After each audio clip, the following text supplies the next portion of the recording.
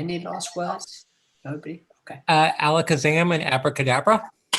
And welcome everybody to the 26 and 45 minutes into the telethon. And we're going to have some of the great psychics who are in here. We're going to start talking across the board. Please buy readings at Corellian.net. Come out here and so, yeah, we got a great group of people. We have Reverend RJ, as you know him, a great broadcaster. We have, and here's Fluffy McDougal. I know your house of Jasper there. Silas and Victoria. So we have some great readers here. We've been talking about it. And of course, we have our strong worker, Jason. So we're going to first thing do, how have you been enjoying yourself so far working at this, the idea of this online fair? I've been having a great time. I love working in my own community, and I love, being surrounded by people who also know what they're doing. We're all doing this as a great charity event to help all pagans in need and help continue building this school. I'm a very proud member, and I really encourage for anybody who wants to purchase a ticket. Each ticket is I believe a $15 to $20 purchase allows you 15 minutes with each reader. You're allowed up to 30 minutes. Please, please, please come to Corellian.net. We're really anxious to help you and hopefully see you soon.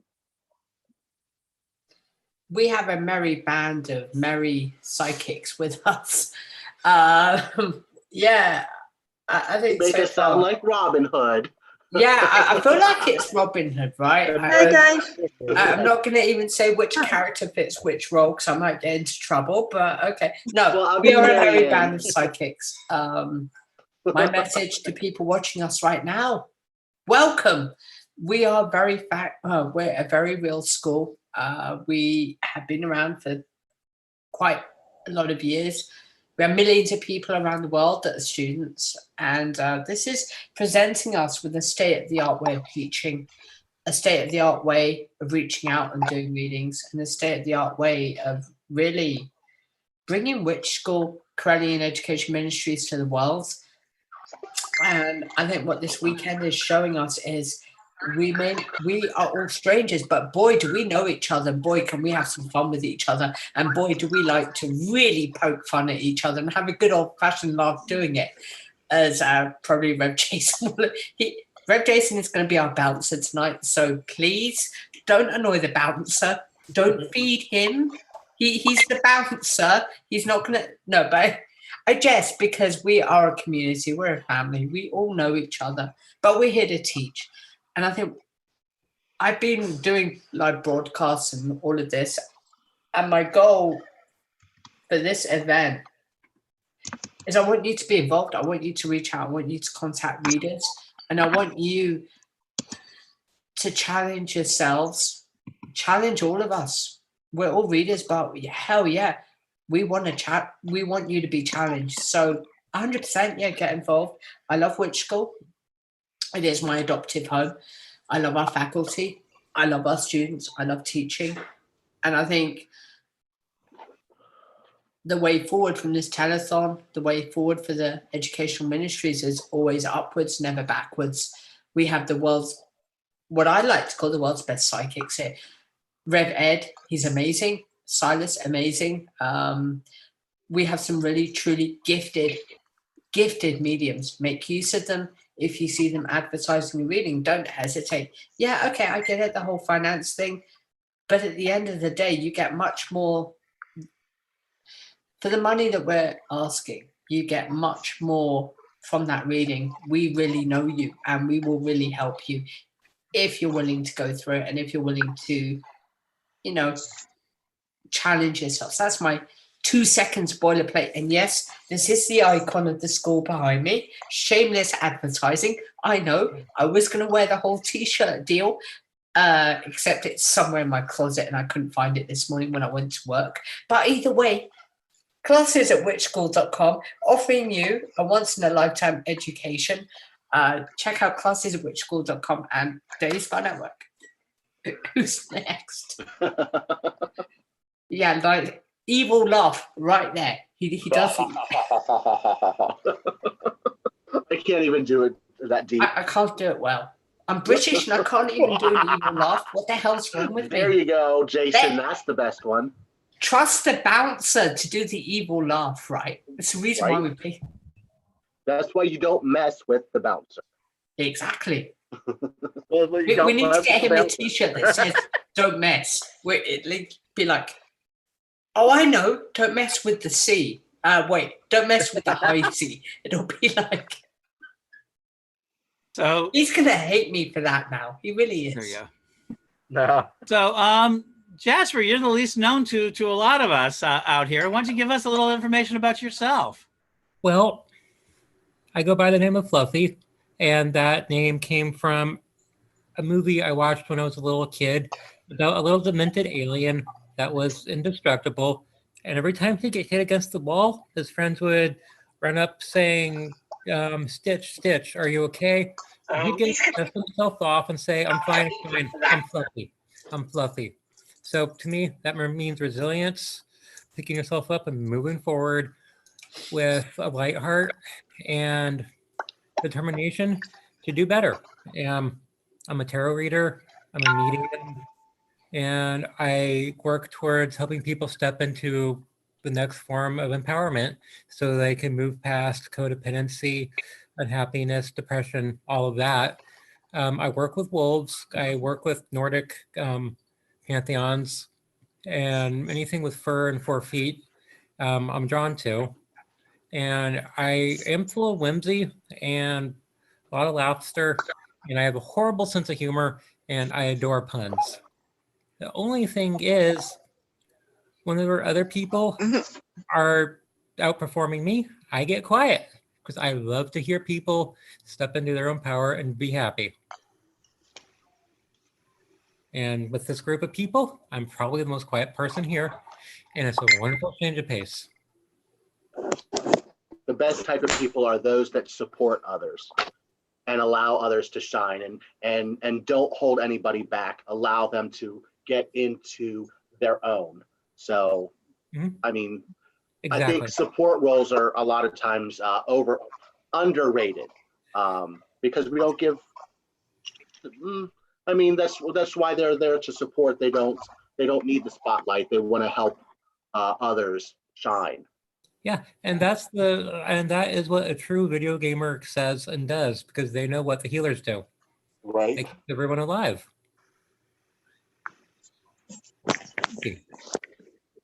Now I'm gonna be making a cheesecake, but laptop is in the kitchen, so I'll be keeping an eye on you and an ear. I hope you have a piece for me. Well, me too. Especially with chocolate. I have chocolate. That's a good idea. So give me your email addresses so I could send you e-cake. That sounds great.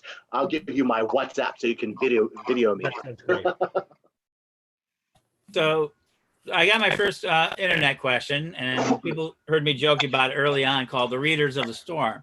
So they're asking 2 questions, and it's a very simple question. It says, why didn't more psychics, did psychics warn about this disease?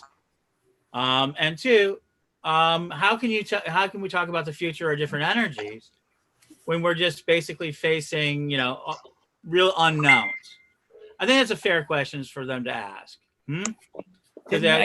So how does psychic work, and why is it useful now, especially now? I think it's extremely useful, but I want to get your guys' noise before I give my weirdness, as they call it. Can I go first? I think some of the most important things that we need to keep in mind now is healing. Healing is really one of the biggest things that we can do to help ourselves, help our loved ones, help the planet. Because I mean, you've seen all the pictures out there that during the quarantines that the dolphins are coming back, the oceans are bluer, the pollution in the sky has diminished. It's just, we've really polluted our planet and just really done a number on her. So we need to help her heal herself even more. Send her more healing and loving energies, Reiki healing, um, all along those lines. Work with the ley lines and put in more healing energy in there. Our own crystal web, put in more energy of healing in there so that it helps it travel all throughout the entire planet. I mean, one of the things with ley lines, I want to touch on, shameless plug here. Rev Ravenwolf here, I'll be doing a workshop tomorrow night at 6 o'clock on psychometry. I'm going to talk about ley lines quite a lot, and I'm going to share some real life experiences from the old Ram's Head in the United Kingdom. I think a lot of people look at ley lines like, oh my gosh, it's this invisible thing. Ley lines are very real. Personal experience here with a ley line. When I was really, really young, first time I ever went to Stonehenge, and I thought, okay, I'm going to see just what ley lines could do. When you cross them or when you walk over them as a medium spiritualist, you do get a feeling.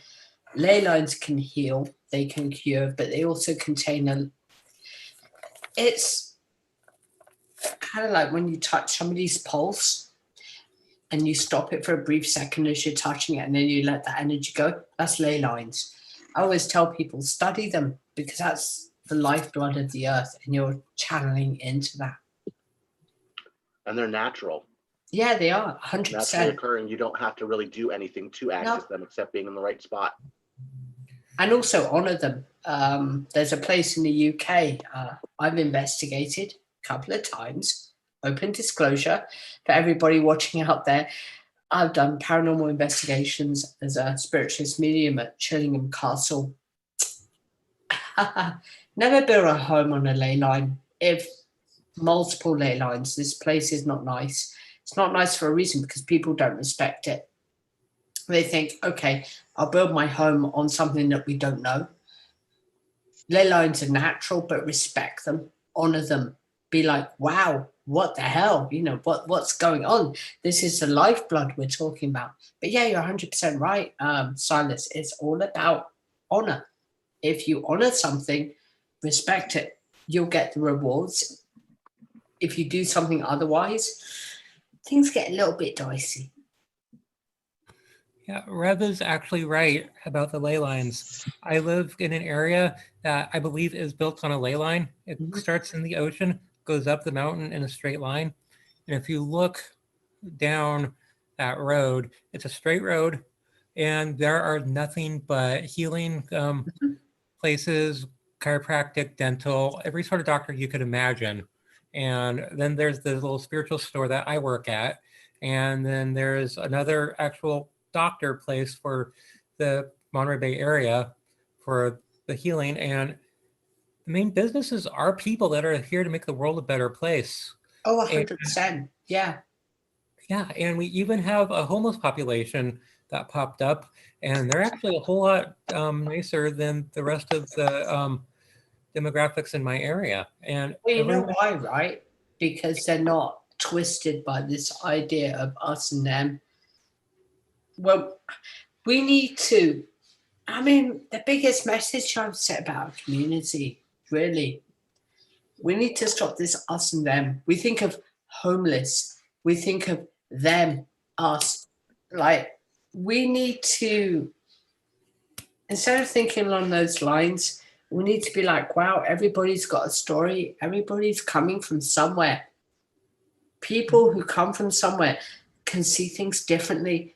They interact with it differently, and almost definitely will tell you differently, right? If, for example, take somebody who lives in their room 24 hours a day, 7 days a week. They got the gaming set up. They got, I don't know, the television, everything, right? Somebody that doesn't have everything has much more than that person that's got everything, because they know that they really see a lot more. And I think, you know, I'm not, I hate labels, I really do, but people that don't have specific homes, they have a home, but it's far more than we can ever understand, because they're actually seeing things for what they are, right? The idea of the brutality of society, the idea of that hidden truth. But yeah, this is why, there are individuals out there that come from different backgrounds that can pick up on things. Most definitely, yes, ley lines. It really is. It's a bit like they know what's out there, but it's very hard for them to say it. Hello, Lady Stephanie. How are you? This is the first time I've ever seen you on like anywhere. Hello. Hello. How are Blessings. you? Blessings to you. Hi, Steph. Finally, we get to see each other. Now, there was I enjoy your teachings. Thank you. I love doing the videos. I'm working through Tarot 101. I'm kind of tailoring it to Rev Wendy's course. I'm kind of honoring her, but at the same time, my goal is to bring people into the world of tarot and to tell them, okay, it's going to be a journey. And I love doing videos. I really, really, really, really do. And I love being able to teach. It's something I feel that future Corellians, if they're not Corellians, if they're just students, right? My goal is to do the very best that I can to bring them into witchcraft, into spirituality, into mediumship, into tarot, into whatever they're doing. And that's kind of why I love doing it. I really do. Well, it shows. You're a very personable personality, and you can see your heart when you teach, and you can't ask for anything more in a good teacher. Thank you. Yeah, I'm also brutally honest when I teach, and I will never hold back. If I see controversial subjects, I know Facebook has given me a couple of warnings about it, but you're also a mentor on Witch School proper. For helping people, you are a Witch School mentor on top of it. Oh yeah, I am. Let me jump in here because I saw Lady Stephanie. So let me remind everybody, it's the top of the hour. We're going to go on as long as we can. People, come on up. DM me if you want to join our conversation. This is going across multiple platforms. Please share it. Please share it. Here's what the rules are. Love the shares. Share them. Right? And then once you get to share them, comment on them. When you see somebody says, hey, even if you say, hey, so cool you're listening too. And then the last one is mention to those people who love it. So, and Lady Stephanie, just came out with a new book, Discovery of Tarot. Yes. Right? Where we can find that? I actually will be getting my copy tomorrow morning, Lady Stephanie. So thank you. Oh, of course. No pressure. No pressure. You can get my book on Amazon.com, obviously, but there's several metaphysical stores. Basically, Turning Stone has it pretty much all over the place. But the best way to get it is in Amazon.com. Yeah. But if you want to support the tradition a little bit, you can go into the core store and buy it in there. So that I think Mike has it set up there, because I know he said he was working on it. So in other words, all the money will go to the tradition if you get it in the core store. So yeah, I'm pretty excited about it. It only took 3 years to complete.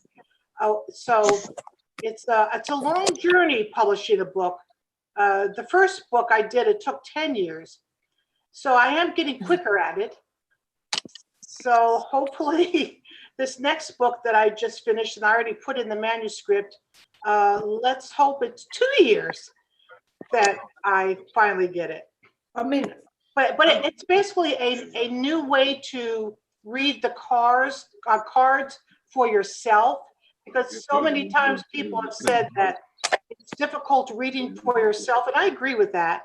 But this way you can approach the cards in a completely different way and be able to read for yourself. And yes, you could use them as spreads for your quarant, of course. So that's what my workshop is tomorrow night. That's what it's about. It's about talking about. I want to bring the people through the basic steps, so they don't have to buy the book. I'll give them enough information that they can start the process themselves and set up the sets, I like to call them, or the keys, I like to call them, so you can just do it yourself and you don't need to get the book. So yeah, I mean, so if there's any specific questions about that book or anything else, shoot. So let me get everybody to do a favor. Everybody, starting with Lady Stephanie, who are doing a webinar this weekend. Tell us what your webinar is. Yes, well, essentially I called it advanced reading, and I thought, I don't know if that's, I didn't want to say original because no one really knows the original of tarot, but essentially what I do is I go through and show how people that would read the cards over 100 years ago or 200 years ago, and they would read the cards as a book, not divination. In fact, I even have like Papas's book here, and I even put it where to show how much he wrote about. Let's see here. I'm just trying to see the three. Okay, this teeny bit right here in the book is about how to use the cards with divination. The rest of the book is about how they used to read it. It was not for divination. It was a book to understand the development of humankind and to explore yourself. It's to teach you self-transformational ideas of about yourself, and it's really about learning about your personal self and at the same time the universe, and they really meld together. So you're going back and forth learning that. But basically, I'll show you the different ways you can read. Let's call them chapters. There's chapters in the Book of Tarot, and I'll show you how to set them up, and then how to read them. Some are like double helix, the way you read them, and other times it's in a circle, and other times, and I'll try to keep it very, very simple methods. And I'm going to present six or seven methods. I'm not going to talk about Papas's methods, because then you have to have formulas and graphs and it would take weeks and weeks and weeks. So I'm not going to talk. Like, I'll show you one graph he does with how he would read the tarot. I don't know if you could see it. And it's like, well, how in the world am I going to explain that? I don't think so. So he's into lots of formulas in his book, how he would read it. And so many of the readers would read it as a book. And so that's most of my studying on this subject. I guess, I don't want to say how long, but it's a long time, because it'll date me. You already know I'm old, but I don't want to highlight that. But so I show you how to read the book yourself, and then I don't interpret what it is, because that's your journey. That's your path. You will read it through your world view, your sensibilities. And even though there might be some things that you may interpret one way and another person might interpret another way, and it's always amazing how by the time you go through the whole chapter, I'm just calling it just a chapter, each method I call a chapter, by the time you end with the conclusions, they're almost always the same. I mean, that's just really like the world walkers, that you approach world walking in different ways, but in using different approaches. One maybe through mediumship, maybe one through a dream work, and so on. But everyone ends at the same place of self-actualization, of seeing the magnificence of the creation that God has created in us, and all that entails. So that's the main thing the workshop's going to be. It's about reading the cards, how they, they used to read them. There's still people, there's not very many people now that does it, because once Eden Gray came into the picture, that the emphasis was on divination. Then that's when tarot just skyrocketed. Not that it didn't skyrocket in before then in Italy and in France. No, that absolutely did. So yeah, so that's a short answer that I made much too long. Yeah.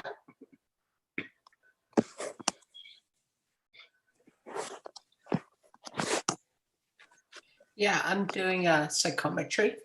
I'm going to be telling you guys about objects. I'm one of the rarer types of mediums. I'm a physical medium. My workshop is on, the same topic. Psychometry. Oh boy, we touch things. I mean, that sounds kind of wrong, but we do. We are a branch of physical mediumship. We're rare. There's not too many of us out there. What we see in psychometry is the past, the present, but we don't ever see the future. We don't.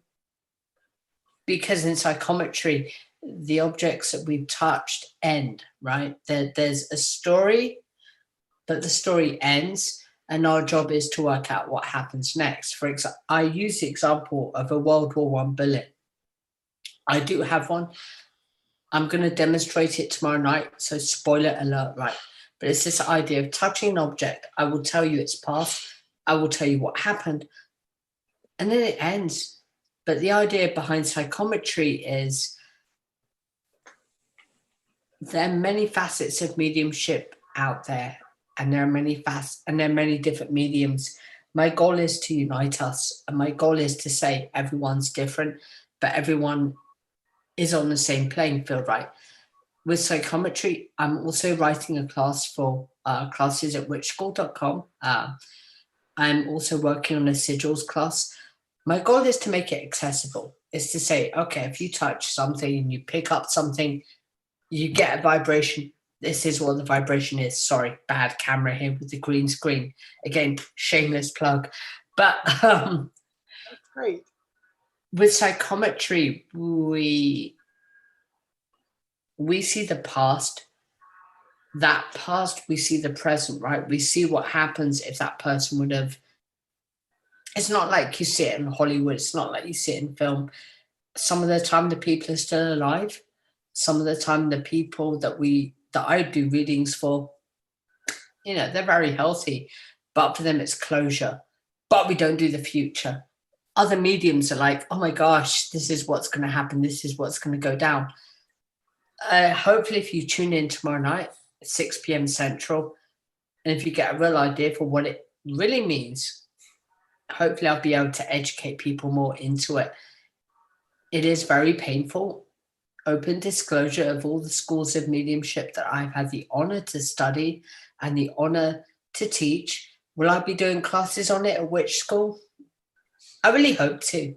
I want us to do like a mini kind of at which school or for the Corellian tradition. I'm going to be like, oh, we offer classes in, oh my gosh, you suddenly realize you're a clairvoyant. We got a class, meet your mentor, chill out with them, work out what's going on, right? Psychometry is different. It's painful. So we're going to look at this tomorrow night. I've never actually taught it anywhere. I've never shared my experiences. My goal for doing it is to tell you, welcome to physical mediumship. What we do is physical, but it's also real. And it is very difficult to talk about. So that's my 2-second plug there on my workshops. I'm also a tarot reader. I work with the Crow's Tarot deck quite a lot. I do a lot of readings. I'm also a paranormal investigator. No, not one of those ones that fakes it on camera. I work with a lot of people that come up that have legitimate claims. So I do a lot of videos, a lot of live streams, trying to get people used to the idea of living with entities around you. But that's my 2-second spiel. My workshop is on psychometry. I really hope you tune in.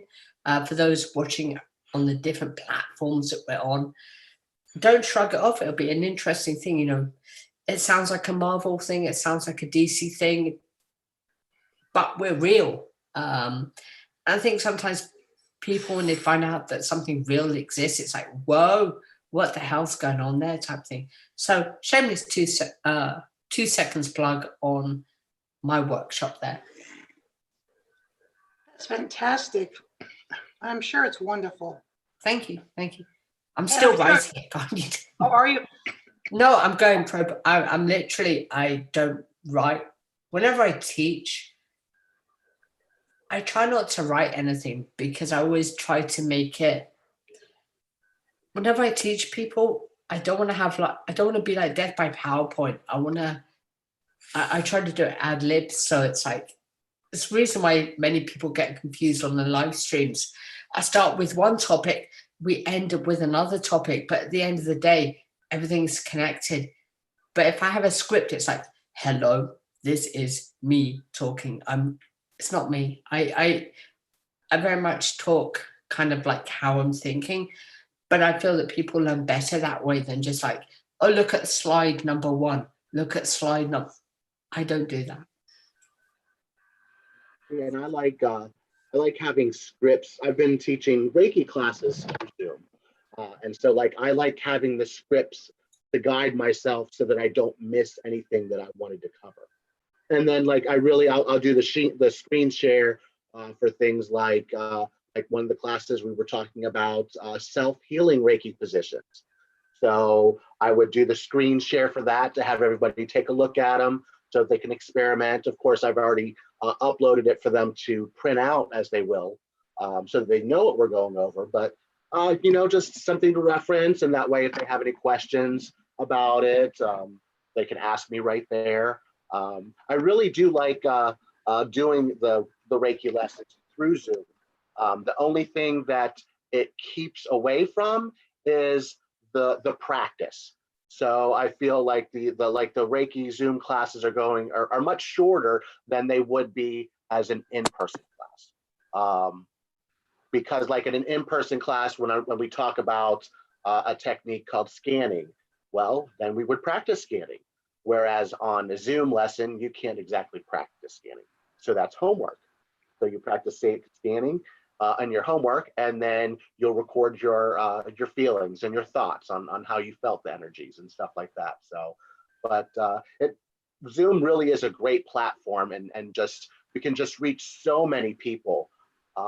Like this, we just finished actually this Reiki 1 class last weekend actually, and one of my students actually was in Spain, and I had a couple students in Illinois, and so it's really awesome actually. It's just to have people all over the place that are able to take these classes that they can't necessarily have access to right in front of them. So we're blessed with this. I mean, I'll have to say, like, my shameless plug. One of the things that I'm doing for this psychic fair is I am doing Reiki healings. Of course, my training came from our lovely Reverend Stephanie O'Neill that's here with us tonight. Well, in all honesty, she was my mentor through all 3 of my degrees. So pretty much she's taught me everything I know from the last decade. So You're a natural. No, I'm blessed. I'm blessed to have been able to study under you. So like I'm doing tarot readings and the Reiki healing, and also yes, no questions with the pendulum. So there's my shameless plug. Very nice. And there's some people that think the pendulum is a very simple tool, and it is a simple tool, but it can convey so much, and it's just not about going forwards and backwards. It's about going around clockwise, going around and counterclockwise. It's about when the chain starts vibrating. It's about the point itself starts vibrating all by itself. There's all kinds of little nuances, all kinds of movements that represent something than just yes or no. And then you get, I agree, you can get a lot with just yes or no questions. Absolutely. Well, that's great. That's great, DJ. I mean, the thing with like things like pendulums, dowsing rods, right? People look at them from the Hollywood perspective.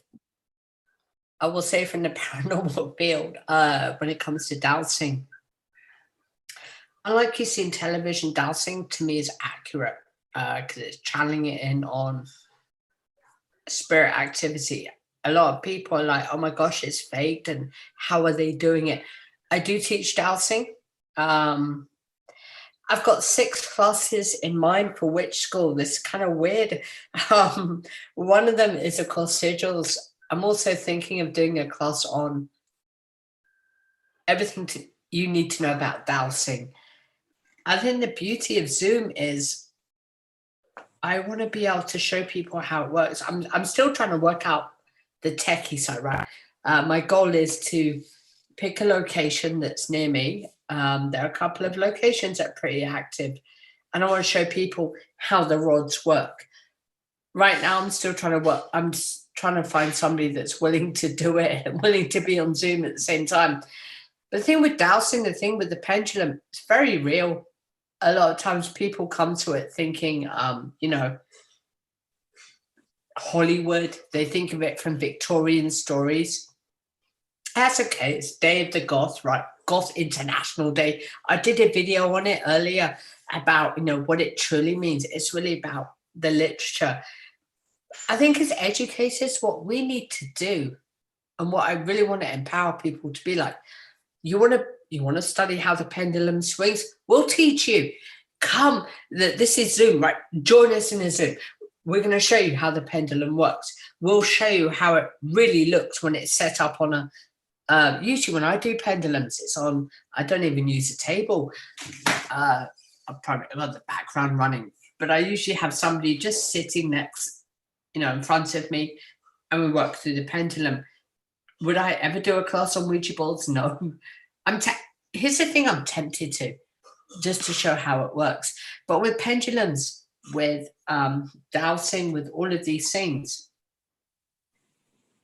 I really want to use Zoom, and I want to see the Corellian tradition take some of these topics and kick it up, and really kick it up a notch to say, you know what? I like that idea. Talk to I Eric. do. Thank you. I So have really several quick, pendulums. I'm happy to bring a couple of them out just for fun at this cool. point. I mean, would I ever Why teach not? Ouija? Why not?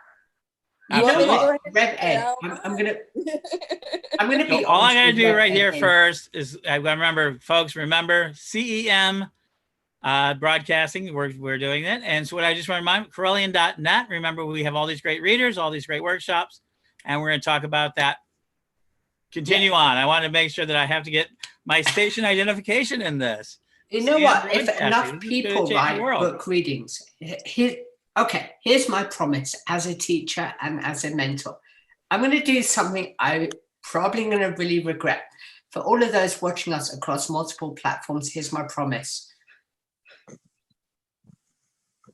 If we have enough people who want to get readings, and if we have enough support out there, I want all of you across the platforms around the world, Twitch, Facebook, wherever we are, I want all of you out there to like, comment, and share this post. I will make a deal. If we have, okay, here we go. I will make a promise. If we have over 1,000 likes on this very live stream tonight, 1,000 minimum, 1,000 upwards, great. I will do a hands-on tutorial on Facebook, bullseye streaming with Rev Ed on Ouija. That is my promise. I will actually do something which I promised people I would never do. I will teach Ouija boards. I will show you how they work. You're serious? I'm serious. What I want us. 1,000 likes. Okay. Okay. I'm going to throw down the gauntlet right here, right now. This is Rev Ravenwolf, mentor here for Witch School International, the Corellian Education Ministries, and the Tradition. Here comes the throwdown. If we have enough people tonight that want to see it happen, I want to see everybody on Facebook give this video a hell of a thumbs up. Join us on Zoom, post in Facebook, join us on Twitter, post in Twitter, hashtag Ouija lesson now. Right, here's the hashtag, everybody. Write it down. Ouija lesson now. Let's do it. I'm probably going to regret this. Let's do this. I'll double down on that offer. If we All get 2,000 likes, I will donate 30 minutes of my time to a free reading to the top responder that we get at 2,000 likes. Done. Let's do this. Me and her are going to tag team. Me and her are going to tag team on this. Ed, get in here. Lady Stephanie's like, what the hell has he just decided to do? I'm going to teach live Ouija. I'm going to actually do it. I'm going to do something. I have no problem. Ed, this is getting out of control, but it's great. It's so great. I like live Ouija board. I already know my attitude towards Ouija boards. Remember, I have a page for that. Hey, no, Silas, no clicking multiple likes using robots. We mean real likes. I don't have any robots, but they're talking. In all seriousness, if people want to see it, if we have enough likes, if we have enough outreach out there, if you're watching this on Facebook Live, hashtag Ouija board live. Ouija, there we go. New hashtag. If you're watching this on Facebook, I'm on Zoom right now, but I am going to hop over and sneak onto Facebook. Many people not really sneak, I'm invisible, but okay. Hashtag Ouija live now. I will promise to do a live Zoom multi-stream Ouija board lesson. I've never done it. I'm now regretting my decision, but yes, Ed, I'm serious. Let's do this. Let's make it happen. Let's do something which the Corellian tradition will be remembered. Let's just do it. Are you going to mention Victoria? Yeah. I'm also doing a free, at 2,000 likes, 1,000 likes is a Ouija board lesson. 2,000 likes, I'm donating 30 minutes of my time to a free reading. So there's a double ticket out there for free at 2,000 likes. She's going to be my therapist. 2,000 likes gets a free reading. She's going to be my therapist afterwards, just in case anything goes wrong. I'm actually probably going to be driving up through Missouri at St. Louis. So we're going to have to meet up in a couple weeks, Rev. So that'll be the time where we can arrange that. I can always give you a Reiki treatment. Oh, here we go. Number 3. All right, I'll be right back, guys and girls. Okay, see you later. So how many likes do you want, DJ? Reverend DJ? Oh, no, I was talking about giving Ravenwolf some Reiki treatment if it's going to be hurting them. Oh, that's so nice. So nice. Well, there was an original question at the beginning of all this about, and correct me if I'm wrong, Rev Ed, mediums not predicting the COVID-19 or why it wasn't yelled at before it came out. Sure. And myself, I like to say as a medium that mediums have real lives and personal lives and people that they deal with on the daily. That does not mean we go on stations like this to announce to the world, hey, there's a pestilence coming. Normally, if we feel that that's going to happen, we just tell our closest friends and family members just to be careful because we have personal lives. Our minds aren't front and center social media. Our lives are our friends and our families. And we're going to deal with with our people and make sure that we're safe. I know it can seem selfish sometimes, but just like how everyone has friends and families, those are our priorities, not social media. So that's very interesting. Can I answer that? Actually, I agree with Victoria. sometimes I believe that the ancestors already have warned us before, but since we are still in the mundane, we are very preoccupied with the worldly things, such as what she said, with the family and friends and everything. And we have sometimes admit it. Let us admit that sometimes there are guidance that we refuse to accept, or sometimes when it happened, we just, oh, if I only listen to the spirit guides, it will not happen. I think the guidance of the spirit is always with us, but the thing is, we are still in our body and we choose to live our life. And this is the consequence that we need to face in everyday situation. Go ahead, Lati. Thank you. That's beautiful, Rolanda. No, Rolando. Okay, sorry. Hi, Lady Steph.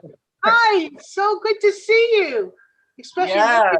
with that beautiful. Actually, I was That's a big actually, read. actually while watching you, I'm working with my herbs. That's a good idea.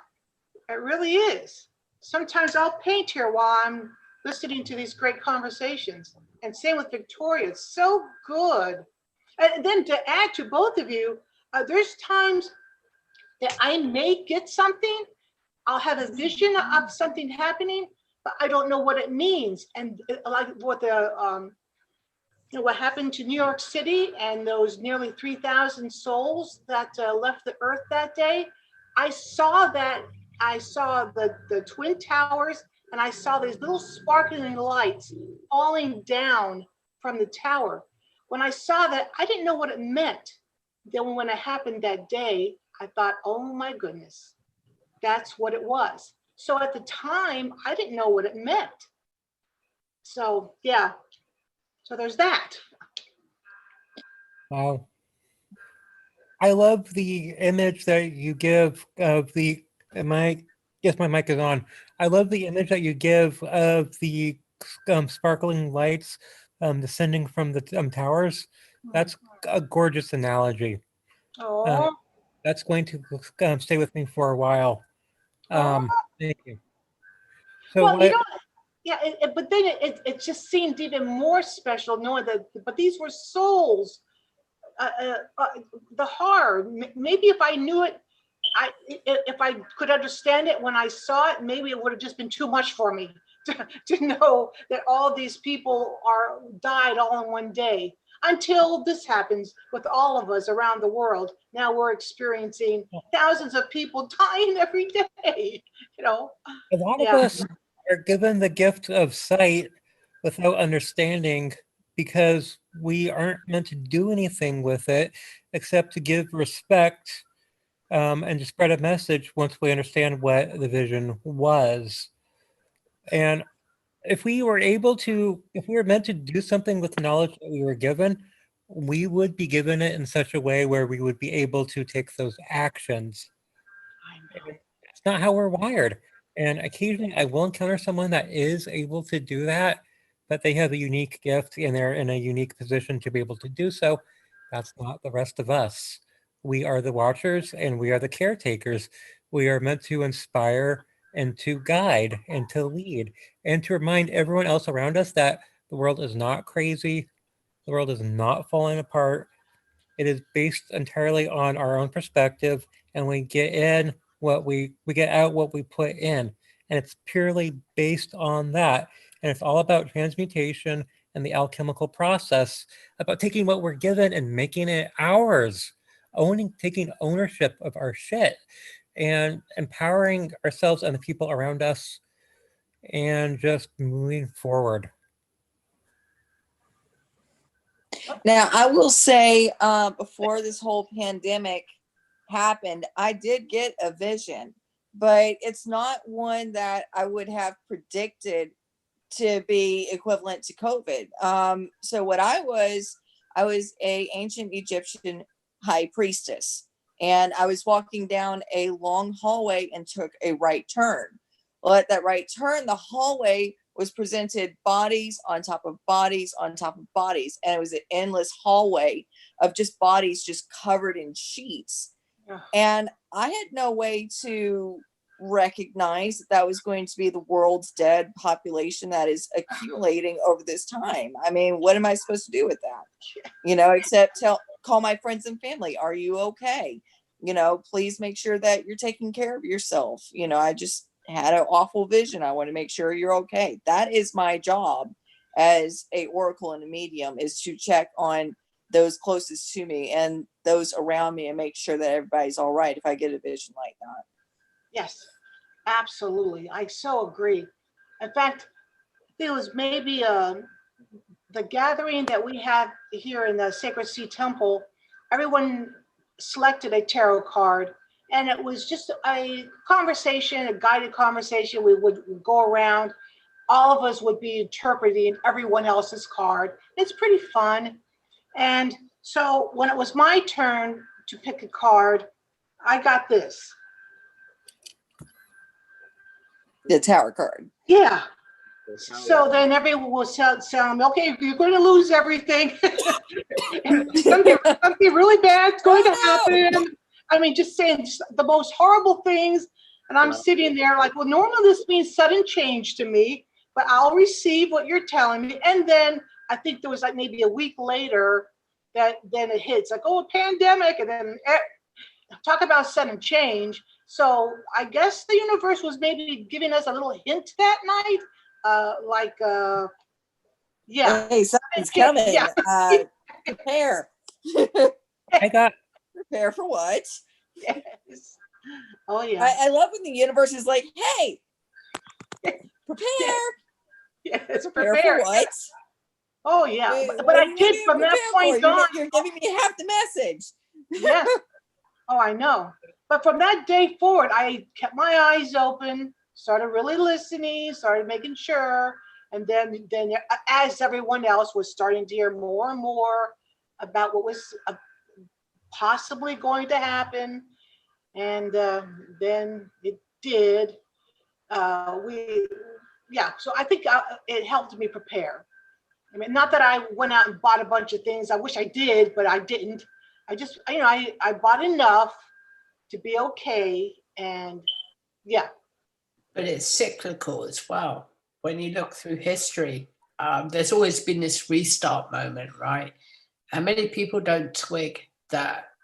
I teach a lot about the Hopi creation myth. I did a video on my personal channel about it. I know I've done one on Witch School about it, but I'm going to talk about it here in a bigger context. The world keeps on hitting restart because we don't listen. And the longer we refuse to, it's not refusal. That's the thing that really angers the ancestors. It's not refusal.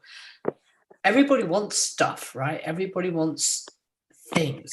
They want status. They want what you have. The longer we stay in that, we're going to continue to see these cycles forming, right? There's a reason why we have that. There's a reason why things happen, and it isn't, you could have all the blame games in the world, but unless you look at it from a different perspective, there's a reason why things happen. It's like a manual reset. It's like, well, okay, you haven't learned. We're going to do things differently this way. And it's nothing personal. Yeah, but you humans got to learn you're not the paragons. I always teach people this. I try to get them to understand it. Humans are not paragons. We're just temporary placeholders. We're there to learn a lesson. Until we learn it, we're going to keep on seeing this, what I like to call a reset, where something happens. It's really tragic. It changes everything. Life comes down. We learn. Do we learn? No. We like to kid ourselves and we're like, oh, everything's fine now, right? 5 years from now, people are going to look at COVID and going to be like, oh, yeah, during that time I wore a face mask. 7 years from now, we still won't learn. 10 years from now, we're going to see it again. We will always, I think, we will always kind of repeat the same mistakes because we don't learn. I taught this today. I did a reading for somebody here, and I brought up the tower card. I looked at her eyes. This is on Zoom. I looked at her eyes and it was, wow. And I had to literally tell her it's not bad. It's not bad, but it's not good. It's going to tell you you build up something, right? We as a society are guilty of this. We build up something, and that something becomes so big and so overpowering, right? I call it hubris. I think everybody does, right? It's this idea that we're the best, we're the bestest ever. And then boom, something's going to happen and it's reset. After that reset, we have a choice. Do we go through, okay, let's learn from this, or do we go through this whole idea of, oh, yeah. Okay, so I've got my friends coming over at 4 o'clock type thing. Let's have we have this thing going on. And I always teach people, really, nature doesn't do things personally, but it does things to teach us that we're not paragons. We're not the best. And I think as mentors, students, faculty, whatever we do here at CM, and then one of the things that we have to teach people is we need to teach properly. We need to tell people, okay, if you do this, this is going to happen. If you don't, I see it in a lot of young witches, right? They click on the first degree clergy. They go through the lessons really quickly. And it's kind of like, oh, we've reached the end. What have they learned? And you talk to them, it's like, what? And I look at them and I'm like, what have you learned? You can call yourself a reverend until the days come home, but what have you learned? What is a witch? And they can't tell you because it's like this idea of speeding through things. I think the beauty of this kind of telethon live event is I want people to see a bigger, slower picture that promotes change instead of the quote Mary Sue picture, right? All of us here gathered would love to be a Mary Sue. Silas would love to be a Mary Sue. He'd be like, Insta psychic power is awesome. I don't need the challenge. Tessa, for example, Insta powers. It's been like, oh my gosh, now I'm a witch. Now what? I'm untouchable. It's not real life. And I think that's he might like to go through that challenge. What we can arrange. Okay, Rev Ed, right? Amazing guy. He's a great mentor to me, but we can't be Mary Sue's. I learn from Rev Ed. He learns from me. You know, communication, all of this, right? And I think as mentors, faculty, we need to tell people, slow down. You want to be a witch? Be a witch. It's going to take a lifetime. Living the Wiccan Way is one of our classes here at witchschool.com. Shameless plug right behind me. Classes at witchschool.com. Definitely check it out. It's the best money you will ever spend. We have a class called Living the Wiccan Way. I'm halfway through live streaming it because it's over a year long. So it takes me time to go through the course content. If you want to be a witch, live as a witch. You can't be a witch and be like, well, it's 6 o'clock. I'm going to be a witch. No, it's you've got to live it, right? And I think moving forwards with the beauty of this kind of live stream format, you get to meet Lady Stephanie. She's awesome. You get to chill out with Rev Ed. He's awesome. But learn from us. Look at how we interact. We've come from a journey. Rev Ed, for example, has come from a fantastic journey. He's seen constant ups and downs. Lady Stephanie, she's seen ups, downs, self-denial. All of this, hands down across the world. Sorry to call people out, but I'm just trying to say, there's a journey and we need to teach it. That would be my big, caveat. Another thing that we need to keep in mind too is as things have been changing, we've been working towards this change. Yeah. So it's been more than 20 years in the making. So the year 2000 is when we moved into the age of Aquarius. And so things have just been getting progressively more and more chaotic in the last 20 years. If you just looked at world news, starting with the whole Y2K thing when we turned over to 2000, and just going forward and more and more and more, stronger earthquakes, more natural disasters, now the pandemic. I mean, transition from one age to another is always a very, very chaotic time. This isn't the first time that we've changed ages. So it's just the way that we have to deal with it.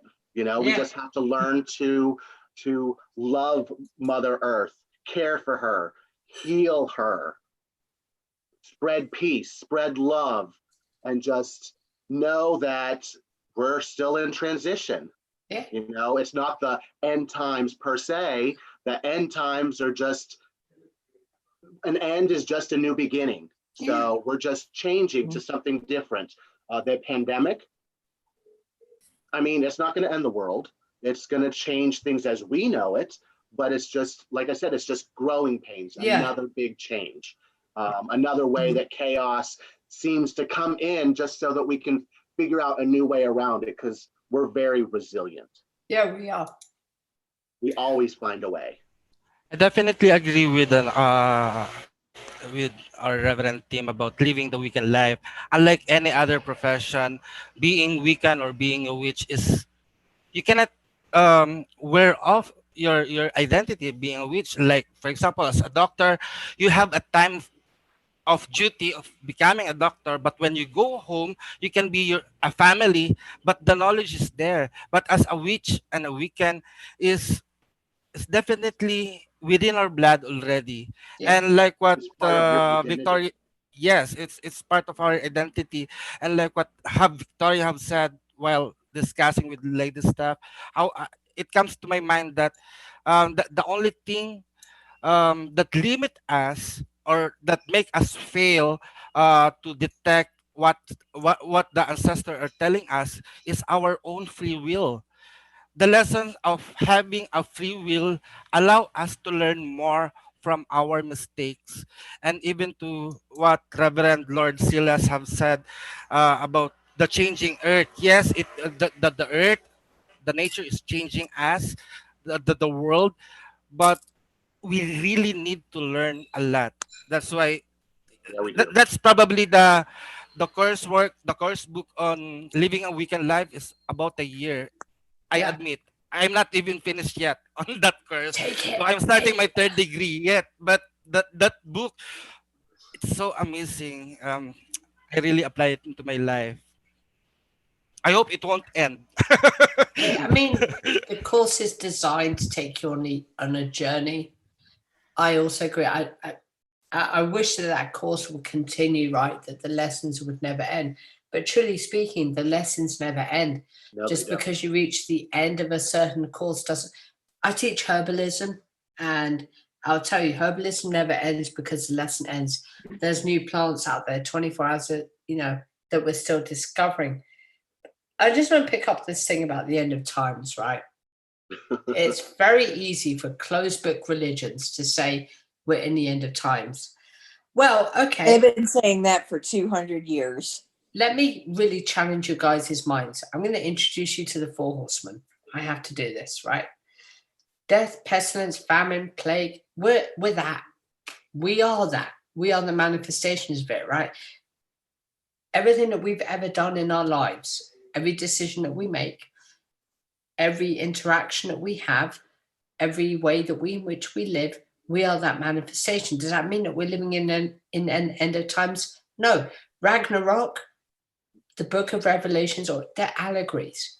They're saying there is this, nothing is ever finite, right? There is going to be this thing that happens, but should you fear it? No. Is COVID-19? Oh, God. Okay, watch right now. I'm about to get an email from YouTube saying the dreaded COVID word. Here we go. Controversial host video here going, COVID-19. COVID-19. Come at me, COVID. Okay. COVID-19 isn't the end. I'm being bad today. Yeah, I know. COVID-19 is not the end. We've had the bubonic plague. We've had everything. It's not the end, but no, people will tell you, oh my gosh, the world, and people overreact. I think to stop people overreacting, the job of us as witches kind of needs to be trying to teach people to think rationally and be level-headed, right? Why do they think the world's ending? What's going on? The world isn't going to be ending. Well, let's sit down and talk about it. You can't get, you're out of work. Okay. What was it now? I don't even know. A very high amount of Americans are out of a job, right? But we talk to people. We find out what's going on with them. But it's not the end of times. There's no rapture. I mean, I can't show you that right now because of the green screen behind me. But there's no celestial rapture. There's no epic battle. We're just in, as Sally said, a time of change. And we're going to come out of it stronger, smarter. Oh, I don't know. That's the thing. Yeah. So let me interrupt here. And as much as that's so lovely, remember we're here for today, letting everybody know Carolian Education Ministries and also several other charities, Pagan Pride, that out there, go out there. How do you do it? If you love these people, you know, you've seen them, you want to talk to them, you can do a reading with them. So we are going to go, that is Corellian.net. And then you look on, there'll be a bunch of tiles. We can go there for the workshops and everything else. So remember, we've already raised about $1,200 for us and to get in the community hands. I hope to make that 10 times greater by the end of the weekend. So I've got a question, and let's open it up for everybody. Let's hope for it. They're saying, so the question was, it sounds a little silly, but it's not. It says, you know, when you're looking at, everybody's talking about empaths this day. Do you think psychic powers are becoming more common? And I'd like to get everybody's opinion. Yeah. Yes. Yes. Yes. Or at least more accepted than what they were, you know, or more able to be open to be acknowledged than what they have in the past 50 years or so. Actually, when I'm sharing the knowledge of psychism or teaching psychism class in the Philippines, I always start with the root word that psychic means psyche or mind. It is the same root word that been used in psychology. If every person has a mind, then every person can be a psychic. And probably that's the main difference from the other people who are so-called not psychic or not or do not have interest on becoming a psychic is because they don't embrace the fact that they are a channel. We are all a channel of of of the spirits. For we ourselves is also a spiritual being. But the fact that we are still in our body, we have to balance that thing. And it just so happened all of us here and had an education, especially from the Corellian Education Ministry, which school, it helped us to develop more of our natural ability to connect with the divine. It showed us that we are not just a piece of body that moves, but we are a body that has a spirit that has life. And with that, I think everyone can be a psychic as long as you embrace who you are. And which school, the Corellian Education Ministry is here to guide you to develop that ability that you have before, since the time of your birth. Or even from a past life to help you remember what you did in a past life. Because I mean, many of us have done this before, in life after life after life after life. It's just remembering how to do it, and that's just the journey, finding your way back to the path, finding your way back to what you're used to, what you remember. Oh, I did that back when I was a Native American woman, in that particular life, or in this life. You know, it's there. Just refreshing your memory of who you are, what you are. I mean, that's Actually, They also had the theory of the crystal children in the 90s, and those children are now adults too.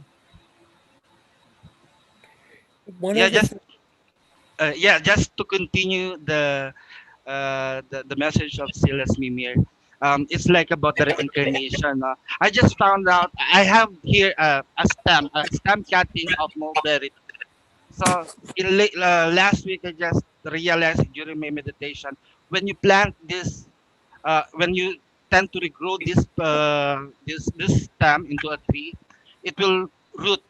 Then I have this plant that since I just cut it off, it already bear fruit for about 2 months. So the lesson here that this plant has their own memory of who they are when they are being cut off.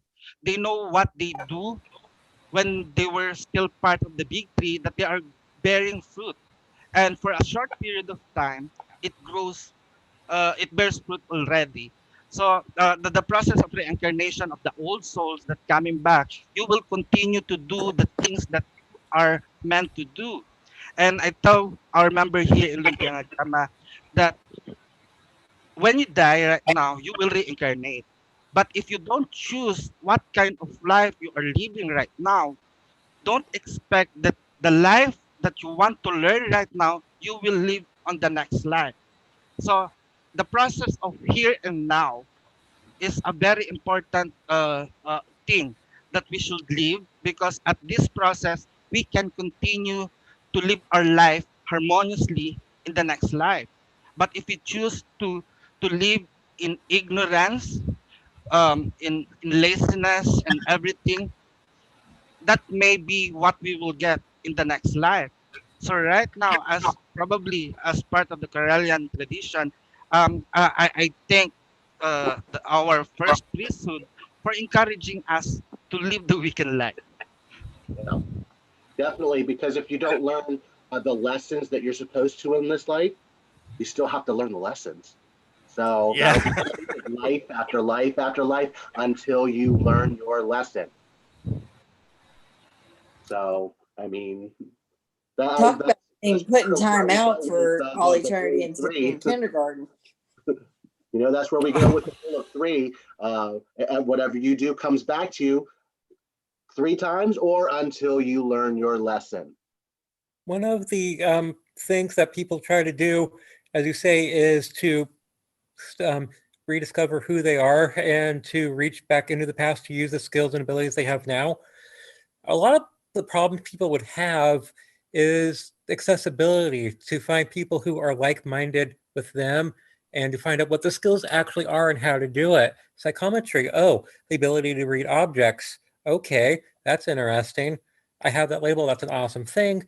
Versus, ow, this is scary. I'm getting all these horrible feelings and images from this object. I'm evil. I'm gonna go over here and do evil things, and I'm gonna develop into this really bad person because I did this bad thing. In this day and age, that's not a problem because everything is at our fingertips, online and accessible with the community. So people are coming forward, as you guys said earlier, with their abilities, and we are popping up and we are self-identifying and we're getting ourselves classified into different groups. I hate stereotypes, so bad fluffy, but no, we're not there. But we are falling into the groups and we are finding it easier to access who we are because of the connectivity. And also, we are into the age of Aquarius. Energy is shifting. Our energies are vibrating higher. More of us are being more activated than ever in recorded history. And that's because energy is going higher and higher. And it really is a concentric circle. And I've actually had visions of this. We are almost at that point in our energetic history to where we hit the big bang before energy started spreading outward and thinning out into different classifications.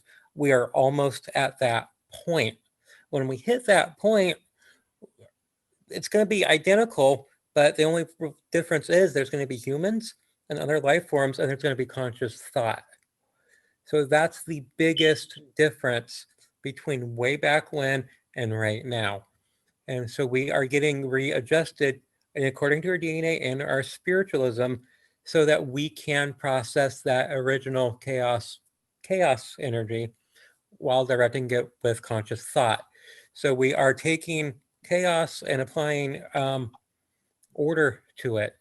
And that's just going to be an entire mindfuck, and it's going to be glorious. Now, I do want to interrupt real quick. Guys who are watching, please don't forget at 1,000 likes, Rev Ravenwolf is going to be doing his anti number one thing he's promised for years he would never teach: Ouija boards.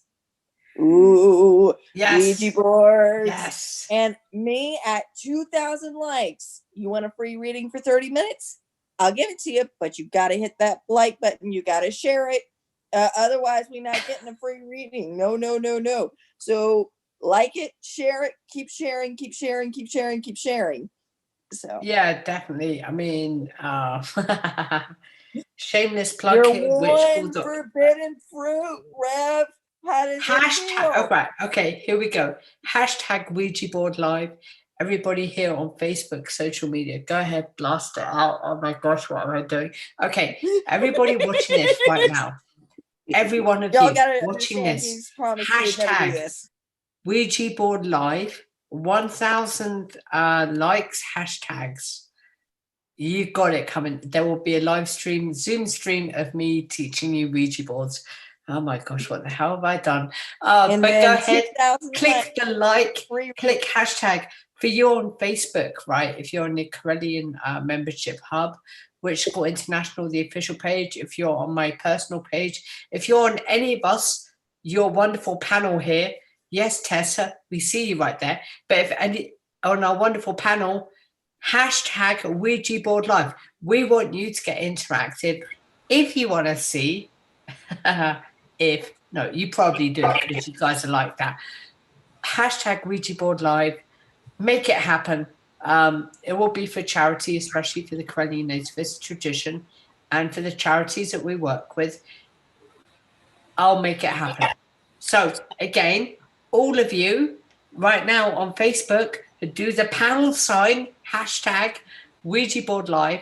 Every single presenter here, comment on which school the international, the official page, the Daily Spell Network, Magic TV, Pagan Noise, wherever the hell you are on Facebook, Instagram, Twitter, YouTube, hashtag Ouija board live. Let's make it happen. Let's kick it up for the Corellian Nativist tradition. Let's just do it. Come on, guys. I'll add another hashtag on that. Hashtag free Oracle reading for 2K. Free Oracle, hashtag free Oracle reading 2K. So that way we know whoever's got that 2K like, that person gets a free reading. So, hashtag Ouija board live, hashtag free Oracle reading 2K kilo. So let's make it happen, guys. Like and share, please, please, please, and thank you. Don't forget, we love charity. Do we actually need to add the hashtag? Because, I already shared. Yes. We will. I we want still some think hashtag it's an action account, going on but here. Okay. Look, I'm going to up it one more time.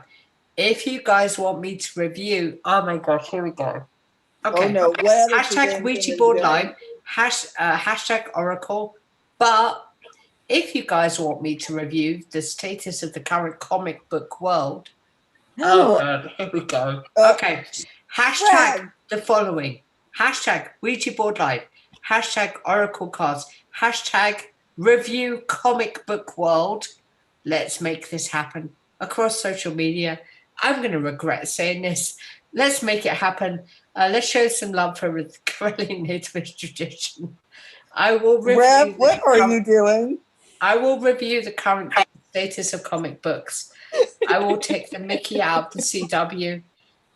I'm looking at you, Batwoman. I can't. I'll do it. I will also be reviewing Star Trek Picard. If you want to see that kind of content, hashtag Ouija board live. What was it, Victoria? Oracle. Free Oracle reading 2K as in kilo. What she said, and hashtag review comics live. I have this feeling I'm about to regret saying this, but I love doing it. So get out there, get interactive. You know where to post your hashtags. YouTube, oh my gosh. Hey, Instagram, Facebook, Twitter. I'm going to wake up tomorrow morning. I know it. I'm going to wake up with a lot of Twitter action. But you know what? We love you guys. Get interactive. We're live here. Oh, shameless plug, right? Check out Corellian.net. Definitely check out the Psychic Fair. Check out our workshops. I will be doing a workshop tomorrow night at 6:00 p.m. So check that out. We have a wonderful panel of psychics here with me. Come on to Zoom. There's a link somewhere in the description box thingy. Come check us out on Zoom. Get interactive on social media. Use the hashtags. We want to hear from you. If we want to kind of I don't know, open town hall type thing. Come join us. Keep it decent. Well, I mean, decent considering my panel right here, right? Keep it decent, behave, kind of, and also drop some hashtags. Again, if we have over 1,000 likes and comments on this stream tonight, yours truly will do a live Ouija board. Oh boy. Lesson. Yes. He's gonna do a lesson. He's gonna do I will do a lesson. I most definitely will. And we have the wonderful Victoria here. She'll be teaching you about Oracle boards. So check her out. And also, I will review Comic Book World. Oh, boy. Okay, Hey, I promise not to talk Rev. Batwoman. I am not going to talk Poison Batwoman. Ivy. Code word Catwoman and Poison Ivy. Good luck. Oh, boy, what have I started? What have I started? Also, come join us in on Zoom. This is your time, guys. We are recording live. We are live. Come join us in Zoom. I have 10 people here with me. Yo, you quiet people that ain't spoken. There's only 6 of us right now. I can see there's 4 of you who are like ninjas, right? Step on up and talk to us. She hasn't talking very much lately. You're the ultimate ninja, Silas. We see you. We see you. He's not a very good ninja if we can see him though. I know he's not doing the best part, right? He ran out of people that I'm still here, just watching. see, look, he's still there. He's still there. Did you run out of ninja smoke? But seriously, come join us over on Zoom. We have Rolando here. He's in the Philippines. Actually, Come join us. We're international, guys. I'm watching at the Daily Spell, and I just want to greet Mark Genesis of Davao. He's tuning into the live broadcast. So there are many people who are watching us right now. So go for the live Ouija workshop. Okay, so I would like I mean, if you want a free reading for 30 minutes, that's an expensive amount of my time. But I'm willing to donate it. So come on with it for the 2K. Okay, so I'm sitting on watching things. We're out to about 600 to 800 people on the various platforms that are watching continuously on the various platforms outside of on Facebook. And then we have people watching on YouTube as well. So we're being watched, and thank you. As we're going at CEM, go ahead to Corellian.net for your classes, and here we go. And if you want to be actually on the show, if you haven't got the code, DM me if you know on Facebook. And you've got me at the pagan everywhere, so you know the rules. Hey, Ravenwolf, I got a question for you. Clarification. I was always taught that a Ouija board is the spirit board version that had a bad spirit in it. Is that the type of Ouija board you're talking about? Or is it just a general board with a bunch of letters and numbers with a little mirror that goes around? Oh, the planchettes he's talking about. Oh boy.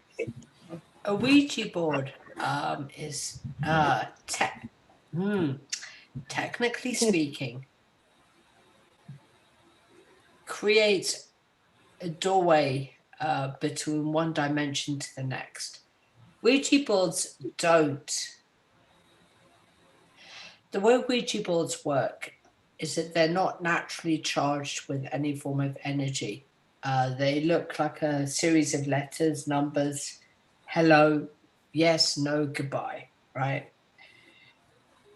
What happens in the spirit realm is that when certain things are activated using energy, so what happens is you take something that you don't really understand, but it activates something. I spoke about this the other day on Facebook, so I might as well tell it about right now is the second you take a Ouija board out, the second you buy one, the second that you touch it, boom, it's active. What it's doing is it's a bit like it's a message board for the spirit realm. They understand certain words, letters, numbers. They understand certain basic commands. Ouija boards don't contain a spirit, but they can become a home to it. Spirits attach themselves because it's the easiest way for them to interact with you. Me and Victoria know for The reason why I think the reason why many people want me to do a lesson about it is because there's a lot of people out there that do them. Rev Ed has done he's done Ouija boards before, and nothing's happened because he's strong enough to know what the risks are. Real Ouija boards, and the reason why they're so dangerous is people tap into something they can't. People who are not spiritualists, they pick up something that they think will give them the answer. They begin interacting it, and something happens. And that's the danger. That allows the spirit in, and it allows whatever's that spirit wants to do in. Most of the spirits that come through on Ouija boards are from the lower astral plane. And they're not nice. They really aren't. They died before their time. Whatever happened to them. There are Ouija boards which can't become charged. There are Ouija boards which will give us answers. I know Rev Ed had a lot of success with them, but you actually feel very differently about Ouija boards than you do. I know. I only see, because of the investigations that I've done, I only see the bad part, and I really hope that if we get enough likes and if we get enough hashtags going. My most famous radio show is our Ouija boards, spiritual tools or the highway to hell. Always super controversial when I do Ouija boards. I've been at the last year I was at the world's largest Ouija board. Yeah, you were telling me that. And I wear a Ouija board as a necklace. So I come from the place that we have a lot more control over that than most. But I do believe that there's been a propaganda, an anti-Ouija board propaganda for years. Yeah. Everybody thinks that the Ouija board is being originally constructed in Salem. It's sold from Salem. It's not true. It's Chicago. Look it up. We had the big factory and we burned it to the ground. It got burned to the ground, which added to the illusion of it. At the end of the day, I think it's no more dangerous than drawing the letters on a piece of paper and things like that. It is how you approach it. I really do believe that. Reverend, I just believe there are 3 things that deserve napalm: Robert the Doll, Annabelle, and every single Ouija board that exists. Just I will tell you, I've actually visited Robert a couple of times, actually twice. Victoria, I'm just reading some comment from the Daily Spell Facebook page. You have a fan that asked for the free Oracle Ready 2K. Then for Reverend Tim Ravenwolf, it says review come live. So many people are expecting it now, especially coming here. Oh boy. Okay, My Genesis. You got to make sure you're the 2,000 like person for me to give you a free reading. I what just she don't said. give it away. What she said. I'm going with what she said. He is working it out. Hello to everybody on the Daily Spell. Yes, we're 100% live. We are here, live in action. Come say hi over on Zoom. All the links have been posted, so definitely come say hi. When it comes to Robert the Doll, oh boy. Napalm. That automatic. Between him, Annabelle, and every single Ouija board that exists, I just want to put napalm on them and just in the middle of the desert, what I should somewhere. Do? I'm going to up the ante right now. I'm going to do it. Okay. Hashtag Rev versus Dolls. Hashtag Rev versus Dolls. If you guys want me to do a live, 100% live seance with a very active doll, not Robert, not Annabelle. I have one in my possession that's oh boy, that's kind of messed up. Hashtag Rev versus Doll. Let's make it happen. I'm going to show you what happens when dolls are. You're crazy, Rev. I know I'm crazy. Hey, but I'm proud of it. Rev, what are you smoking tonight? Because I need whatever it is that you're smoking that's giving you all this serious flavor though. here. I'm trying to boost people, right? Hashtag Rev versus Doll. If you want to see me demonstrate what dolls can really do when they're active with spirits. Oh my gosh, I'm not even going to check social media right now. I'm ignoring social media totally. Let me save you from yourself. At 3,000 likes, we'll do Red versus Doll. 3,000 likes. I'm gonna save you from yourself. 4,000 likes, we'll do the comics. Okay. Yep. Let's do it. All right. Okay. Come on, All right. guys. Get sharing this page. Get sharing. Get liking. Get vote. Whatever you guys are doing. So we're giving 1,000 like. Rev is going to teach Ouija boards, which is his forbidden fruit. We know this. 2,000 likes. I give away a 30-minute oracle reading. That's a long process for me. I'm donating my time. 3,000 likes. Red versus Doll. 4,000 likes. Comic review. I'm going to say one more time for just to poison the ears of Rev. Catwoman, Poison Ivy. Catwoman and Poison Ivy. Just saying together. Social justice crew. I'm gonna up it one more. If you Here do we it go. if you do it with the hashtag for Fluffy, I will. I will summon the interject. I will summon the spirit of whatever person that whatever spirit that you know personally for half an hour. Oh, ouch! Are you sure about that? Yes. Okay. How many for fluffies do you need? I love that. 5K. All right. 5K for Fluffy.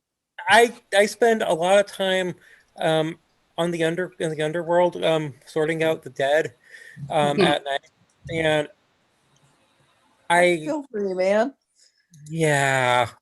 There's a reason why I sleep under a triple triangle of Odin. I bet you do. And it's also tattooed on my back, and it's also on this.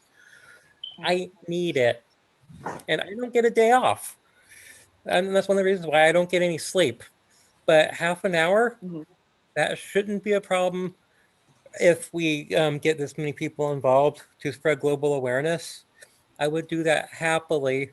I'm not saying I am. I would say I would happily do it 3 to 4 times over and above what I'm offering. I would happily do it, but there's no need. So, okay, here we go. 1,000 likes. Rev's going to teach that Ouija board. Yes, he is. I'm going Southern over here and just saying it like this, okay? Now, at 2,000 likes, I'm giving a 30-minute. That's a double ticket oracle reading for free. At 3,000 likes, we're doing Rev versus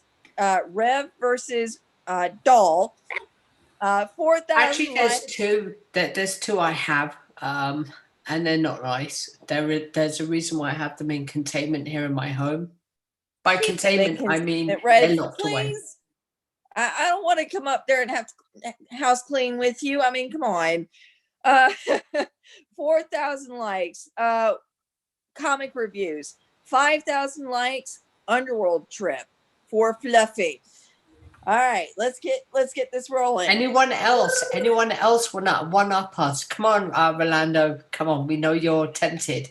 Look at him. He's like, yeah, I got a plan. He's thinking got something about under it. his sleeve. I know he does. I don't have those kind of skills. Sorry.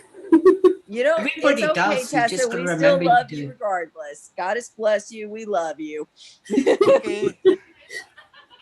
This is when Rev Ed comes in with like a huge gamble. He's probably watching us going, yeah, what am I gonna do to do one step further? He's probably planning something right now. You know what? Rev Let's Jason's like for 10,000 likes. 10,000 no. Rev likes, Jason's Ev. gonna be like 15,000 likes. He's gonna be the personal Corellian bouncer to the next, I don't know, a streamer that does a video or something. Okay, I'm gonna take the Ed. challenge of Reverend Ravenwolf. So I'm gonna give a free workshop also on Kilibansa healing.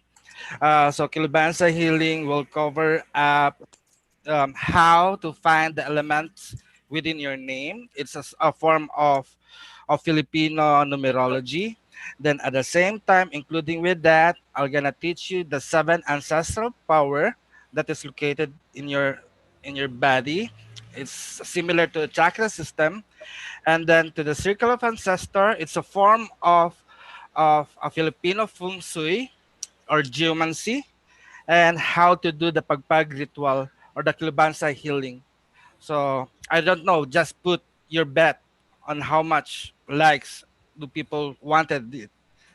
I'll Get give those it. likes going, people. Get those likes. You got the host here. Come talk to us on Zoom.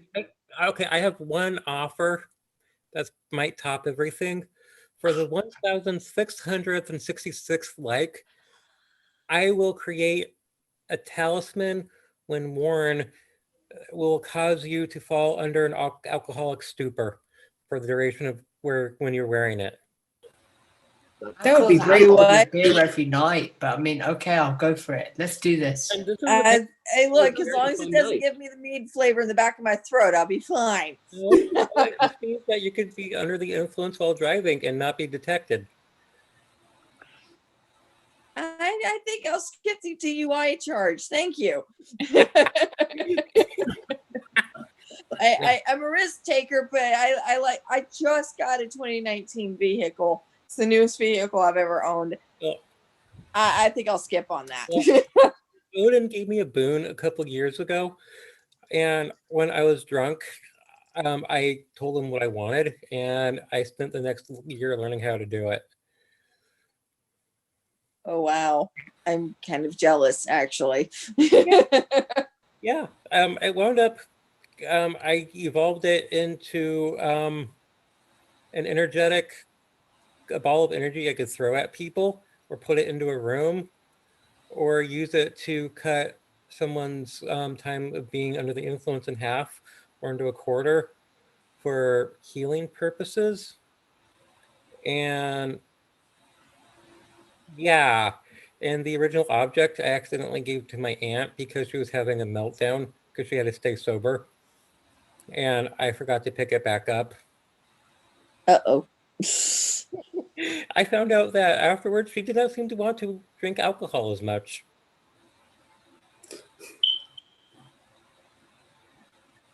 And the room went quiet. Drop the mic. Actually, we have. Have you just heard scared about us the all. ginger ale or the kefir? You can make our own wine or alcohol out of it by Oh, wow. fermenting some ginger. Actually, for a while, I'm gonna show you some. Oh, I have an idea, right? I've got a one up. Uh-oh. For For 10,000 3,000 likes, I Actually- will do. 10,000 Here we go. likes. Actually, what I'm doing 3,000. right, yeah, for Wow. Fluffy McDowell, I'm making my own wine, fermented wine. Actually, this is just a cola. It's made from water kefir grain. Then I soak it up with lemon, and then some have some herbal medicines like the mulberry leaf, and we use it. If you stay it for long, ferment it for long, it has its own alcohol. It's not that strong. It's not that strong, but you'll have the alcohol content that you want, especially if you make it from ginger. Rolando. Un Yes. momento. Rev was about to give his 10,000 like one up. So if you'll give us just a moment, I want to hear what he's got to say real quick. What's that 10,000 like? What is it? What is it? Okay. For 11,000 likes. 11,000. Reaching around the world, I will do I will do a personalized group reading for the 5 people that have liked and commented on the videos that we have done so far as a tradition around the world. And I will personally give a live reading for a year, 1 year, 365 days to the 5 people that will like, not just like this live stream, but really, I want to, I don't know, 11,000 likes is where I'm at. If we get 11,000 people liking, commenting, sharing this video everywhere, I will give Witch School International and the Corellian Tradition, Corellian Educational Ministries, which includes our membership hub, 1 year's worth of reading every single month on the first Monday of every single month for 1 year. So what are you guys waiting for? Go like, go hashtag, go support us. We are an educational ministry. It's all for fun. No harm, no foul. But I've just raised the stakes. 11,000. Let's make it happen. We have a wonderful panel of psychics. We have people from around the world, not just here in the United States of America. I've got Victoria. She's in Scotland, UK. I've got Rolando. He's in the I wish Philippines. I was in Scotland. I know. I love Scotland. I really do. We've got Rev Jason, who's in Chicago with me. So I've got to be nice. We've got many presenters. Come get to know us. Come give us a hug or something and come join us over on Zoom. But like, comment, and share this video, because you watching this right now, yeah, we're watching you. No, we're not watching you, but we kind of guess who's watching this. We have a very big audience watching. Make use of social media. We are a 501c3 organization. We're here to teach. We're your psychics. Come meet us. Come get your questions answered. If we have over 11,000 likes on this very live stream, I will give you a year's worth of free readings.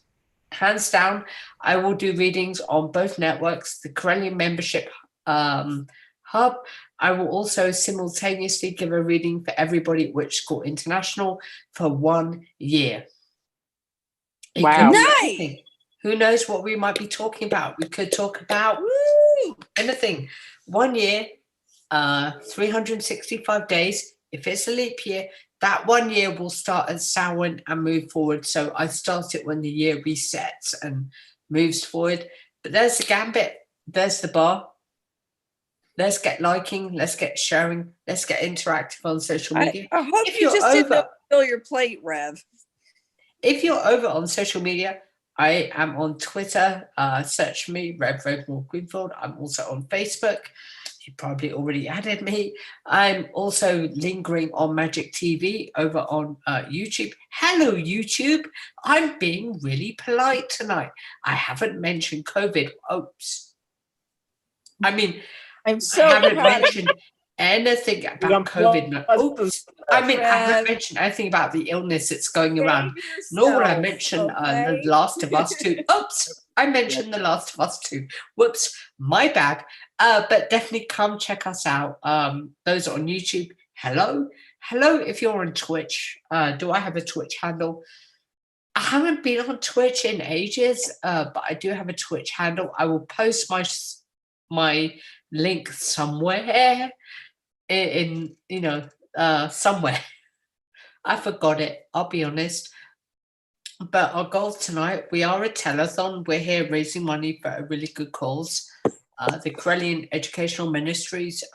We do a lot of work with everyone. We're here to educate. We're also here to support. We're also here to work with pretty much everything and anything. So definitely start the likes, start the hashtags, talk with your friends, family, whatever, and get involved. If you want to come join us on Zoom, the link is somewhere on Facebook. Right now, I can't see Facebook. Open disclosure, Facebook. I've got the windows open, but it's like, where's Facebook? It's like window over there. I can't see it. But like, comment, and share this video. Join us on Zoom. Come and give us all a big hug, especially Fluffy. He likes hugs. 500 likes will get you a free hug from Fluffy. There we go. Please don't forget to purchase your ticket from the reader of your choice, Corellian.net. We are again using that. She's right there. I'm pretty awesome. So are all the other people on our panel this evening. And don't forget, at 2,000 likes, I am offering a free 30-minute reading to the person who does the 2,000 like button. So come on with it. We've got apparently a competition of the panel across the board for the amount of likes on this video. So please remember that we're doing this as a good cause to the school and for people that are in need. So help somebody out. Come on and make, a purchase. 15 minutes of my time for you at a little bitty price for a cup of coffee. Let's go do this. We don't bite. Or And I do sometimes. But, I and buy we expensive have, coffee, ladies so, and you know. gentlemen, we are joined right now by Donald Lewis. Hello, Lord Don. How are you this evening? A nice try sneaking in, but we see you. We do. Hello, how are you this evening? Lord Don is our Chancellor. So everybody who's watching here over on social media, Lord Donald Lewis is a fantastic medium. He's amazing. If you haven't yet, get a reading from him. Yeah, soul retrieval is his big thing. He's amazing. Join us on the Chancellor's chat every Monday night here on the Zoom network. Lord Don, we're live here on the on the telethon. I don't even know how many people are watching, but we have this common thread going right now. It's at 11,000 likes.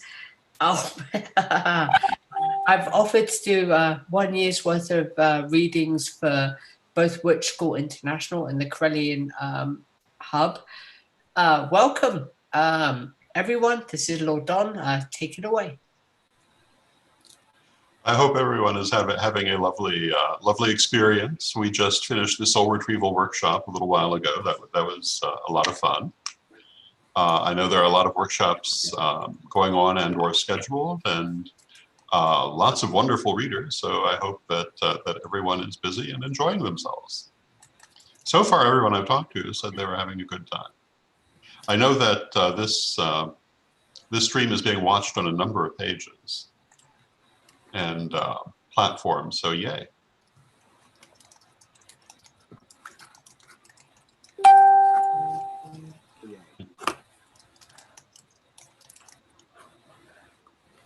On the daily page alone, it already reached 1,666 people. Yeah.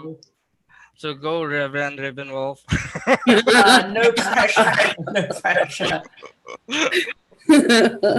No pressure at all as people file in the hashtags right there.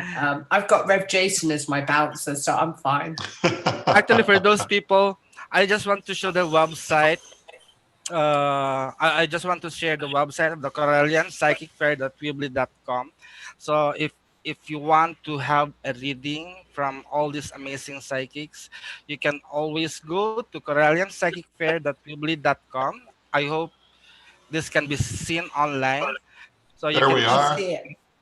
So you can choose Reverend Don, Lady Stephanie Neal, Sarah Wild, Star Ravenwolf, Sir Ed Corel, Silas Mimir, Angela Teresa Ejic, Tish Owen, Alfred Willowhawk, Gada Stranda, Reverend Pamela Griffith, of course, Reverend. Yeah, but that picture doesn't kind of, do I pose with this? I pose with this?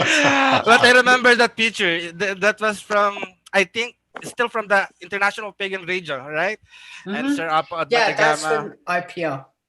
Yeah, It's not that I'm Reverend... shamelessly plugging, but check out classes at witchschool.com. All right, I should Yeah, do then this Reverend Nikki Kirby, Victoria Snowwolf, Hi! Ronald Faye, Alan Salmi, Jasper Fluffy McDowell. Actually, there are so many people in you can choose from. Just click on their profile and for the workshop as well. So back to you. And please also check out tomorrow night. I will be teaching the very first time I've ever taught this as a workshop. I'll be teaching psychometry, the link to follow. I think that Lord Don was one of my inspirations for this because he's also trying to get me to challenge myself a lot. Me and him have had, he's always seen that, he's always challenged me, right? I will be doing, for the very first time, a workshop on psychometry. The reason for doing it is I'm a psychometrist. Have I ever taught this class before? No. Would I ever teach people psychometry? If it hadn't been for the psychic fair, probably no. The reason for it is, spoiler alert, we touch stuff, we feel stuff, we tell you stuff, but we can't tell you the future. My goal for the workshop is to really open your minds and to say a physical medium, we mean business. We're not like you see it on TV. The life of a physical medium I would describe it. I don't know. We're very more in tune to what's going on around us. So tomorrow night, 6 p.m. Central, join my workshop. If you've never been to a workshop before, maybe you have, maybe you've checked out Lord Don's workshops. He's brilliant. If you've never been to, if you want to have an immersive experience, I will be showing, okay, I'll do a tiny bit of spoiler alert. I haven't yet, but I have in my possession some artifacts from World War One. What I will be doing live tomorrow is I'll be showing you real time my responses to those artifacts. I will not have any websites open. I will not have anything with me. Be 100% open. And I'll show you what it's like being a psychometrist. I will tell you what we really go through. The objects that I have I touched them before? No. They're in my possession, yes. One is a doll from 1812. The other is a bullet from 1917. And the last example that I have is a scimitar from roughly the 15th century. It's a small plaqued scimitar. I've used it maybe in a discussion before, but I've never touched it. My goal is, as a psychometrist, oh boy, I want to show you guys what it's really like when outside of Hollywood, what it's like to touch things and then to tell you the history. So here's how it works out. I'll be touching the objects live. I want people that are watching it to verify what I'm saying. Hands down, 100%. There's a ton of information out there. I don't know what these objects are going to tell me because I haven't done it before. And this is the beauty of the workshop. I'll give you the history. I'll give you everything. And it's really, come join me. It'll be fun. I've never done it. I'm probably regretting my choice for doing it, but it'll be really fun to do. But yeah, check us out. Witch School. Lord Don is great at readings. I think Lord Don was probably he is an inspiration to me and has been keeping me going for many years now, especially through my journey of witchcraft. So thank you, Lord Don. Thank you. It's been a pleasure. I missed the white tie. The other night, that white tie was very much like 1930s. I felt like I was back in time. I was Not just the white tie, the whole suit was nice. I know, you look great. You really Thank do. you. How's Florida? What's going on with COVID down there? What's it's they're trying to open it up, but it's not really controlled. It's premature. Otherwise, it's great here. I love the way you said that. Like, otherwise, it's great, just But yeah. Except for that one thing, the play was delightful, said Mrs. Lincoln. Just but tiny little thing, little tiny virus. Now, we're currently selling our home here in Illinois. I'm hoping to move down there. My parents are looking for, I don't even know where they want to live, really. But no, Florida's been on their agenda for a long time, so it'll be great. The downside is we're going to have to leave Rev Jason up here in Danville. I'm not sure we can do that, right? He's going to get lonely. He's going to be like, where the hell are my Corellians at? All of you got moved. All of you are out there. So I'm not, we'll have to take him to Florida. Yes. Rev Jason, do you want to be our bodyguard in Florida? I love the way he's kind of hidden somewhere back there. Actually, since Lord Don is here, Lord Don, yes, thank you. I've read the news that been posted on Facebook that President Trump is forcing the governor to open up for the churches to accept worshippers, and I've seen also Lady Laurie have made her statement and the Aquarian Tabernacle Church. So, as the first priest, what is your view about that on opening of the church? Well, I generally try to stay away from politics, but in this instance, I'll say that a lot of times in this administration, the president will say something, but that doesn't mean he can do it. If a church wants to open or not, that's entirely up to the church. So what he's really saying is he would like the states to allow the churches to reopen, but that doesn't mean an individual church has to. And I think that actually legally the states still have it within their purview to do what they choose. But as for the individual churches, nothing compels them to reopen just because it's permitted for them to reopen. And Lady Laurie definitely does not feel that it's time to do that. Okay, thank you for that, Lord. She's waiting for certain specific things to happen, and hopefully they will eventually happen, but they have not happened yet. Thank you for that, Lord. Then, so at least, at least I heard your point of view, and for every one of us around the world, at least use our common sense, be safe. Yes. We are not limited since we have this technology of having a Zoom conference, so we can still do our church thing. Exactly, and Chosen Path will be having ritual tomorrow night via Zoom.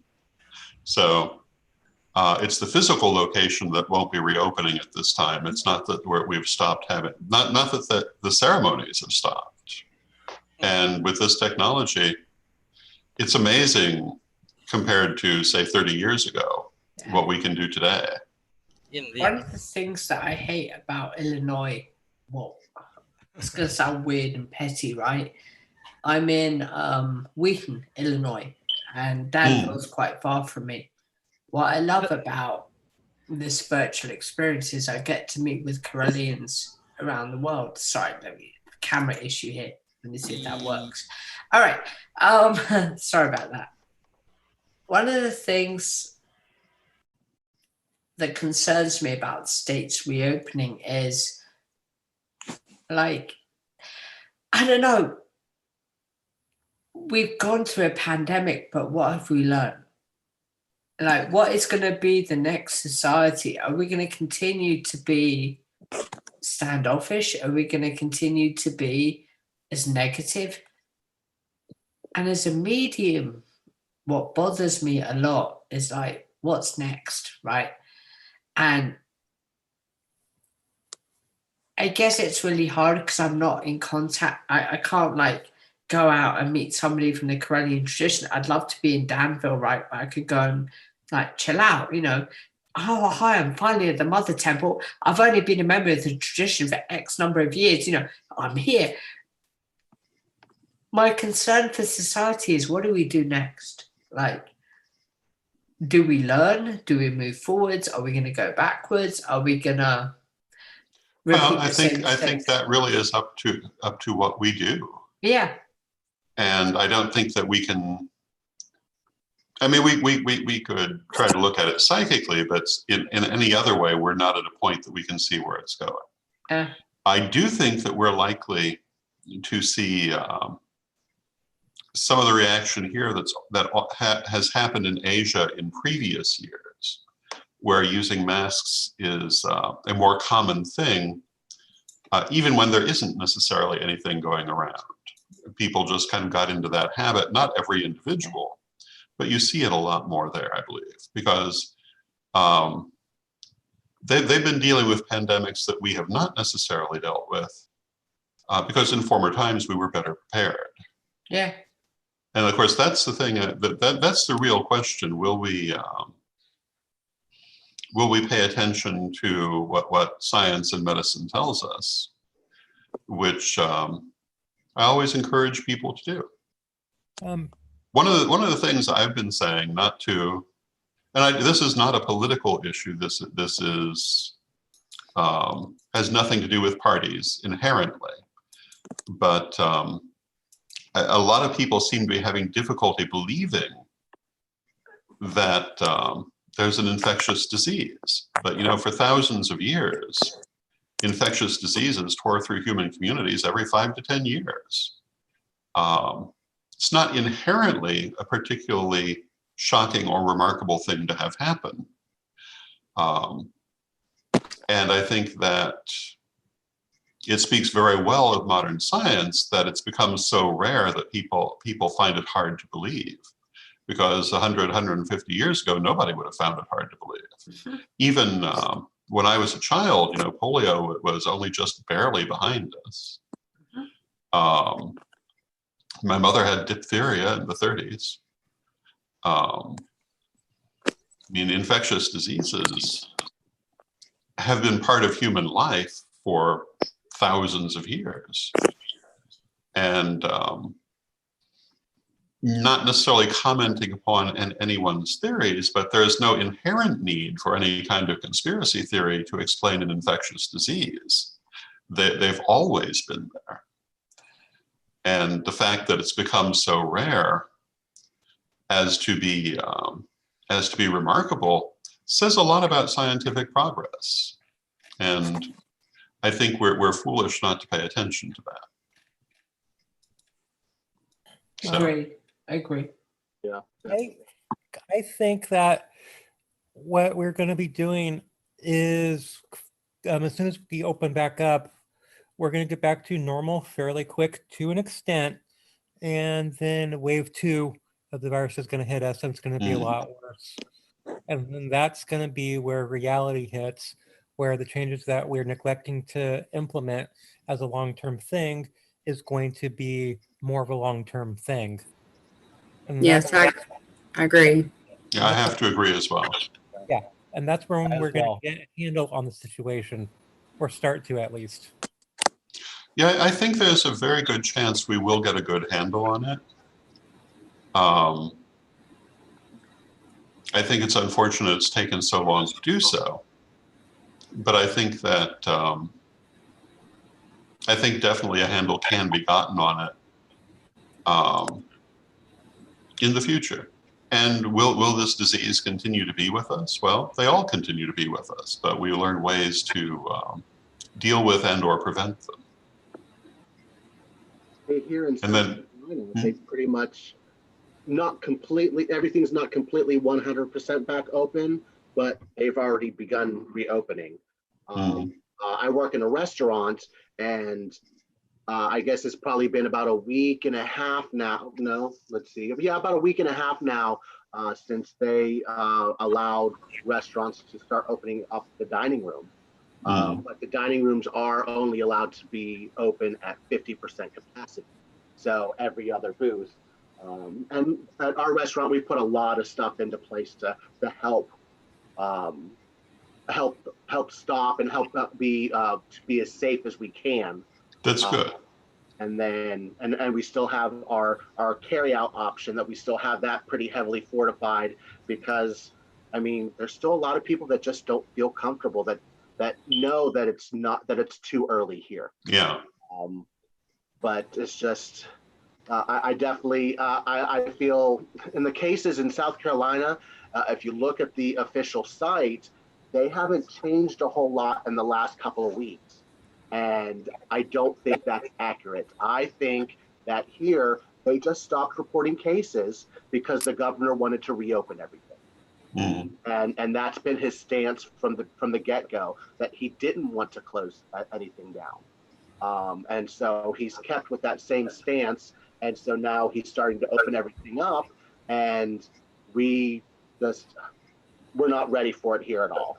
And I think that we're going to see a big spike when they do finally start to report the cases again, or they're just throwing the new ones under the rug because they just want to be done with it.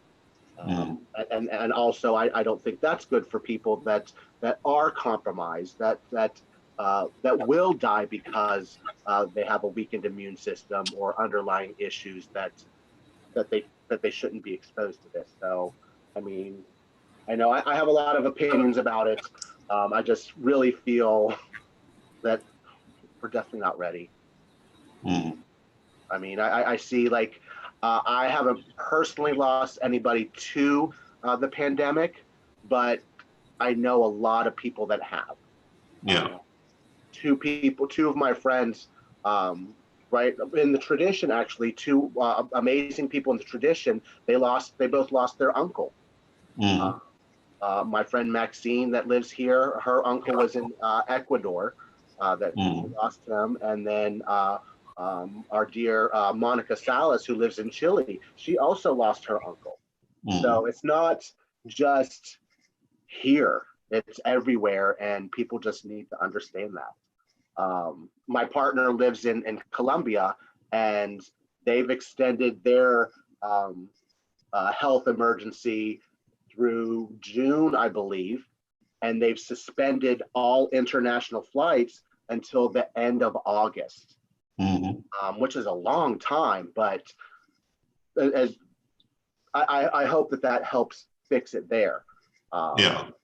So at least stop people coming in that have it coming into the country. So, I just, Well, it's interesting. The coronavirus was first discovered in animals in the 1930s. It was first found in humans in the 1960s. But what we're dealing with here is a totally new variant. And we really don't know a lot about it. I mean, it's still, it appears that it reinfects, but even that is still being debated. And usually, you get something, once you've had it, you have an immunity. That doesn't seem to be the case here. Although, again, they haven't fully pronounced that, but it's certainly looking like it's the case. And that makes it a much more serious situation than otherwise. Yeah, I think it sounds like they keep on arguing it back and forth, and they can't make up their mind. Yeah. And the other thing is that there's more than one strain of it. I mean, there are at least 8 different strains all active at the same time, and they're not all equally virulent. Some of them give people... I apologize for interrupting, Lord Don. From the medical standpoint, they're showing that people under the age of 30 are actually, and are young and healthy, are dying from it.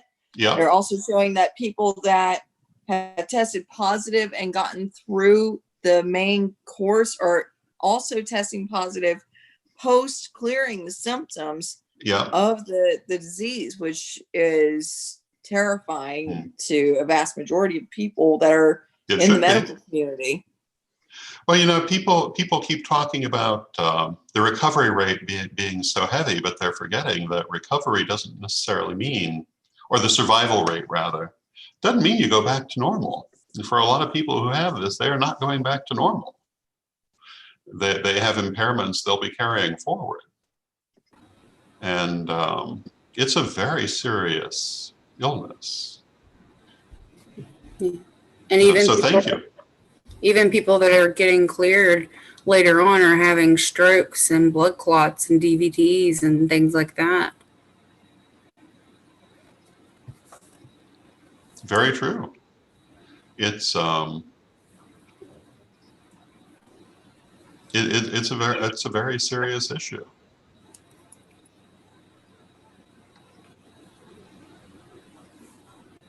And there's a level where you can't entirely blame people who don't want to believe it, because it is a terrible disease. And wouldn't it be nice if it wasn't true? But just not wanting it to be true doesn't mean it isn't. Yeah, Lordan, I just want to share some thoughts that I've written. Actually, I prepared a manual on herbalism in our Health Academy, and I wrote the knowledge in the use of certain herbs and food was prerequisite among the ancient healers. Herbs, unlike chemical of most modern medicine, promote the natural functions of the body. They play an important part of the process of strengthening from within. Actually, I'll go to the last sentence. It says that disease gives us opportunity to reach a higher consciousness. The process of healing is a reflection of our new awakening.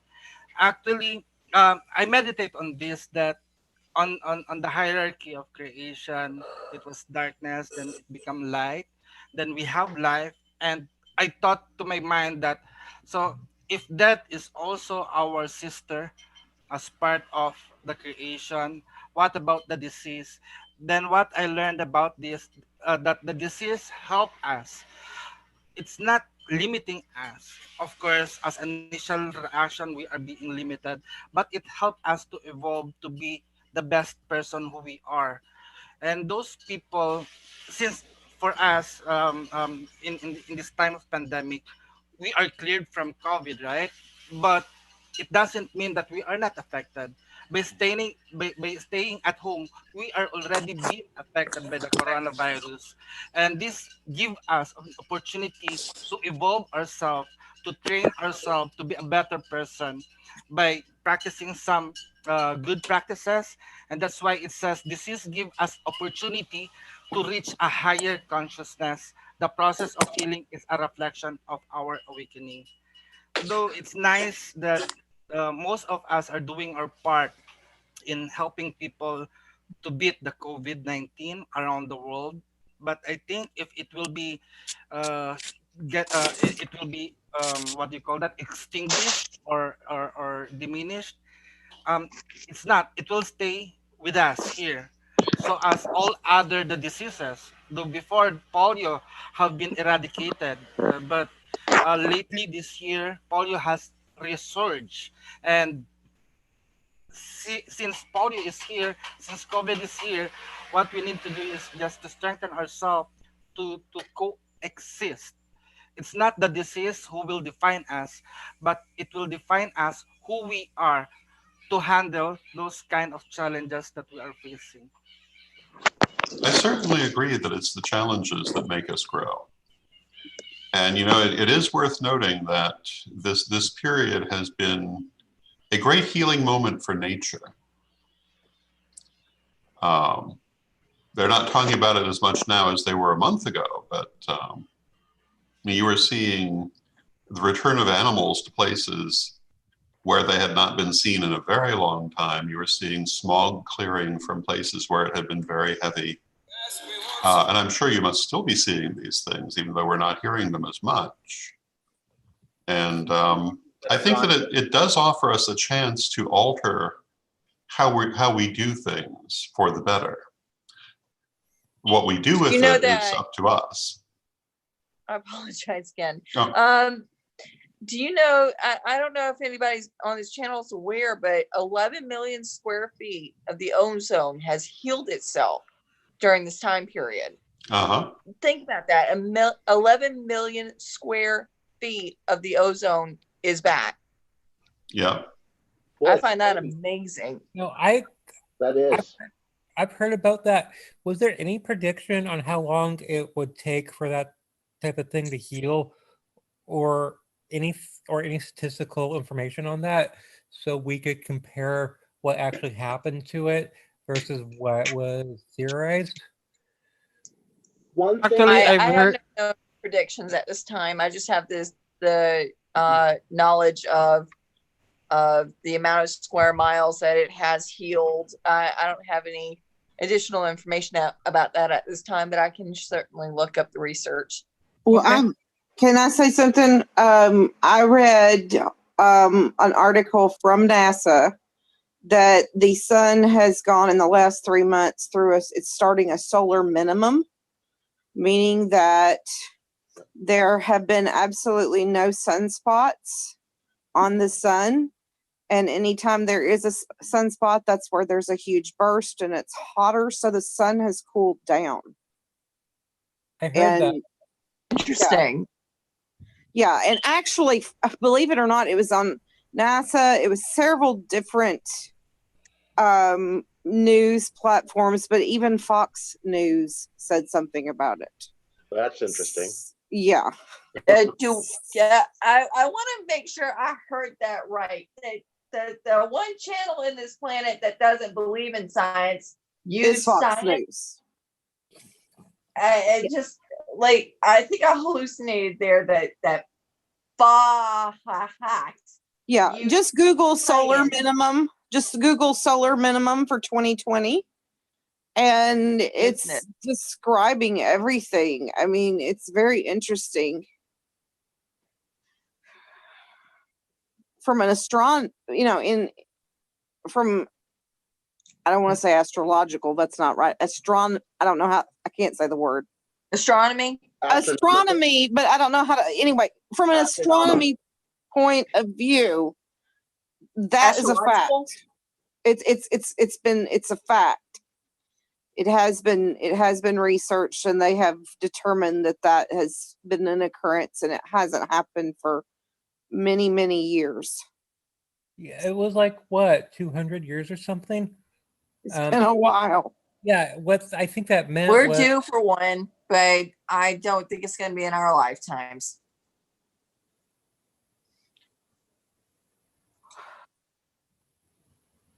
I would prefer a global cooling over a warming because we need it. But anyway, I'm sorry. I didn't mean to interrupt, but I just wanted to get. No, you're No, fine. not at all. It's Okay, an open everybody. conversation. Yeah, I think it's good news. I mean, I think it's good news that we're having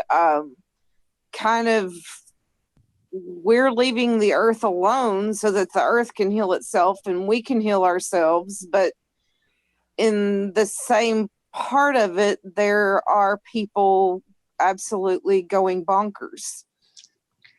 Or showing how bonkers they were to start with. Right. You play stupid games, you get stupid rewards. I think that whatever happens will definitely be transformative. And we who work with the magical arts and the psychic arts really should focus on making it the most positive transformation it can be. And realize that maybe some of the poison is being let out of the system, which doesn't mean ignore the poison, but focus on the good that can come from it, and try to affect that good. Right. Including changes in how people live, changes in how society lives. Obviously, some people don't want to do that, but I mean, if we believe in a magical universe, then we should believe in that magical universe and focus on building the good things we want to see. Yes. And like I say, this may be a way that Spirit is using to bleed out the poison. Yeah. Yes. I've been shocked by some of the things that we've seen, but those started before the virus. And things I thought society had left behind definitely were not left behind, or at least that we'd made progress from. And so I think there's some poison that does need to be released. And hopefully it can be successfully released without dragging everything down with it. But that we'll see. Sad fact is that anybody that's played I'm not worried about the virus, it's not going to kill me. They turn around. The irony is it happened to them, and it certainly put them 6 feet under. I hate to call it like how it is. Now, there have been an awful lot of Christian Dominionist ministers who insisted that they were protected from the virus and that they were immune to the virus and blah, blah, blah, who have subsequently died. And I find it hard to be sympathetic. Darwin at its best. Yeah. So my thought is that we must be as careful as we can to be sensible within what we can do. Right. And those who choose not to be, well, we cannot ultimately make them be cautious. But no, but as I said just a minute ago, you play stupid games, you're going to get stupid rewards. Yeah, and it's true. Well, it's kind of like you reap what you sow. I mean, I was in the grocery store this morning to pick. I'm still doing pickup. I'm not really going in, but I had to go and correct an error that was made. Long story short, when I went in there, of course, I wore my mask, and they had little spots on the floor, stand here, stand here. And I was watching the few people that didn't have masks on, and it was almost like there was a tension. It was like this tension in the whole place, the energy that I felt. Because it's almost like these people that are not wearing masks just think that they're not human and they're not in a mortal body and that they are incapable. I even saw somebody that said, Jesus is my vaccine. I was like, are you freaking crazy? I've seen that too. You must be in a southern state. I live in. Oh yes, honey. I'm from Tennessee. Well, it's a comment on people's knowledge of history. And it's truly said that those who do not remember history will repeat it. Because those who want to say that Jesus is their vaccine have forgotten how the Black Plague tore through Christian Europe. Right. And, if that tore through, there's no reason not to think this will. No offense to Jesus, but he wasn't a vaccine then. I don't see how he's a vaccine now. Or any other deity for that matter. Because these plagues have been with us all along. Yeah. Right. She mentions the tension that you feel when you go into the grocery stores and stuff like that. And that's what makes me feel the most worried and uncomfortable about the situation that we're in. Yes. It's like everybody's right on the edge of, I don't know, like an explosion or something, uncontrollable mob behavior. And I'm not a, conspiracy theorist, but the way that it feels. Sorry, my power's blinking. You okay, Tessa? It's like the third trip, so I'm not quite sure what's going on. I'll light a candle. I'll be all right. Just want to make sure you're safe. That's all. Yes, doors are locked. Yeah, here in South Carolina, I see fewer and fewer and fewer people wearing masks. It's like they don't even care. Here in South Carolina, the roads are like, and people are acting like it's over. Yeah. And it's just, it scares me. Nothing in history suggests that there will not be a second wave worse than the first. I mean, the only thing that could prevent it, most of those people wouldn't accept anyway, which would be a sudden vaccine. Well, I have finally understood now what the term flat earther totally means.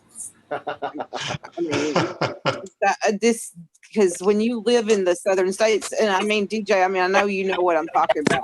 Oh yeah. I'm gay in South Carolina. Just not say anymore. It sounds like a great recipe. On top of that, you're also a witch. Right. Congratulations. You got the double hammy. Yep. Yeah, and it's there's so many expectations, and when you're white with blonde hair, they automatically think you're a Republican and you're Southern Baptist. And I'm like, honey, I got news for you. Apartment complexes are notorious in the South for. Have you heard about our Lord and Savior Jesus Christ? Would you like to be saved today? Yeah, I literally have had to put up a nude beach sign on my door to get them to stop. So you want to know something that's bad? This hat. Sure, Fluffy. Well, one, I'm bald, so there's a reason why I wear hats. But I have several different styles of this hat, and I wear these nonstop, even in the direct sun, because, well, they're made out of tapestry and they're indestructible. But I keep on being asked if I'm Islamic. Am I a terrorist? Am I anything? What the heck? For the love of goddess. Really? Yeah, really. And I even have. I know they don't wear things like that colorful. I'm sorry. It's a white hat on the top of the head. It does not look like that. If anything, you look Turkish a little bit. I did a video today, right, on just chiming in on this stupidity. I did a video on my personal channel. I saw many of your comments, but here's what you didn't see. I did it on the Goth International Day. I got, God bless his soul. Somebody on Twitter goes, am I anti-goth for doing this video? I went, have you even watched the video? He goes, no, I haven't watched the video, but your video says it's Goth International Day. I said to him, what's your point? He goes, well, you can't possibly know what anything about goth is like. You're a white guy wearing bright clothes. What are you doing? I'm like, teaching. It's that kind of thing. And we had this big, I really wish I could post this thing on.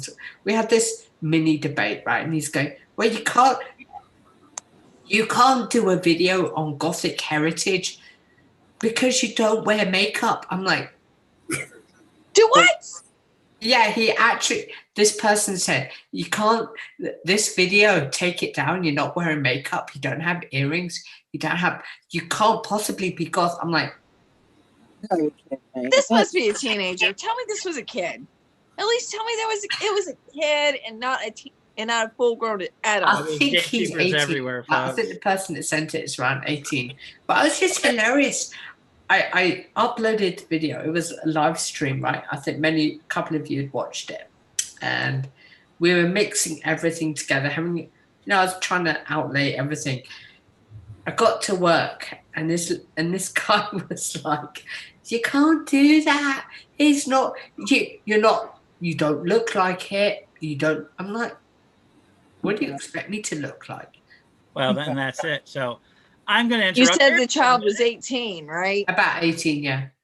Now that's the reason, because he's used to the stereotype of the modern goth. Yeah. And not being able to think for himself. Sorry, ladies and gents, boys and girls of all ages, we have Rev Ed. Rev Ed is about to plug us. So thank you. We're doing very well. We've raised over $1,200. We're going to see more in a little bit. Woo! Yeah, absolutely. We've gotten a direct donation. Rev Ed, do I want to know how many people have liked it so far? What?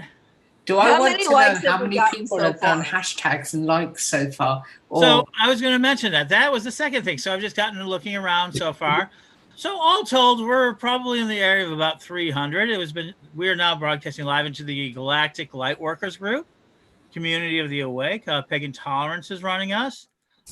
Several of the pagan merchants are doing so.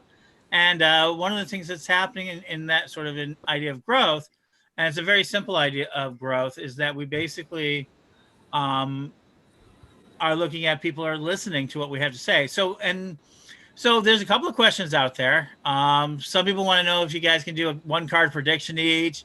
I said, that sort of thing. So you guys can do that. I can do that. Yeah, I'll do it. Mine would be Oracle, not traditional tarot, though. And then the second thing is the other one, which was a serious idea, is that inside of this idea of the virus, you guys have there's been a lot of talk about 5D extensions. Do you guys believe that our DNA is 5Ds? How many likes? And they want to know it from a pagan point of view. I'm sorry. I have a habit of interrupting. I'm working on it. How many likes or viewers do we have right now? It depends the way you're looking at it. Probably about 800 people are watching this live right now. I'll ante up. I have my Oracle cards in my chapel room still. I'm about to go into my chapel room. If I have 50 more viewers, I'll do a 1-card read real quick. Well, we'll see. One of the things that's unique about what we're doing today is a really serious kind of idea of an experiment. So anyone wants to know it. And the experiment comes into where does algorithms work? And we're bouncing around on 5 different streams into the Facebook world that is being then copied onto other sites. So we have 5 different points of origin, which are Magic TV, which is our channel, Witch School International, which has done very well for us. It's a lot of it. So the Daily Spell, over 115,000 people are actually dwell in that world. And then the Corellian membership hub, we've got it there. And then off my personal Facebook, because, well, I'm a little vain. No, really? Really? Actually, we had no idea. A lot of you come off of my page. I mean, and a lot of people who I work with, a lot of people who have been so early supporters come out, have followed kind of the page and really are into this experiment. But before we answer the question about 5D and extensions and all that, why don't we give people what they want? They want to know if you guys will give them a 1-card tarot reading. And they just I have my Oracle cards right here. Okay. And I guess the question they got is them right now. But I think I need permission, don't I need 50 more viewers. I want to see at least 850 viewers to 900 viewers who use them. 100 from me. 25 for me. Okay, so while we're waiting for these viewers to come on, how about we do something a little different here? Hello, Rev Lori. How are you? Hello. How about I interview each of you And I'll start with Silas because he's in the upper corner, and people watching can get to know who you are. Okay, I'm game. So if everyone could mute their mics, but who I'm going to interview right now, that would be great. So hi, how are you? Brilliant. How are you, my love? I'm really good. Tell everybody a little bit about yourself. So I've been with the tradition, oh gosh, what month we're in? We're in May. So next month we'll make 11 years since I met Lady Steph and Lord Mike. Gosh, that's been a long time. I had the pleasure of studying all 3 of my degrees under the mentorship of Lady Steph, our first priestess of the tradition. So basically, I can really credit a lot of what I know to her, if not everything. Tarot classes through her. So I am offering this weekend, I'm doing tarot readings, Reiki healing sessions, and also pendulum readings. So depending on what they want is how they would purchase their ticket? Like, is there, or? It's the same cost for all of them. $25 for 15 minutes, $50 for 30 minutes. So how long have you been reading and doing your work?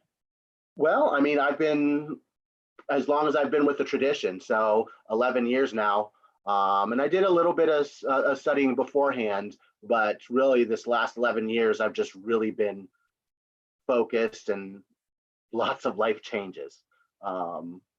All for the better, because I mean, one door closes, another one opens. Lady Steph is an amazing mentor. Last year, I also completed the training for her Sea Priestess path. That's based on her book, Untraining the Sea Priestess, which is definitely, I would definitely recommend anybody to go through that training. I completed it in Spanish because I'm an overachiever and like extra challenges. I mean, I stay active with, I have mentoring 8 students, 7-8 students on through Witch School. I'm also a temple head as well now. My temple just was approved as a full temple, and that's primarily online. And I have several first degree students there, and I just acquired a second degree student.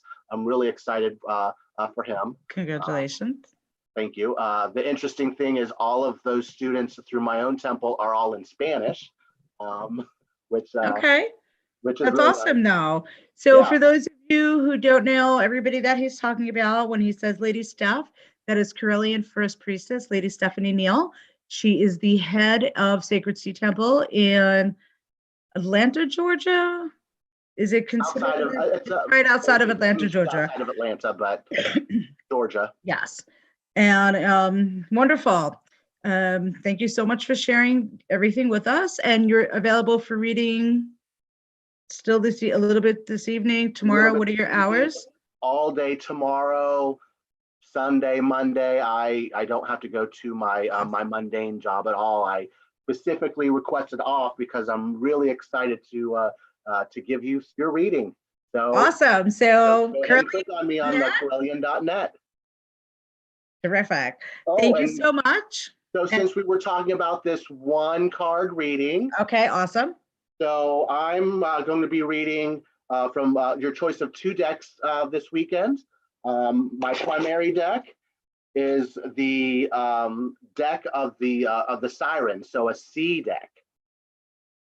And our card right now is the Knave of Pentacles. Oh, that's pretty. So yes, it's very pretty. Many dark colors in this. So Pentacles is always, well, not always, but a lot of times is related to money. So send your donations in. We'll be happy to take your money. Good. That was really good. Well, you never know what you're going to expect from me, right? Right, this Lori? is true. This is very true. Thank you. And we're going to go with Victoria Snowwolf next. Hi. Hi, Victoria.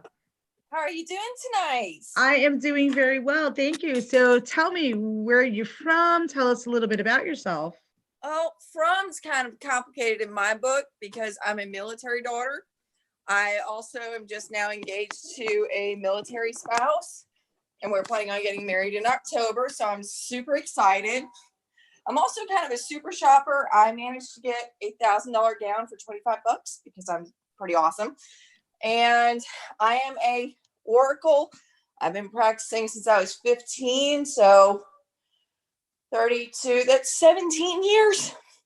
It gets me old teachers out. It's got to go find me dentures on top of everything else. So I've been doing this a long time. I've just, gotten older and wiser with time, just like everybody else should. Hopefully you invest in a little bit of experience to gain wisdom. And that's me. I just happen to want to help, and I'm here to do what I can to help heal people if I can. And when are you available tomorrow? I am very available tomorrow, 8 a.m. to 8 p.m. Central Standard Time. I currently live in Alabama, moving to Utah. So as of right now, I am in Alabama for the next 2 weeks. So that's my time schedule, 8 a.m. to 8 p.m. Central Standard Time. Wonderful. Well, thank you so much for joining us. It's my pleasure. If you would like a reading with Victoria, again, Carillion.net, click her tile. And let's go with Fluffy McDougal. McDougal. Okay. Yeah. No G. G is silent, disappeared. I have no teeth, so I can't pronounce words properly. So McDougal is a fictitious name I picked up because my family expressed a desire to be not involved in what I do. Conservative background. When my sister found out what I was doing, she tried to get me exercised from my family, and that suddenly made all my problems with my parents go away because now they're against my sister. And I'm like, yay, sis, for deflecting their negative attentions on me. But so I'm a tarot reader. I'm also a shadow worker. At night, I sort the dead and either above or below, or I just put them into the middle space so they can figure out on their own.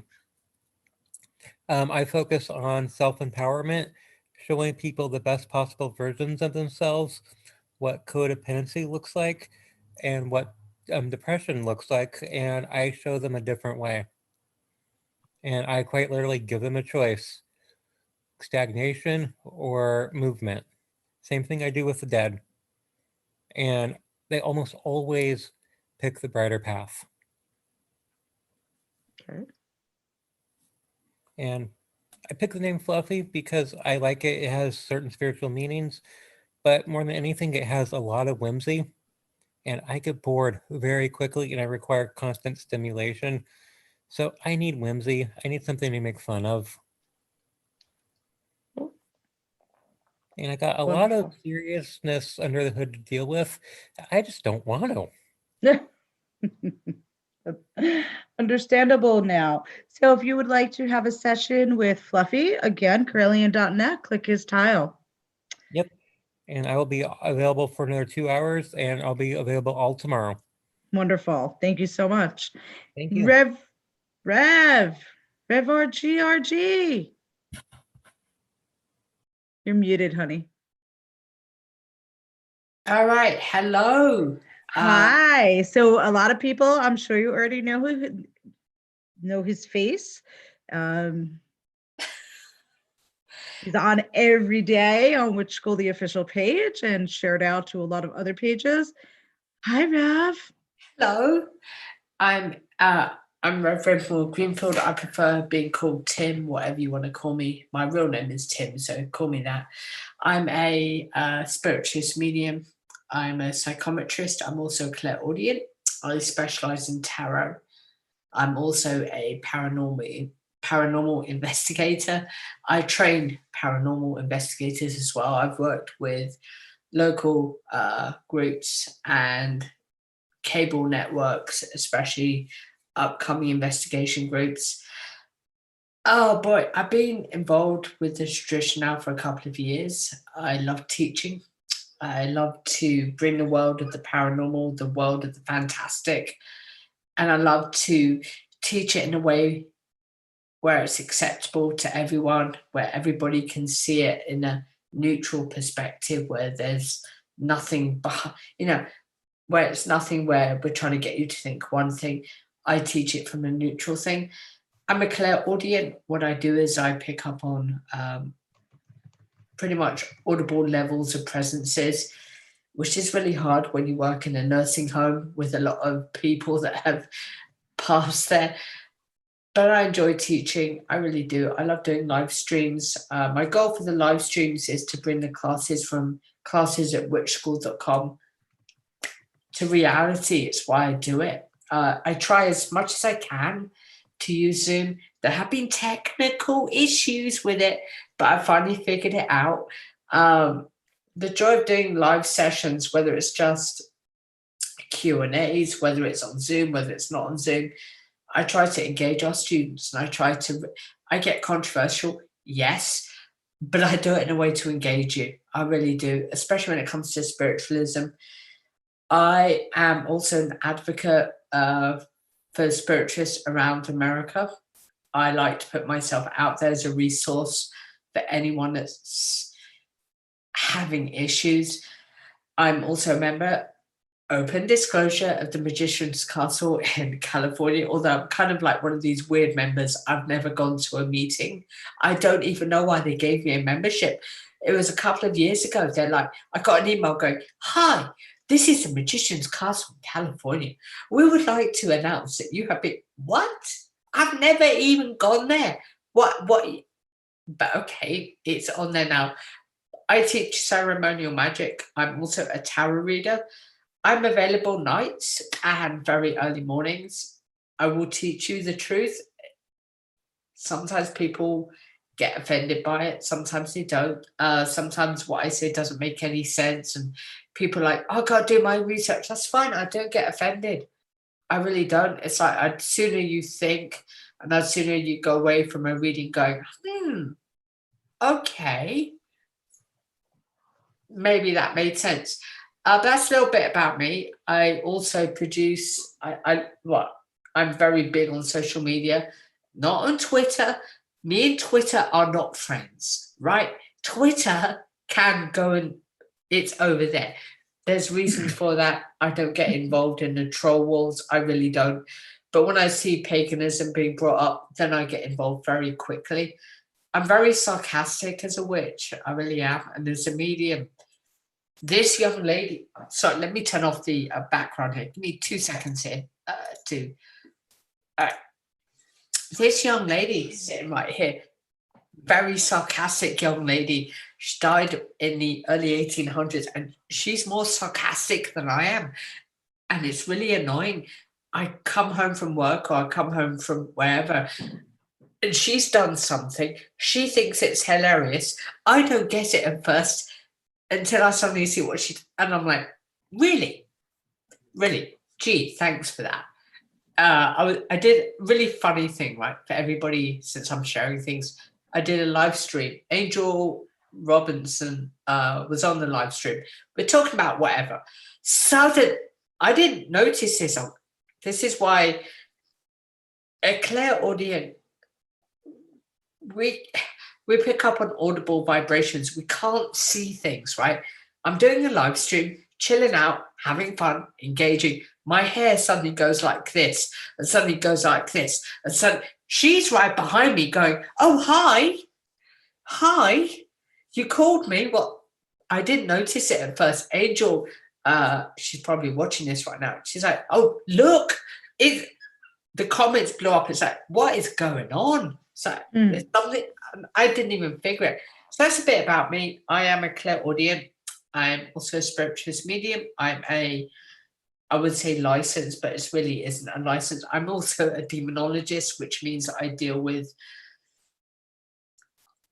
I can do exorcisms, but it's not the type of exorcism that you see on television or anything. I do tarot. divination. I mentor many classes here at witchschool.com, classes@witchschool.com.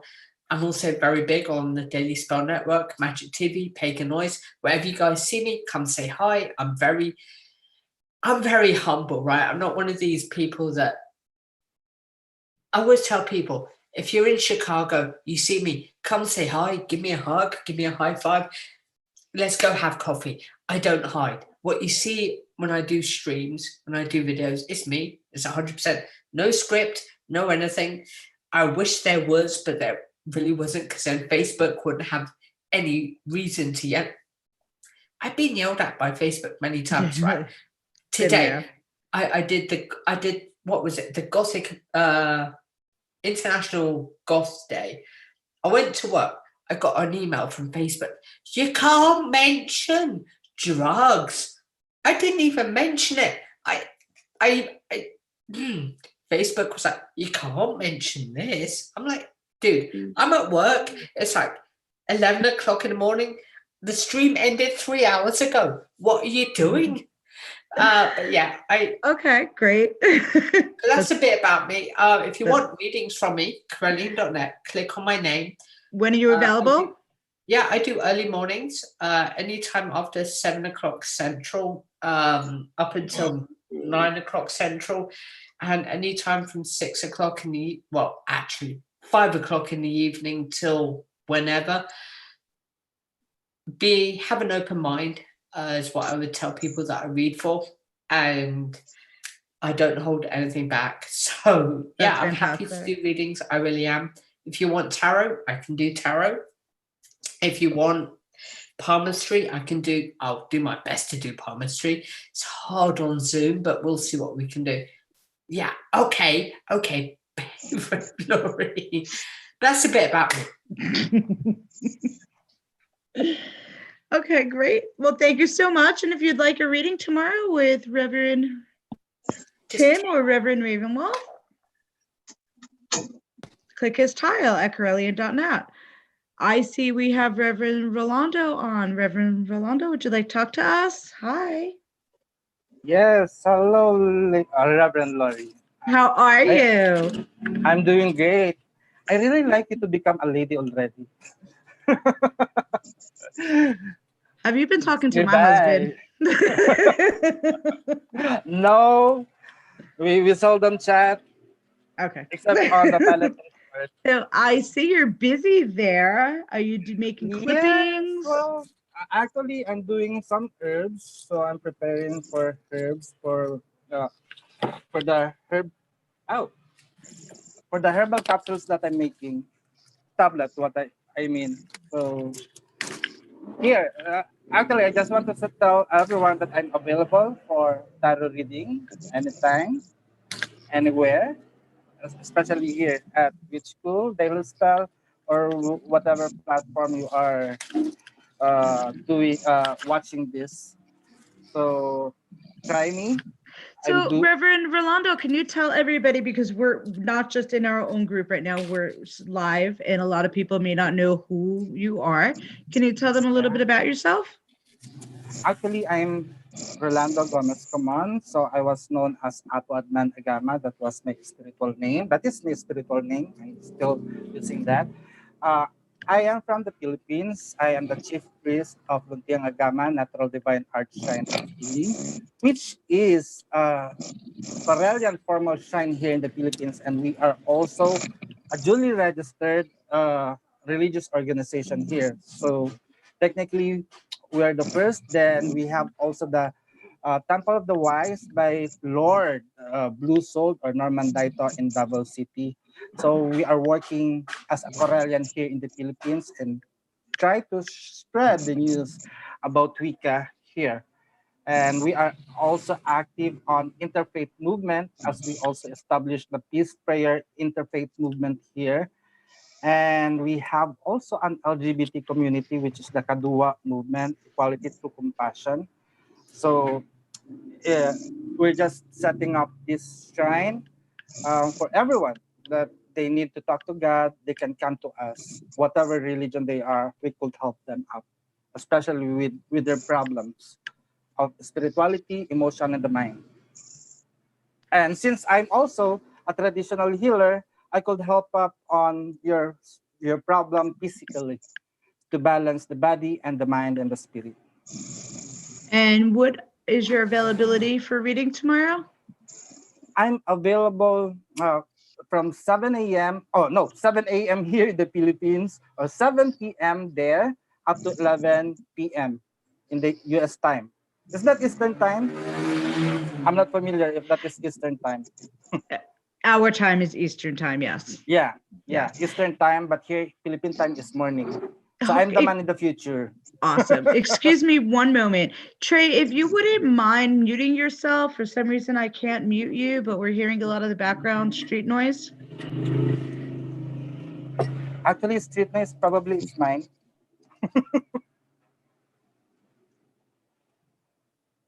So now, what were you preparing the herbs for? Actually, this is avocado. It's good for diabetic, but it can be it is also for immune booster. So right now we are just making herbs, giving it to my family and friends that who will need it. So I'll just show you up So what do you do to make it? Actually, we need to powderize it in order to make these pills to be taken. Yeah. So this is the final product. You have to powderize it, then mix some honey as a binder. Then you store it on the fridge. Then it can be taken. So I used to drink six tablets before sleep. It's good for the blood at the same time. It would cleanse you. It's good for the liver and the kidney as well. Awesome. That's fantastic. So now I hear, is that the rooster or the chickens? There are many chickens here. Actually, a while ago I was using my laptop, but it had a problem, so I'm using now my mobile, my cell phone to be on air here. Awesome. Wonderful. Thank you so much. And everybody or anybody that's interested in getting a reading with Rolando, again, Carillion.net, go to his tile, click the link, and purchase your ticket. Thank you. Thank you, Lady Lori. It's always Reverend Lori. it's always wonderful talking to you. Tessa, would you care to share a little bit about yourself? My name's Tessa, and I've actually been reading tarot for about 11 years. And I didn't realize that until you asked somebody else, and I sat there and started counting. I was like, wow, that's crazy. But I had my first reading yesterday, and it was really, really awesome. And I've been hanging out in the chat rooms and stuff all day today, and everybody here is just wonderful. I mean, wonderful, wonderful. I love everybody. I've been working through the Corellian tradition with Witch School International for about 3 or 4 months now. And the thing that I like the most about it is how open and accepting you guys are. Oh, wonderful. We thank you for being with us. It doesn't seem to matter what what my background is or even what questions I have. There are no stupid questions. And I really like that too, because sometimes I don't articulate properly. There are no stupid questions. If you have a question and you need an answer to it, you have to ask it. So don't ever be afraid to ask those questions. So what classes are you taking at Witch School? Well, actually, I found one on unicorns. And I really expected it to be a lot easier than what it was. I think when people hear unicorns, they all assume it's going to be easier than it is. Well, yeah, I saw the word unicorns. I was like, oh my God, they have a class on unicorns. I have to take it right now. I went and signed up for that one. I can't even remember which ones I've completed. I'm doing the 101, starting at the beginning with the 101. But I have already completed my year and a day in the Gardnerian tradition. So I'm So coming. when from you a- say 101, you're talking about CWC 101 for Correllian first degree priesthood. Wonderful. Yeah. Congratulations. Good. Thank you. And I'm working on the 5 mystics right now too. 5 mystic secrets. Wonderful. Yeah, 5 mystic secrets. Well, I And- would love for you to keep in touch with me. Tell me what you think about 5 mystic secrets. Okay. Okay, we'll do. It's one of my favorite. Awesome. Thank you. You're welcome. Miss Corey, are you with us?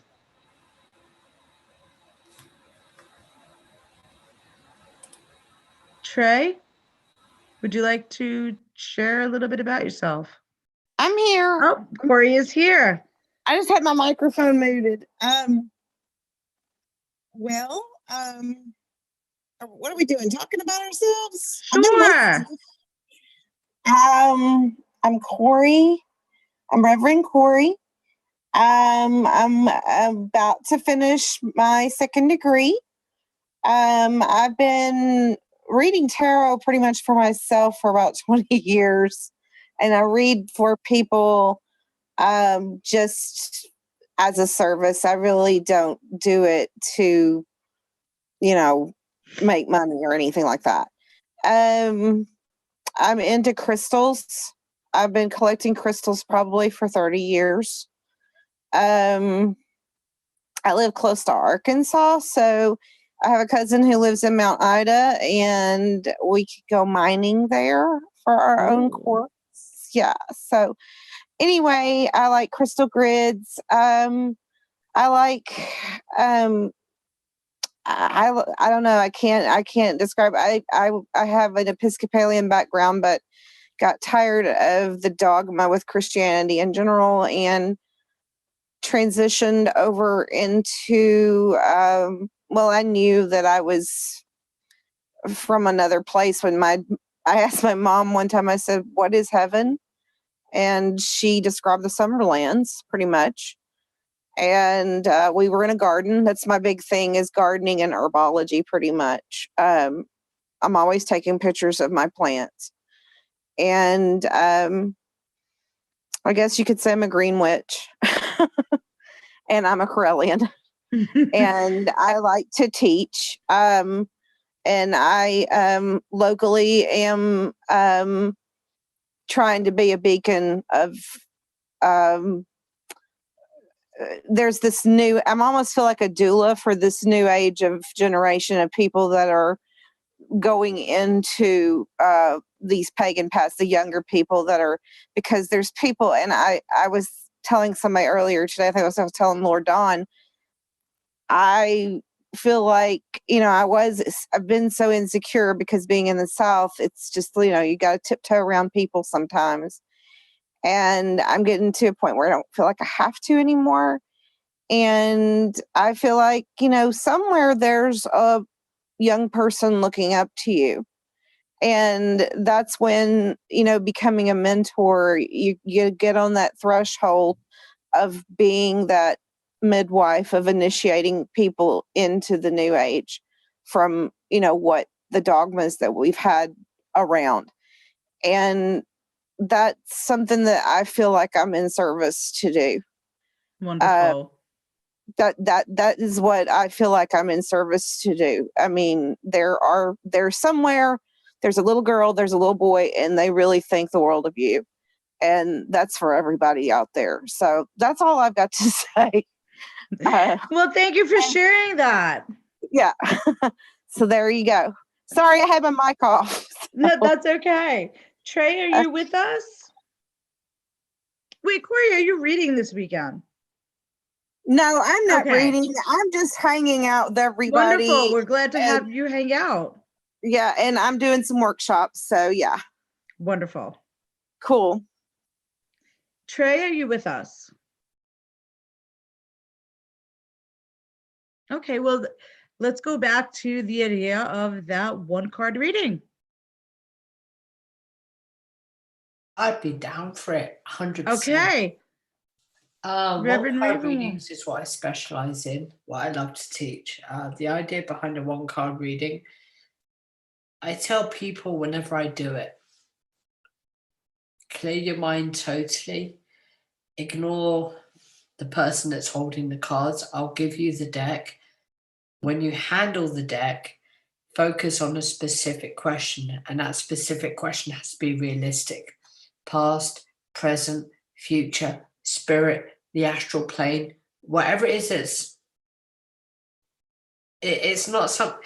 The caveat is that question can't be something that we think of right now. It has to be something that exists on a higher consciousness. I love the idea of doing a mass one card reading. I really do. We have many, many, many awesome readers here at the school. Not just me. We do. We have many. So what deck do you have with you?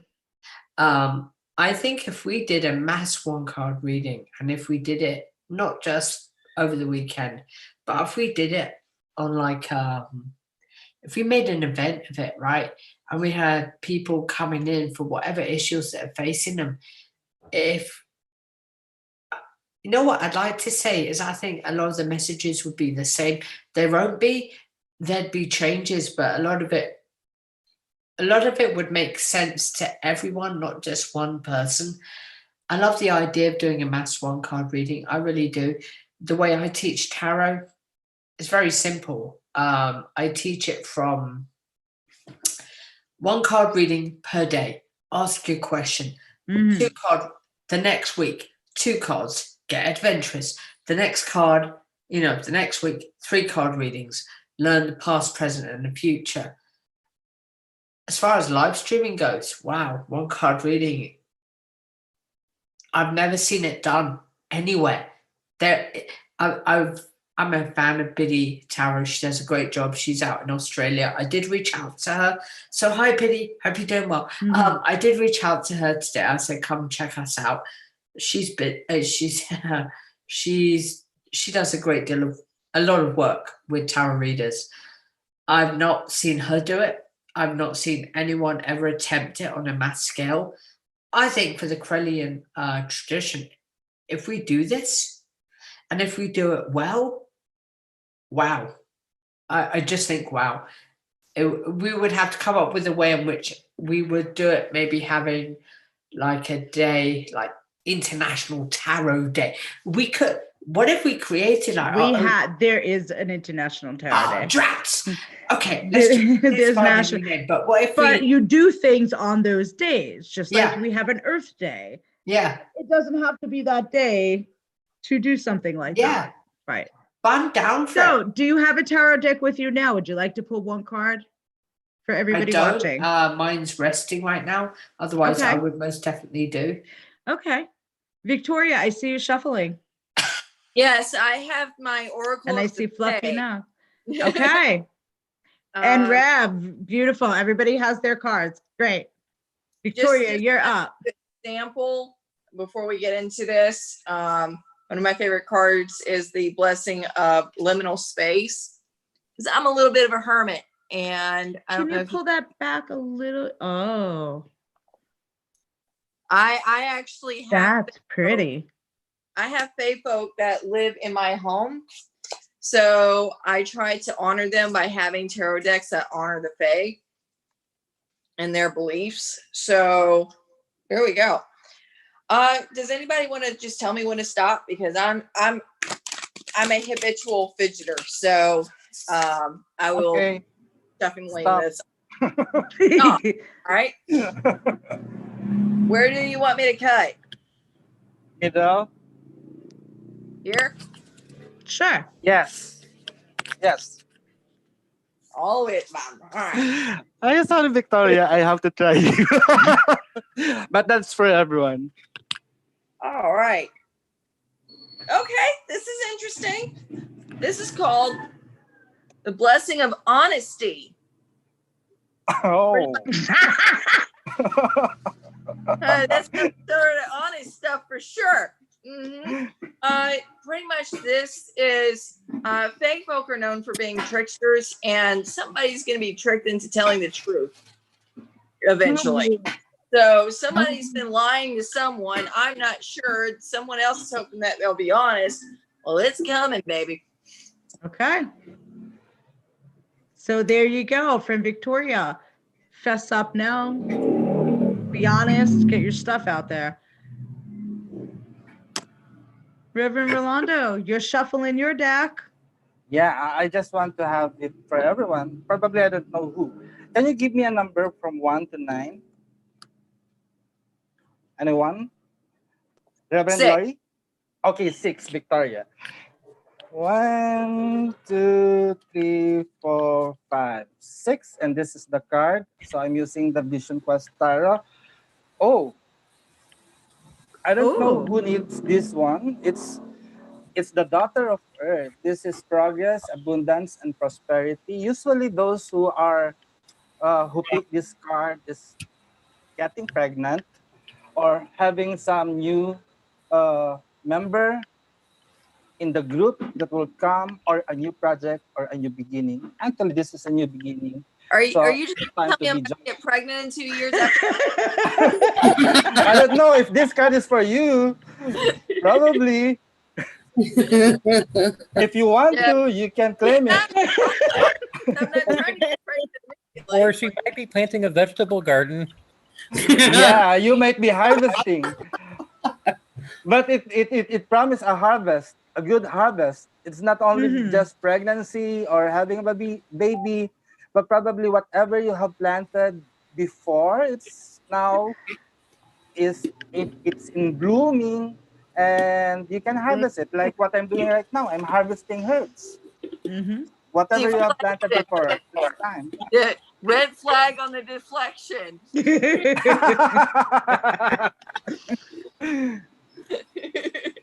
That's a very pretty card. What did you say the deck was? This is the Vision Quest Tarot deck. It's a Native American deck. Awesome. My other deck is the Kapwa Tarot. I left it in Tagaytay, but actually this deck is as the same age as I opened the Luntianga Gama. This is already 20 years. Oh, wow. Yeah, with me. So actually that was my first card that I have. It was a gift to me, and he's still here with me. Beautiful. Beautiful. Thank you so much for reading one, Reverend Rolando. Fluffy. Well, first of all, this is my favorite tarot card in this deck from the Wildwood. It's the King of Pentacles, the wolf. Ooh, howling. Is that the moon in the background? Okay. Yes, beautiful. Pretty. Yeah. And I Game have of 5. Thrones look going on there. Oh, yes. And I have a copy of this. I have 3 copies of this deck floating around somewhere. And why they're floating is beyond me. I guess I over-smudged them and they got high. But on my altar is a larger copy of that card. And there's Beautiful. little wolf figurines in front of it. Very beautiful.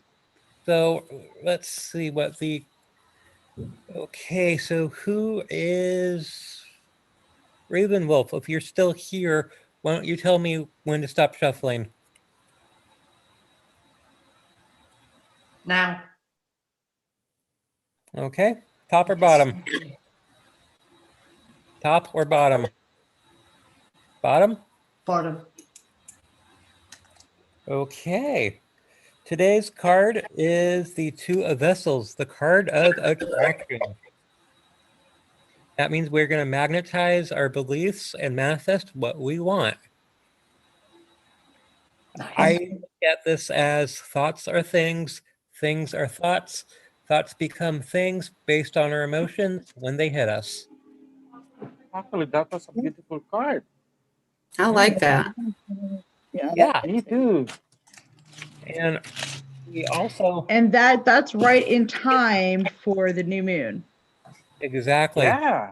And I didn't say that for today, but I forgot every time. And let's see where the actual new moon card is in here, because it's a real trip. Also the card of the lovers. I love the lovers. Yeah. Well, here is the moon card in the deck. The moon over water.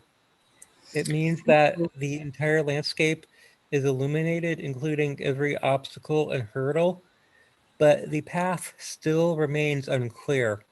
You know your distractions, you know what's coming, but you still have to have faith to find the path. But it's also magnified as well. Exactly. And let's see, the Lover's card is not coming up. It's probably in the last spot in the deck.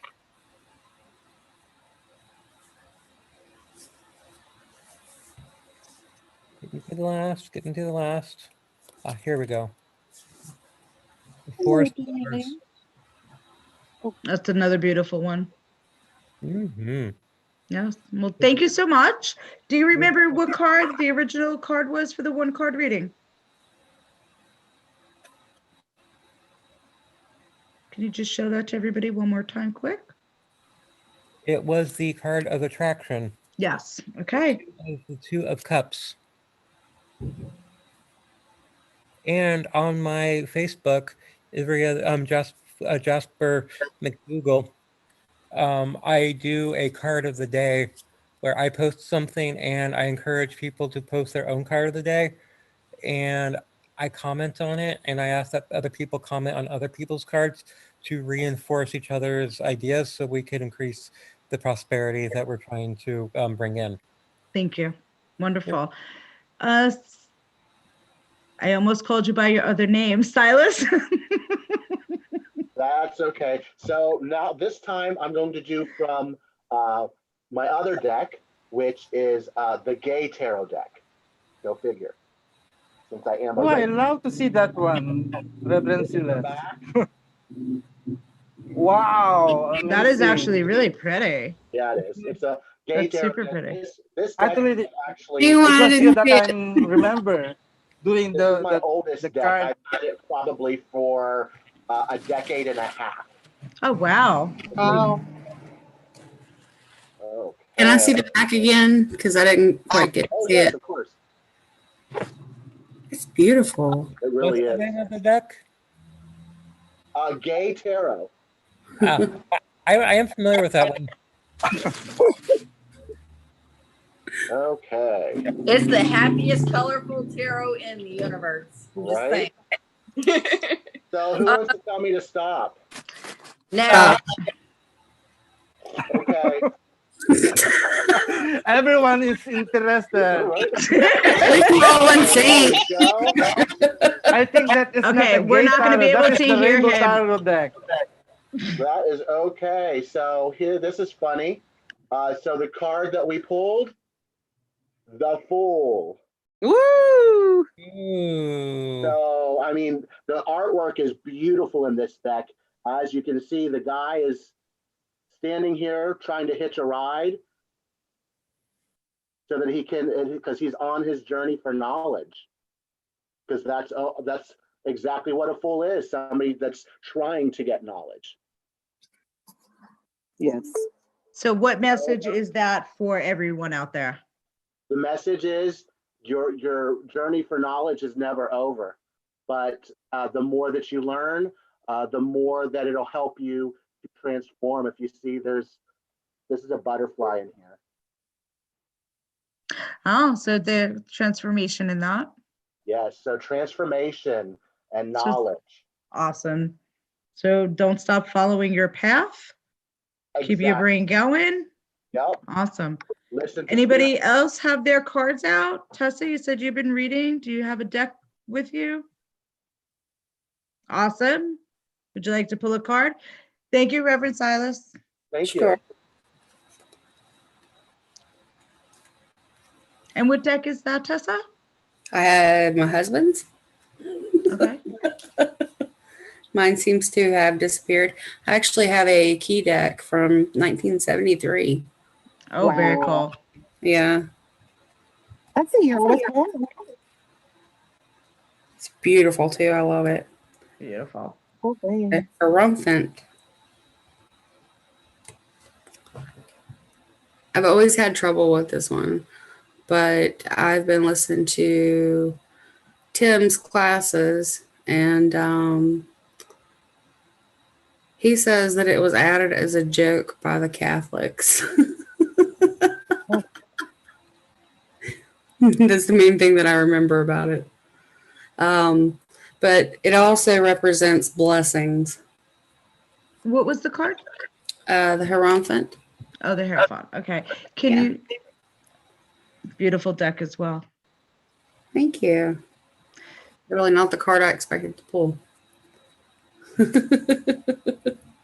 We never know what we're gonna pull.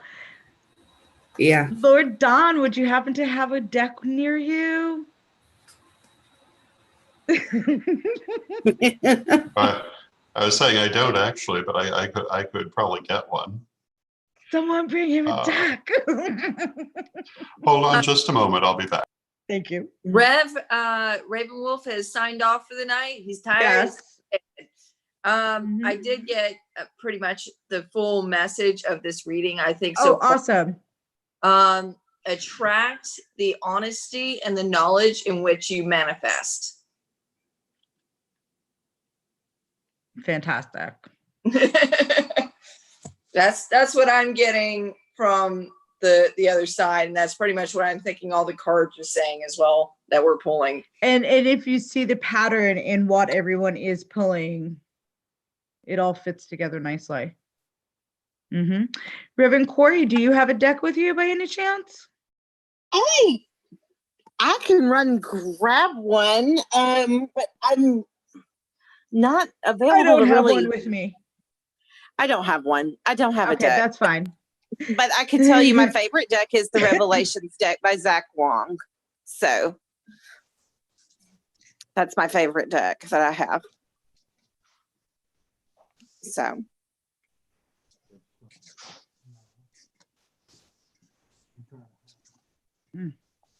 Okay.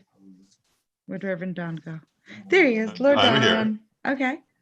So we want one card for general reading purposes. Yes. That is what they were asking for everybody to do a one card reading. We shall do that. Wonderful. Now let us see what our one card will be.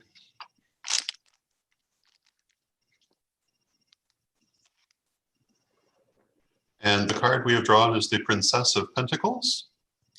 And the Princess of Pentacles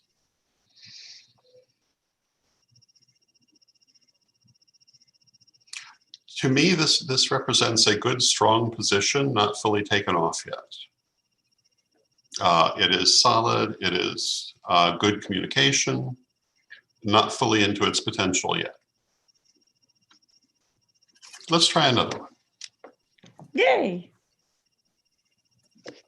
So everyone, he is pulling cards from the Tarot of Hecate, his personal 100 card deck.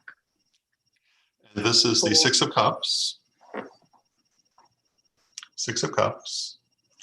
And it represents influences from the past. Can be people from the past, can be memories of past things, can be legacies of past things, but it's saying that current situations are being influenced by the past. And I'll hold the Princess of Pentacles up a little closer to the camera as well. And let's try one more.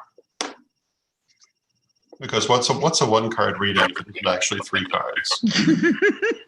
Those are beautiful. I think Victoria did the same thing. I mean, I could if you want to. And we have the Empress, which is prosperity, happiness, and good things. So taking all three of them together, not fully in play yet, influenced by the past, but very positive outcomes and directions. So it's saying that things will move forward and are in process, but not fully arrived. Okay. Speaking of which, Lady Lori, did you find that box that I've been apparently having to bug you about yet? So I can't find my Tarot of Hecate, Lord Don. Okay. And I don't know if it's packed in a box with fair stuff and I had it out for display. I And for don't the know. life of me, Well, Victoria, when I said I was missing it yesterday, said she saw it in a box with duct tape. And I'm like, I have one box that's duct taped up to make the box taller with a lot of stuff in it. So I'm hoping that when I go down tomorrow morning to check, our deck is there. All I see is a cardboard box and a bunch of duct tape and something about a red Sharpie pen thingy. I don't know. Well, I'm going to go find a box with duct tape and maybe there's something even better in there. Now would probably also be a good time to mention that the Tarot of Dawn's Tarot of Hecate is going to be coming out in print again. Yes. Yes, indeed. That's where I was going next. Through the core store, correct? CorellianPublishing.com. There you go. Yes. Corellian So Publishing. we're doing a 3-card now, is that right? Yes. So also at CorellianPublishing.com, all those cool coffee mugs you see us drinking out of with either Corellian or the Peace Spiral on it, you can also purchase one of those there. And join us for Several other coffee. things. Yes, indeed. Notebooks and journals. Yes. Polos. Spanish language second degree. Oh, really? Yeah. I didn't know A that. downloadable version. Awesome. The first degree's on there too. It is? Yes. Okay. That I know. Yeah. I think it's just the Okay. first degree on there. I don't know that I saw the second degree. Oh, you're right. I'm sorry. It is the first degree. I beg your pardon. And it's Go ahead, a very Tessa. nice looking cover on there too. Thank you. I would actually like to adapt the illustrations from the Spanish language one into the English language one, but that's a job for another day. Yeah. Because it's basically one per page. Tessa, go ahead. Okay, I have a question. I was wondering if it was okay to ask that now. Sure. Now that I have Victoria and Lord Don both in the same spot. But you won't. Bless your heart, but you won't. Victoria was talking to me earlier about looking into being an oracle. She seems to have some abilities to visit the underworld or Summerland or some format of an astral plane, which I'm highly recommend be able to control it to look into oracle techniques. Lord Dawn, I know you are a high oracle, and that's why I recommended her to speak with you. And since you would be better able to teach than I would, because mine, I just learned self-learned how to control my abilities over the years. I figure you'll, as a teacher, you'd be better able to help her with that. Well, we do have a number of materials relating to that, particularly in third degree, but it works up to it. And the way that we teach is a systematic building from very simple to very complex. And that, from my point of view, is how you learn to be able to turn it on and off. It's a gradual thing. So I would recommend the degree program. I don't personally take students at this point because I no longer have time running the school and the church. But we do have a lot of materials. We have a lot of teachers who do take students. So that would be my recommendation. Tessa, Okay. you said you were I studying. was looking more for like. I'm sorry. Go ahead. You said that you were taking first degree, Yes. and you have a mentor. Yes. So you can reach out to your mentor for help with certain things, or at least ask them Okay. what courses they would recommend. That would probably be a really good idea. It's just something that came up in conversation today, and that I'm interested in learning more. Okay, Very if you good. shoot me a private message, I'll help Mhm. you find some courses too. Okay. But your mentor should also be able to help you at which school. Okay. Thank you. You're welcome. Yay. And thank you, Dawn and Somebody Victoria. said spot me on these cards because I tell you, I really am a habitual fidgeter, and I will keep shuffling all Stop. night. Okay. Because you're Where's going to the shuffle the cut? picture right off them. All right, where we want to cut? Center. Center. So hold on. Ish.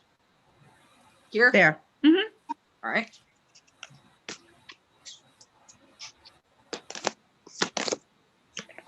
Ooh, this is ooh, I like it. It's actually pretty a calming scene. So, blessing of Amamkara is relation to a mother-daughter type relationship, very soulmatey.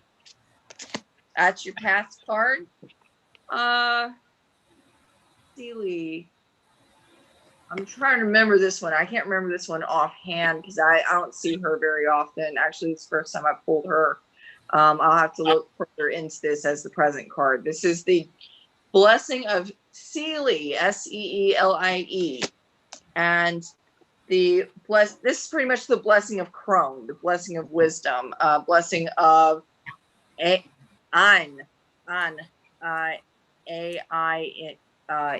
One. See if I can. This is the virtual background stuff. Hold on, let me turn this off real quick. Oh, it's so much better now.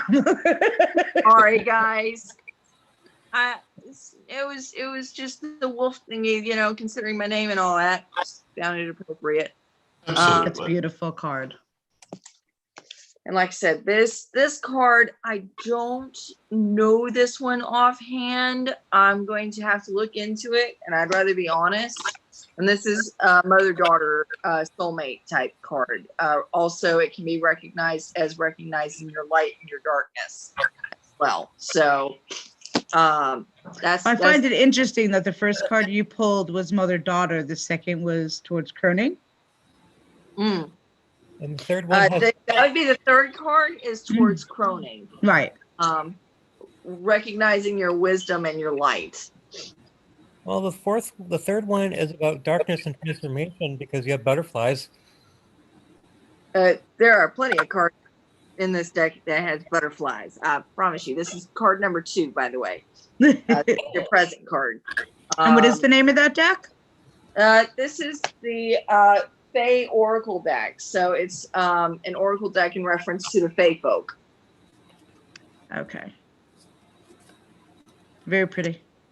Thank you. But I will look further into the Seelie card. I need about 3 to 5 minutes to look into this. Give me just a second. I'd rather give you a accurate reading. We would appreciate that.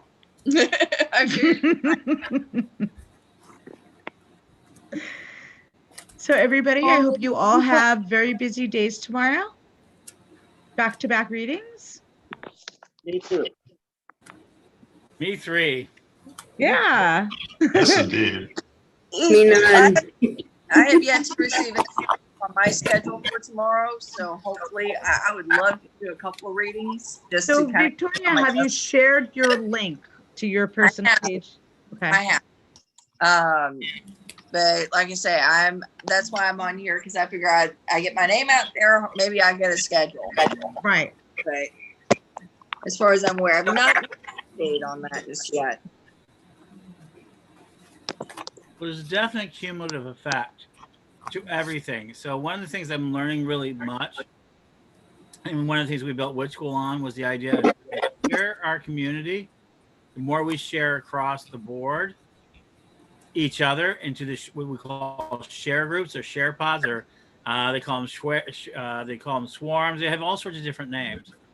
But a group that can hold together as a whole, moving from platform to platform and from space to space, survives in this world. And Witch School's been very fortunate. It survived all these sort of mergers of platforms. But that's how you get in personal influence as well, as you follow these sort of larger groups and you transition. There it is. But I saw all these cards. I was just watching.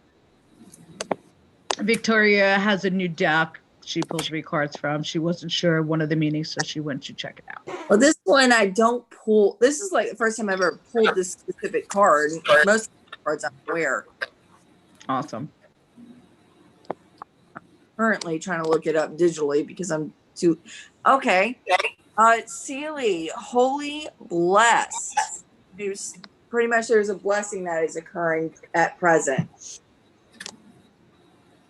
It's just a general blessing card, apparently. So we went from mother and daughter to blessing to throne. Wisdom. Some sort. Okay. So what does the mother-daughter card represent? I think that's just the soul mating. Hold on, let me pull it out.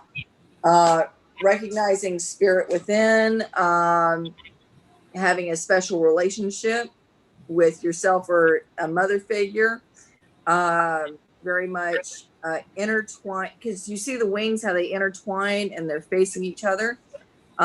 Usually you're recognizing that person, whether I usually recognize it as a mother-daughter card, but it has several meanings, just like tarot, but much more vague.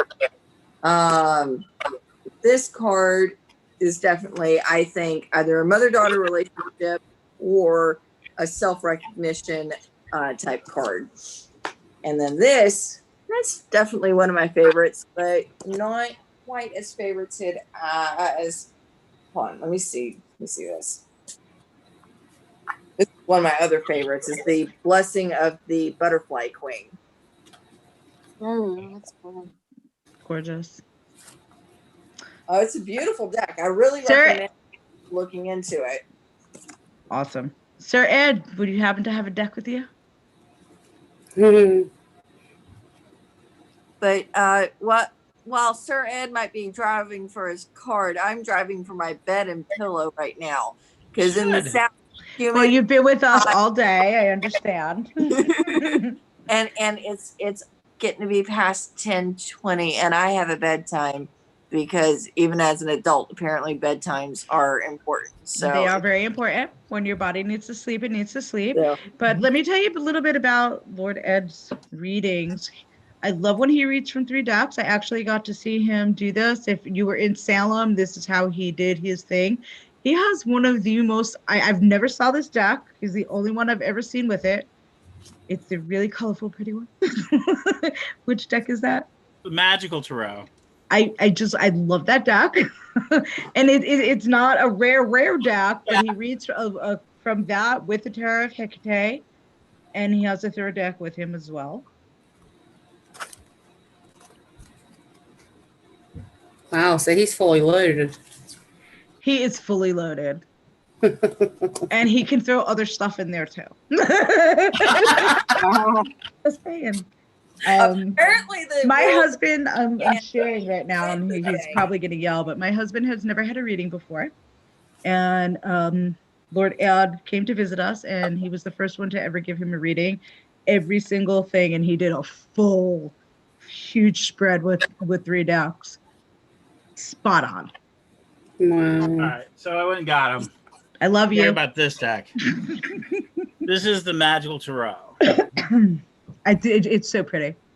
And one of the things I like about it, so I started reading with these for nightclub purposes. So most people don't know, but in the 90s, I was one of the being read by Ed, the urban tarotist. I can't get away with that today, but back then I did. In the early 90s, I was the and I could stop you at any time in any place and give you a reading right there on the spot. And I did promotional buttons. Huh? Yes. We had promotional read by Ed buttons. I did. Had buttons and the whole 9 yards. That's so cool. And so I read for a lot of, so I read for that time I was doing nightclub readings. And the way you do nightclub readings is that you kind of just basically do it for tips for drunken people. But also, so the big club, the Avalon nightclub, I got to be in charge of the Avalon nightclub, and that's where these cards come in.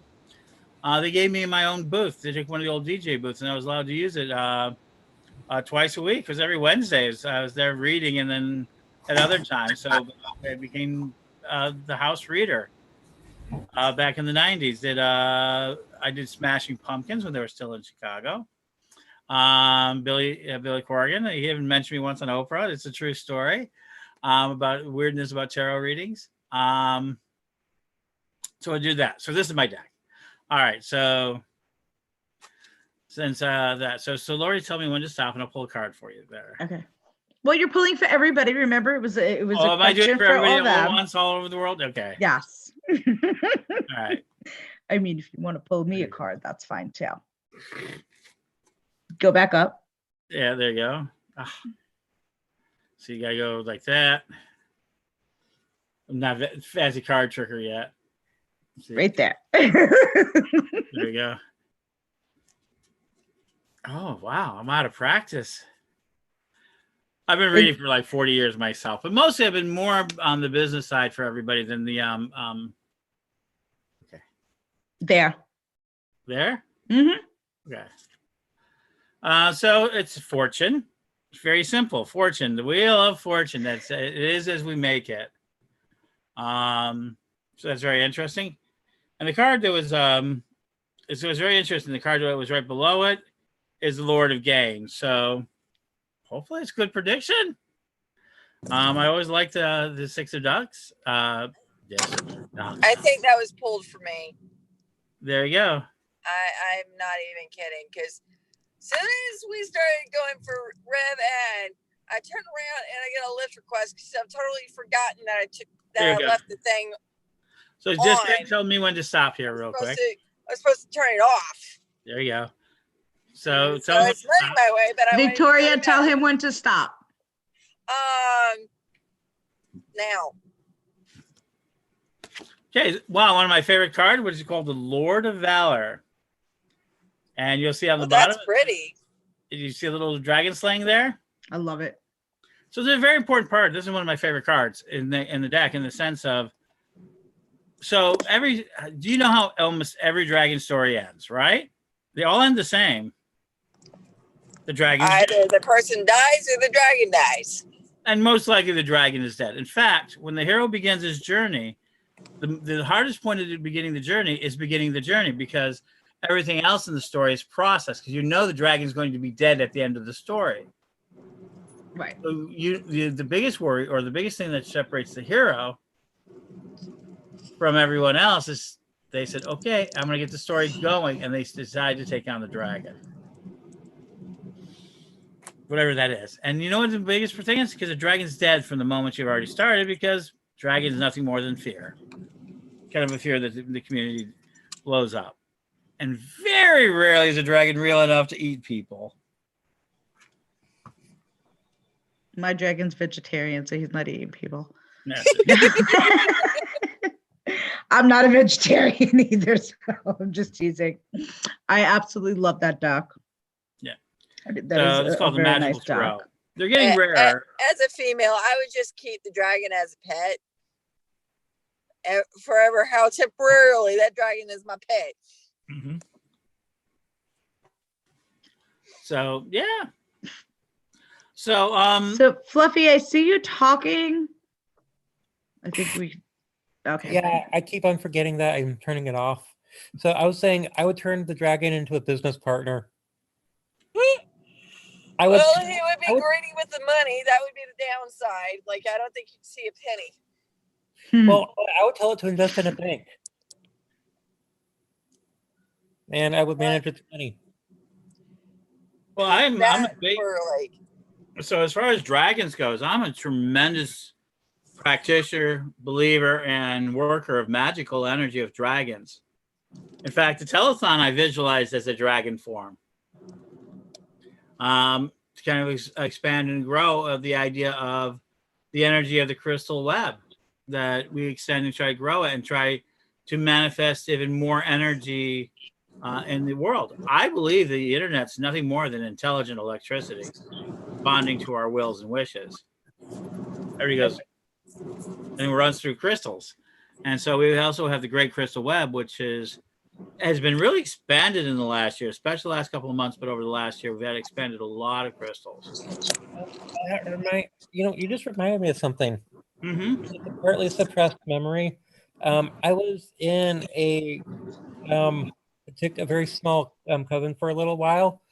It was part of Striga, and I was debating on whether or not I wanted to go through the initiation process, but the entire group was used to asking me questions because I would spit out an answer regardless if I knew the information or not. So they forgot that I wasn't technically one of them. And so one of them pulled out a book in a language I didn't understand, and they uttered the term of making. And I was able to remember the majority of it to get enough of the spelling right. So I found it in an old library, and it wasn't the one about the movie. And so I brought myself to that moment where I heard it, and I tried to say what it was, and I felt this echo go through my head, and I felt energy shift. And as I was walking down the street, I felt my magical shield slam into something. And then I almost passed out, and I felt a clawed hand grab my shoulder and Mhm. shoved me into out of the road and told me to go home and fall asleep. Mm-hmm. And so I did, and when I woke up, I saw a purple dragon sitting on the edge of my bed. And I looked on my other side, and I found my higher self talking to the dragon. And they told me that I opened up a portal, and the dragon popped out and wanted to know what the hell I was doing. And I just shrugged and just listened to them talk. Can't remember what was said, but 3 days later, I was doing a sun-based meditation, and another portal opened up, and a purple dragon popped out and said he wanted to teach me transmutation. And over the course of the year, a black one perp jumped out, and a red one and a white one jumped out.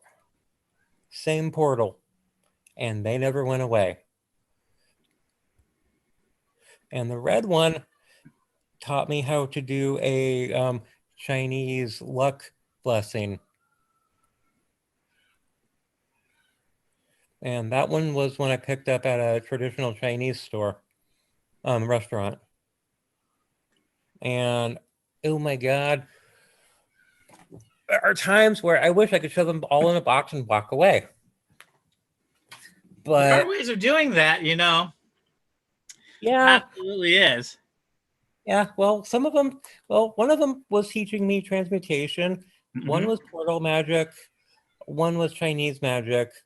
White one is mind magic. I don't like him because he kind of invades my mind a lot. Mhm. And then the black one, I really don't know what he does, but I feel really grounded after he's done tackling me, making me just give up and say uncle. So it's very interesting. So everybody visualizes their dragons differently. Mm-hmm. And they also see them exactly the same, or else we wouldn't have this massively growing iconography of dragons. I mean, right now we have just this massive growing popular support for dragons. And dragons are continuing to grow in ever expanding levels. We're actually working on, so I think if all the creatures that can return, I think a dragon is now being returned as an AI in games, in all sorts of different spaces, as well as our own magical spaces, our own stories. We've always kept the story in the literature. And everybody tells me, where do I see the dragons coming from? These are hundreds of million-year-old spirits. Dinosaura, they're dragons. The dinosaur age remained with us. We saw it all along, and those spirits are still from that age. I mean, they don't go away. I think this is one of the big things I think people misunderstand of where that dragon energy come from. It's not from today's types of stuff.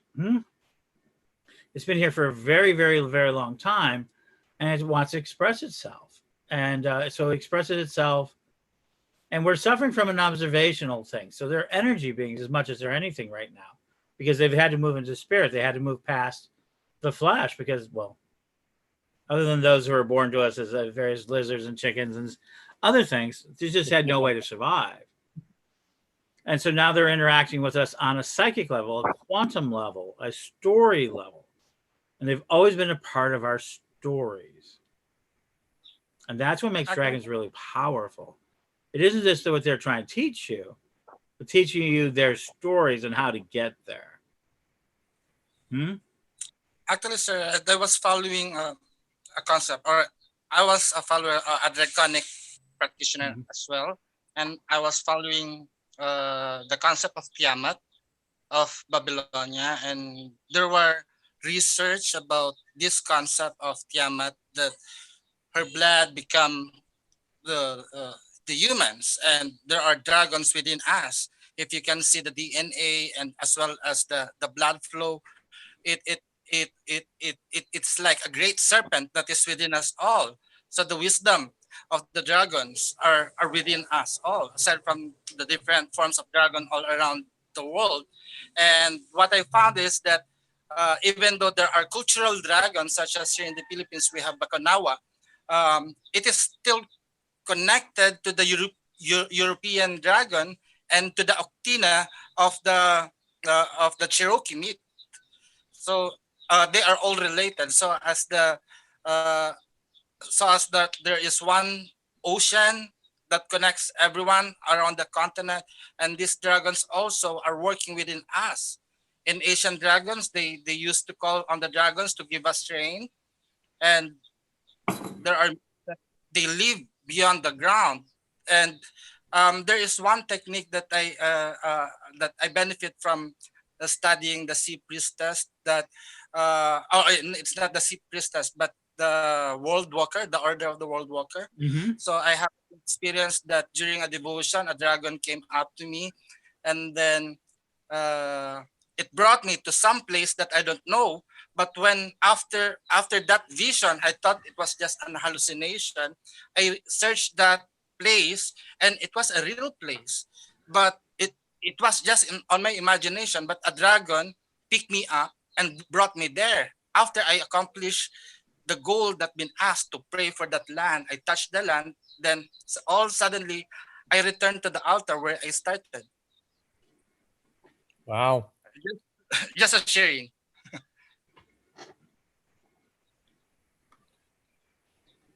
Yeah. So wow. So I think there's a lot of truth to that. For me, I believe so I believe in basically that cyberspace is psychic space. And you're all of you are a part of a major experiment. Actually, late night on 11:33 on a Friday night before it all begins.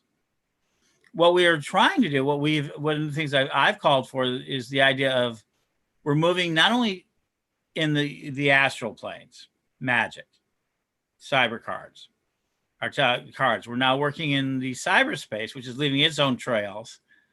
And those two spaces are really kind of becoming together with us. And same as with our dragon energies and our crystal energies. I mean, great many people are moving the crystal web, and we started this on a new moon. So we're starting to see a convergence inside this strange quarantine time, kind of a convergence of sort of our realities. And so for me, this has always been one of those types of things. So I've always believed we'd be here where we are right tonight. I mean, literally, I can show you prophecies and things like that that would bring us right to this moment, where I would have telepaths from all over the world, psychics from all over the world, would all come together and be able to share space. This is astral projection at its best. Go ahead. Actually, I have a friend that's trying to log on, and she says that she can't get on because next time it won't be open until 8 a.m. Oh, she's over at the lobby. The lobby closed up. Here, let me go ahead. I will Facebook it. She can join us here if she'd like. I will send that over to you. Yeah, you spoke to her the other day, Tiffany Turner. Oh yeah, sure, no problem. She'd be more than happy to come on. Let me go ahead and send you the proper link. I can send her the proper link. There we go. I'm very Guys, I'm gonna log off for the night, y'all. Absolutely. This is Megs. This is it. Thank you so much for being here. Yes, thank you. It's been a pleasure. Bye-bye. Good night. Good night. Good night. I was doing the very first time that I ever picked up a crystal ball. I was doing an attunement to fire, and as I was trying to find that spot where you look into it and just see nothing but then see something, I saw a dragon eye and it looked back at me. That is so cool. Well, I think that concludes for me tonight, guys. But I look forward to talking to y'all tomorrow. Okay. We will Okay. see you tomorrow, Victoria. Thank you for joining us. Goddess bless. Y'all have a God good is night. blessed. Moonlight Have a good blessings to night. you. Night. Everyone. So we just sent Tiffany Turner a message, and yeah, and you know, this is what makes this going to make this a lot of fun and make it is. We're going to start this again. We're up for a little bit, but we're going to start this again tomorrow morning at 9. When we have Lady Lori Denman who's going to give us a class on the divination classes we have available at Witch School. So I'm looking forward to that. Awesome. Yeah. Okay.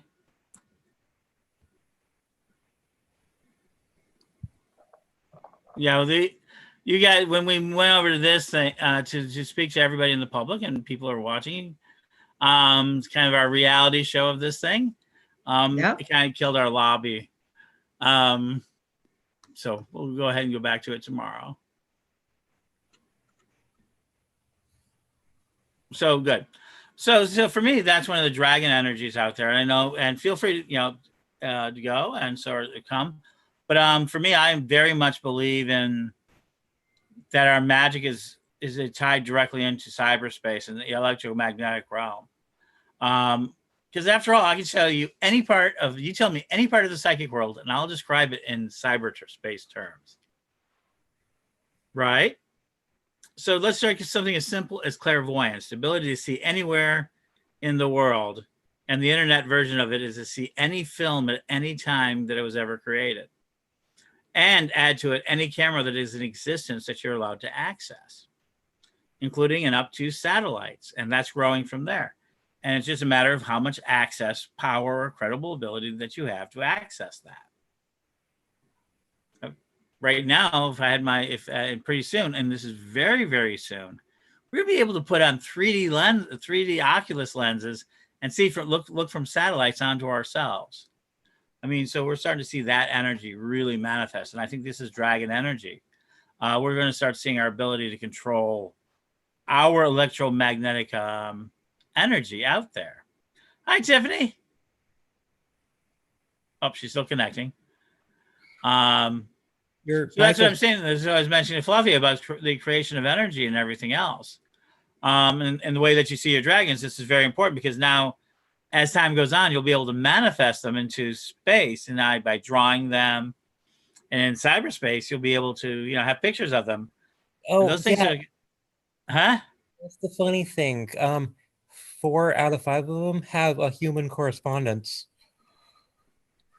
I believe that. Yeah, and the 5th one is my celestial other half, and I don't know if that guy has a physical component or not. He won't tell me. All he said is, it's my responsibility to make it happen, and I can't tell if I have or haven't.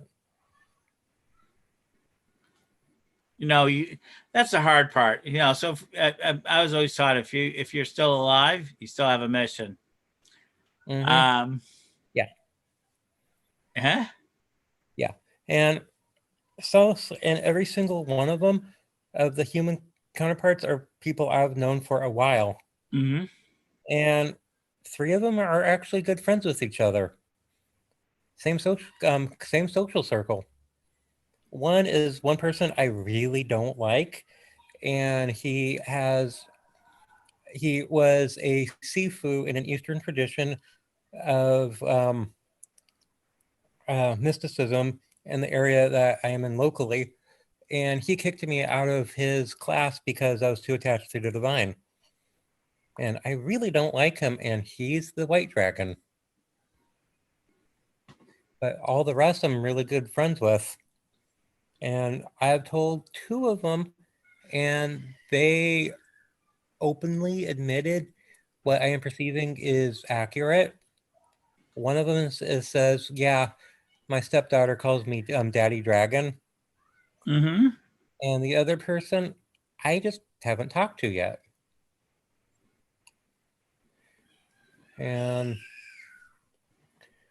then there's the green one, and that's the one I don't know who has the physical form. But oh well. I've decided, if I'm going to be with anyone in this lifetime, I want someone that I have no past karma with. Well, that's a healthy attitude. Yeah. And there have been times when I have called on all 5 of them to help me with a project. And one of them, the green one and the green one and the purple one each grabbed me by one of my shoulders and just picked me up and moved me out of the circle and took over whatever it is I'm doing. And they told me that they could do it better. I could not see what the hell what they were doing.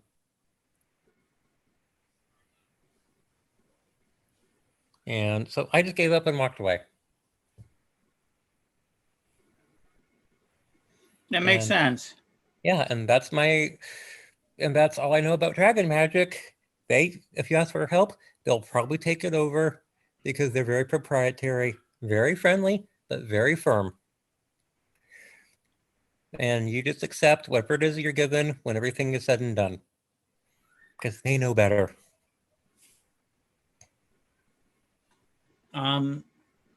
So you've laid it out pretty well. I mean, that's pretty much an energy.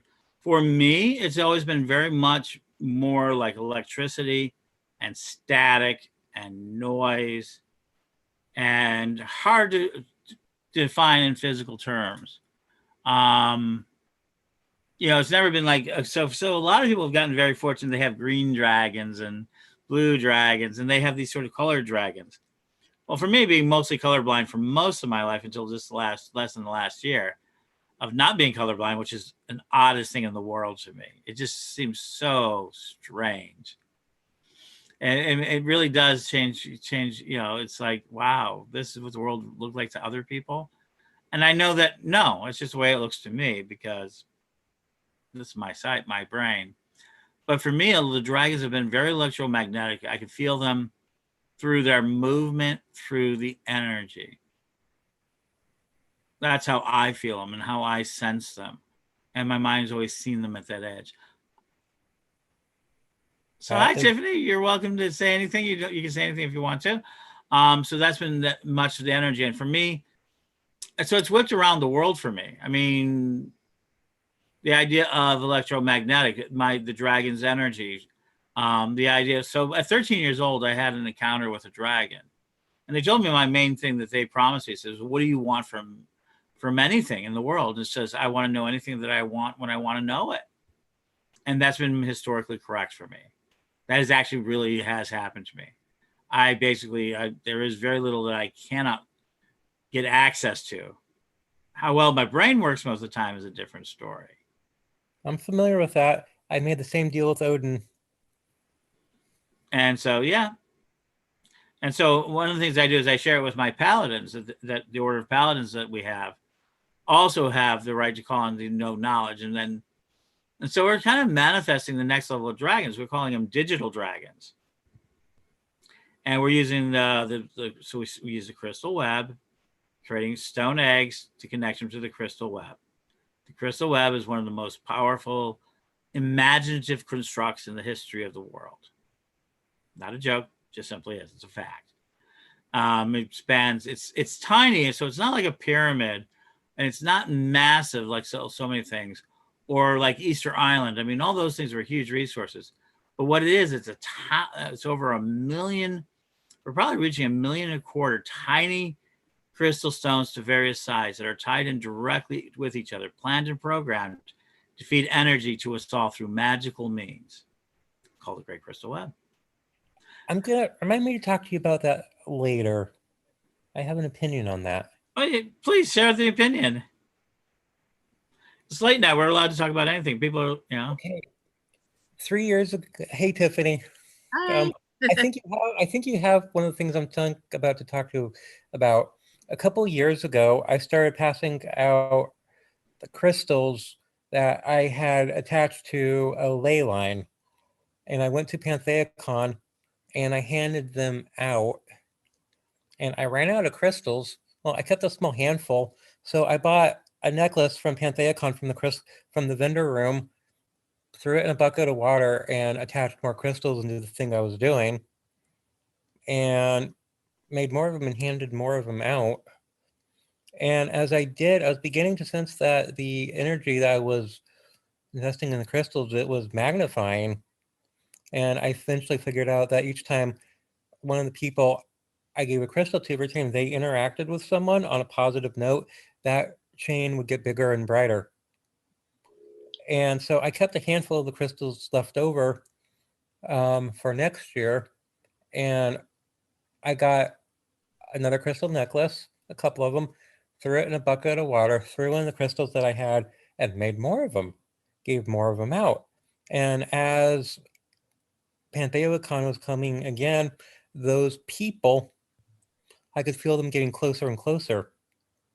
And I encountered most of the same people, and they had the same energy of when I had the crystals, so they had markers on them. And they were slowly feeding that web of energy. And so I did it again, and halfway through the third year, I noticed occasionally I would encounter someone that had that marker that I had not encountered before. And yeah, and then one of my friends told me that she just found out that she is attached to a family curse where whenever they find love, they get attacked by a banshee, so to speak, and they get a cord stuck on their third eye chakra, and they start being drained of their energy. And so my friend went through a long process to get her cord removed, but it was still sitting there. So we were in church, and there was a lady who was Irish, and I just started listening to the music, and I realized it was pure magic.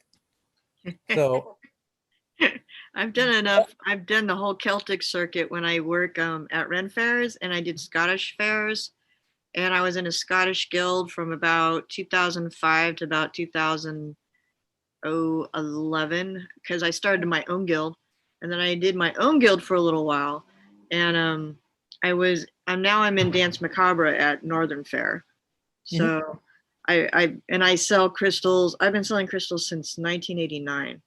So I've been wire wrapping and just trying to get crystals out to people for, I guess, 30 years now.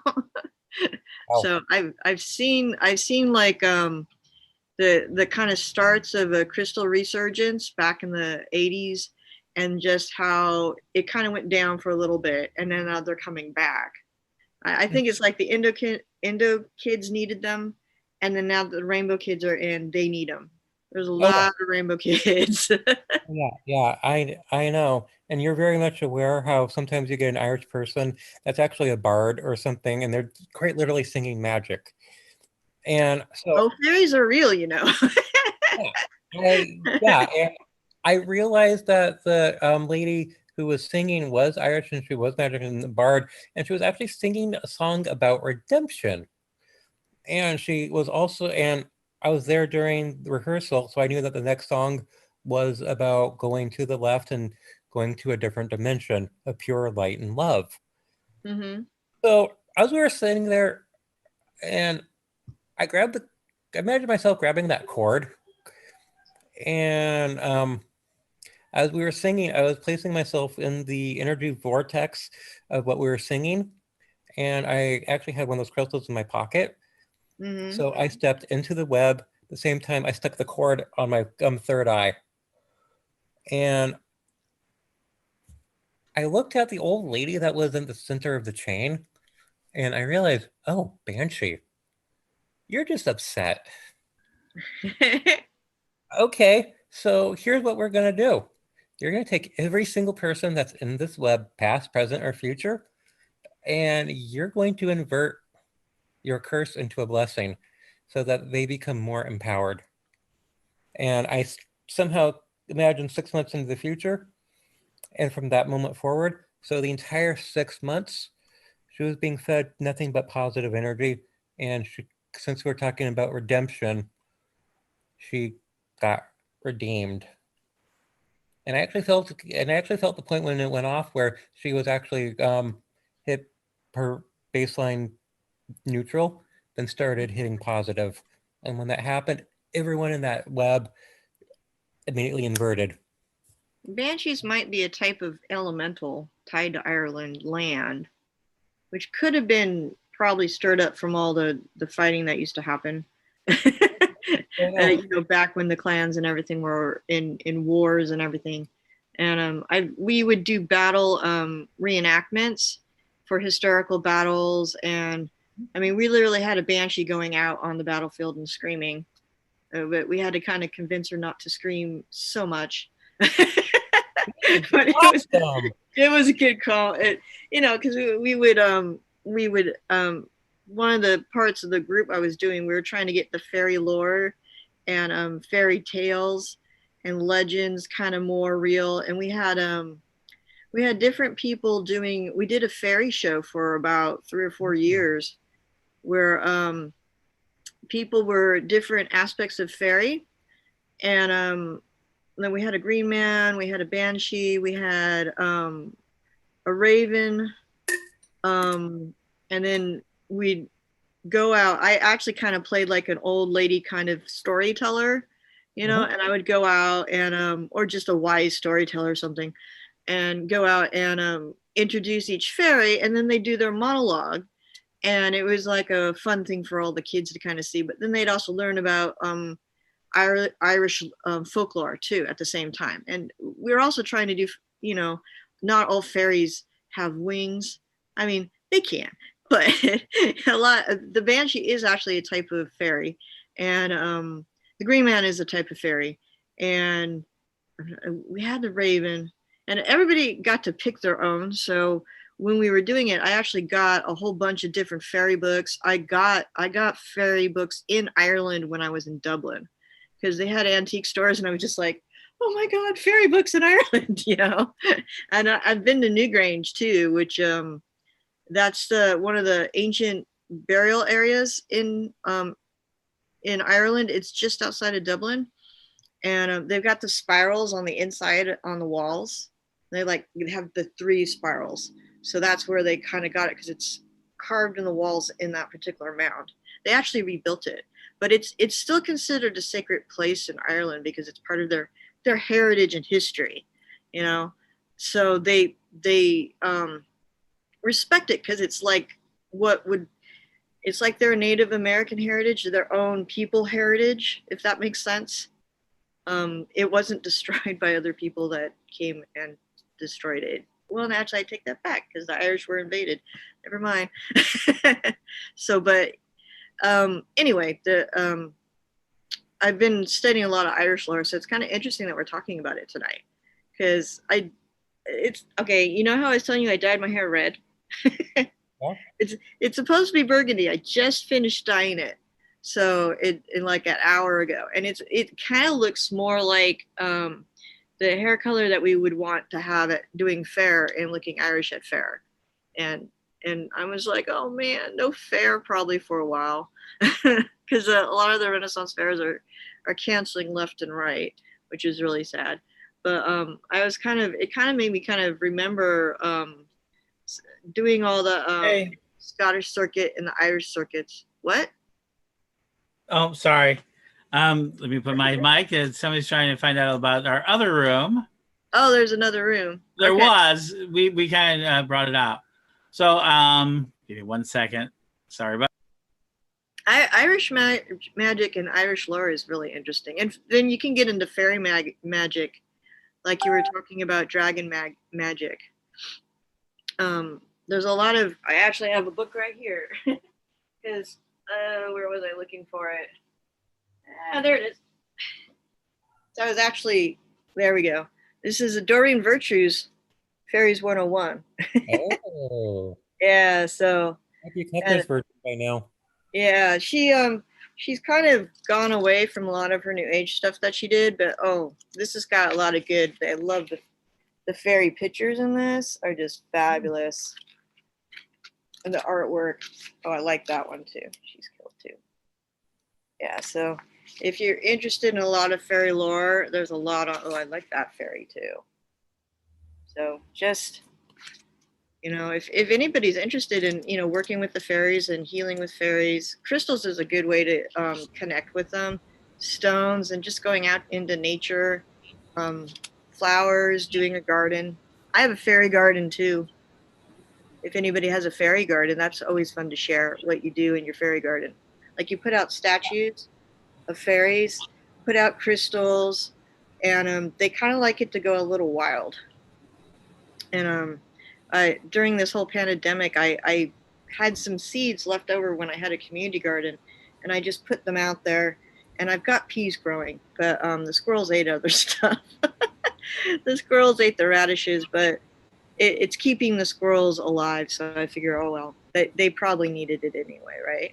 Maybe some of the squirrels are fairies. Yeah, maybe I should be nicer to them. I have this love-hate relationship with the squirrels because they dig up everything. I actually call them fairy diddles. No, what do you call them? Fairy diddles. Fairy diddles? Yeah, they might be. I mean, I think it's because I'll put together stuff and they'll go into the pots and dig everything out. I mean, I've seen them take the crystals out and my fairy figurine out, and they're all like sprawled around. I'm like, really, squirrel? Really? Maybe those are the unsuli. You know, the anti-fairies? If they're taking the fairies? The unsulies? Yeah. I haven't heard of unsulies. They're the undercourt of the fae. Oh, okay. If they're displacing the mundane thing that we're used to, they might be the other sect. Mm. And that would explain their squirreliness. I've actually seen the squirrels running in, but I have a feeling that some things can be overshadowed by, you know, like animals are easy to be overshadowed by things. So like if you have a relative come back who wants to see you and you have a small bird just kind of staring at you at like a time you happen to be thinking of your relative. I had this robin show up on my fence and it was just staring at me. And I'm like, and this was like the beginning of May, end of April, somewhere around there. And I'm like, oh, spring must be starting. So it was kind of bolstering to see a robin show up, you know? Wow. Yeah, and it didn't get scared. It had a good glance at me, you know, and was kind of looking at me. Most of the birds just kind of look and then they take off, but this one hung out for a while. So ones that hang out for a while, you kind of wonder. There might be somebody just coming in to say hi. That makes sense. Yeah, well, you know, my dad died it's almost a year and a half now. Yeah. So just kind of look out for any signs to see if he's visiting or something. And I kind of wondered what the robin was up to. Maybe it was him checking out stuff. Yeah, I mean, I found money in my living room, but I'll get up and I'll have like a dime in front of my door or something, or a penny. So when it comes to treasure, I actually have a fairy story. So I've actually been involved with fairies quite heavily since my encounter last year. I love to hear you talk about fairies. Oh yeah, so no, I've never been much of a fairy believer in my life. I mean, I didn't disbelieve them or didn't believe them. I mean, I didn't have a lot of interaction with them as a whole, any more than, you know, I had the tooth fairy, you know, which is really a sick thing. Let me go ahead. It's late night, so I can say it. So we're teaching our children to deal with necromantic spirits. After all, what are they doing? They're trading money, even through their parents, for body parts. So think about it.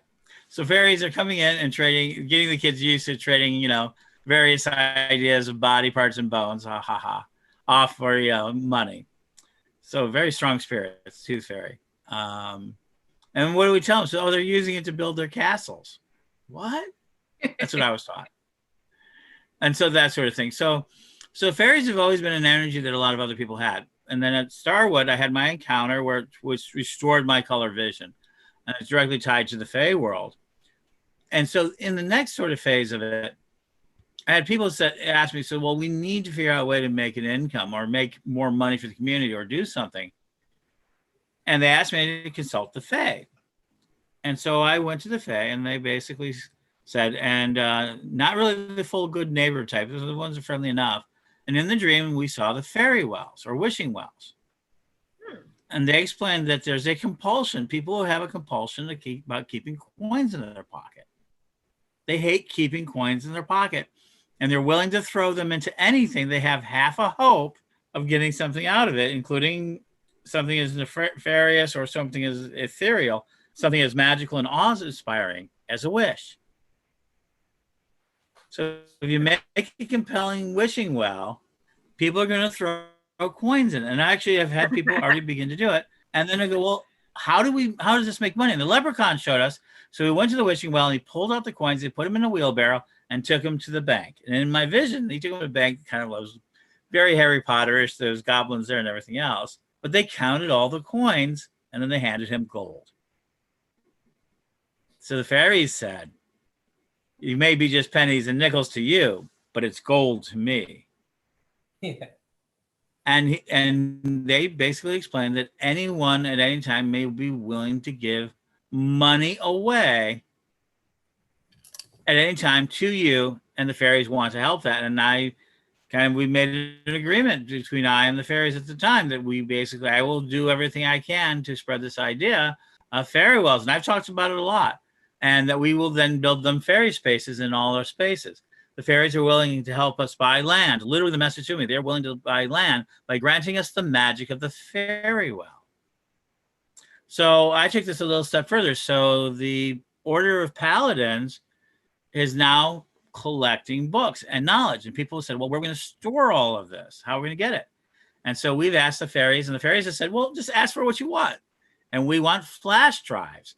And so we're going to make little boxes within the next year where you can put your extra flash drives, which are extremely valuable data storage devices, and where we will be able to store large amounts of books and other material. Again, the fairy magic said, oh, people don't really like these things. They will throw them at you once you get your spaces in there, and people are starting to throw flash drives at us. So let me offer you the last one. So the fairy magic said, well, you don't need, do you need a lot of money to do a psychic fair? I go, well, yeah, I do. You have to rent a hall and tables and chairs. What if you didn't have to do that? Do you think you'd be interested? What if that magic was so much for just people being cooperative and willing to work towards a common good? Do you think it could happen? I go, well, yeah, I think it happened, but it would take a miracle. Welcome to our miracle. This is fairy magic. It didn't cost us anything to ask for people's help. We've already raised $1,200. And we don't have a lot of extra expenses. We don't have all of that. So in my world, so this is another manifestation of that, the power of the fairy well magic. And the fairy well magic is that people don't know the value of things, and the fairies are willing to collect anything you're willing to leave behind. And they're asking us to give them spaces and places on our lands and things like that. And in that sort of thing, that they will then show themselves through the manifestation of abundance. Just ask what we need and set it up so people are dropping their little wishes, and they will turn coins into gold. And the leprechaun said so. And it's been true. And so I've been talking to people. I mean, Lori's heard me talk about this, been ranting since this happened. I love the idea of the fairy wells. Simple, right? It's very simple. It's no different than the book the book wells. Leave your book and everybody's picking up your book. Mm-hmm. Yep. I think the difference between like a book well or other things is that fairy wells really become a manifestation, especially around young children, of being an attractor of it. I think it's almost the hummingbird of spiritual energies. Yeah. I know that's kind of probably demeaning to some people, but I don't mean it that. I think that the fairies' energy is really right there, the Tinkerbell energy. Yeah, I believe it is. And because I don't mean this in a light way, because, oh my gosh, I don't want to go back to being colorblind. I mean, I just don't. but I've been spending not even a full year trying to see color, and it's something I've never done in my life. So it's given me a real perspective on fairy energy. And your fairy wells. Yeah. Try it. Put a well, make any sort of wishing well, ask the fairies to bless it, agree to share and build fairy pieces with it, and see how it does for you. build what with it? You froze on that last word. Wells. So you take a fairy well or a wishing well. Wells. WELLS. Yeah. So you take a cardboard box, make it into looking like a well, you just paint it, put a little roof on it, and say, make a wish. Okay. And bless the fairies and ask them to grant anyone who deserves it. So Fluffy, I'm looking at your background right now, and it just reminds me of a fairy. And just put it anywhere. Oh, thank you. On your wall, it looks like a fairy scene right there. Oh, awesome. Well, I am going to actually say goodnight to everyone. Mm-hmm. It's been a pleasure being here with all of you. Thank you all for giving me your little mini interviews earlier. Thank you, Lori. And we will see you tomorrow. Yep. Well, I will see you tomorrow. Moonlight blessings, everyone. Good night. Good night. Good night, everyone. Good night. So we made my great goal. We gotten out there quite a bit. I'll figure that out. We can continue on, or we can kind of just see if anyone's out there want to hear talk about anything else. We're more than happy to be open for broadcasting. And so, or, at any point, feel free to, when you're ready to go. But no, that's my belief in fairy magic. I have a very strong newfound belief in fairy magic in a very strong manifesting way. And it's actually frightening how much it's actually got involved with my world. Ed, I'm curious if your color vision could be considered fairy sight. Some people have said that. What we do know is that we've been tested. So one of the biggest things is that I have a whole lifelong record of not passing colorblind tests, including and up to the military of the United States. And I had the test done right after, about 3 weeks after I had the thing. And so, no, I could see color. So it could be a fairy granted sight. It could be fairy sight. Yeah, I mean, that's as much of an explanation as others. It makes me wonder, can you see differently now, like things like fairies? I haven't. I haven't yet. I haven't yet, but I have not been back into those spaces since last year, and I was expecting to this year. And we got that all taken away. So I haven't seen that much of it or that sort of manifestation because I'm in mostly urban areas. But certainly I will tell you my hearing of it has gotten stronger. I've heard them. And I don't know, have you ever heard of Byron Ballard? Mm-hmm. She is really a very strong advocate of a lot of different energies. Look her up. She's an amazing author, writer, and she's really into feminine power. But she has a lot to say about the good neighbors, and she's like a lot more. She taught me to respect them a lot more than people are used to. People don't necessarily respect fairies, and we've turned them into kind of like caricatures of what they once were, but they are very powerful entities in and of themselves. I always wonder, how do we manifest them? How do we actually create them? How do they actually exist in this sort of world? And because people have so many encounters with them, I don't want to write them off like we always do as imagination. I wonder if they don't exist on a different plane. Plane all of their own. Well, that's it, isn't it? If they had a plane all of their own, we wouldn't be able to interact with them. There's lots of things we don't ever really touch. You know what I'm saying? That we ever touch. I mean, so obviously ghosts are where the planes between between the spiritual world and the physical world touch. Where those two places touch, ghosts can manifest, banshees can manifest. non-corporeal entities can manifest. There has to be an interface between either a spirit world, a mental world, and a physical world. If there are more manifestations of the mental world, it tends to be, for most people, along the lines of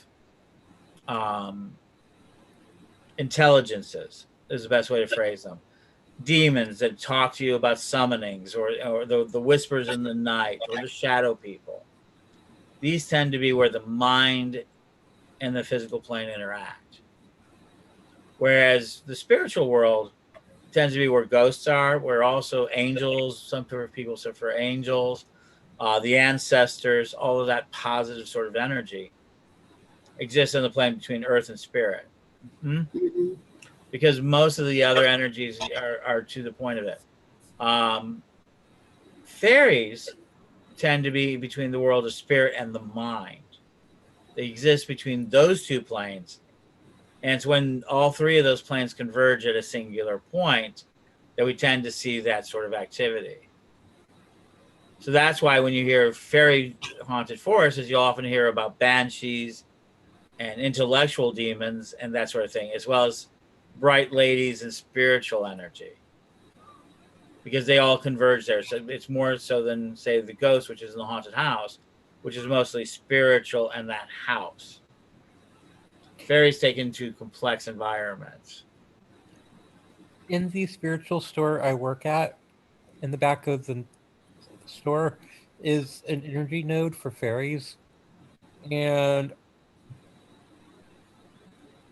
the two spirits, fairies that want me to do something, I have labeled Oberon and Titania.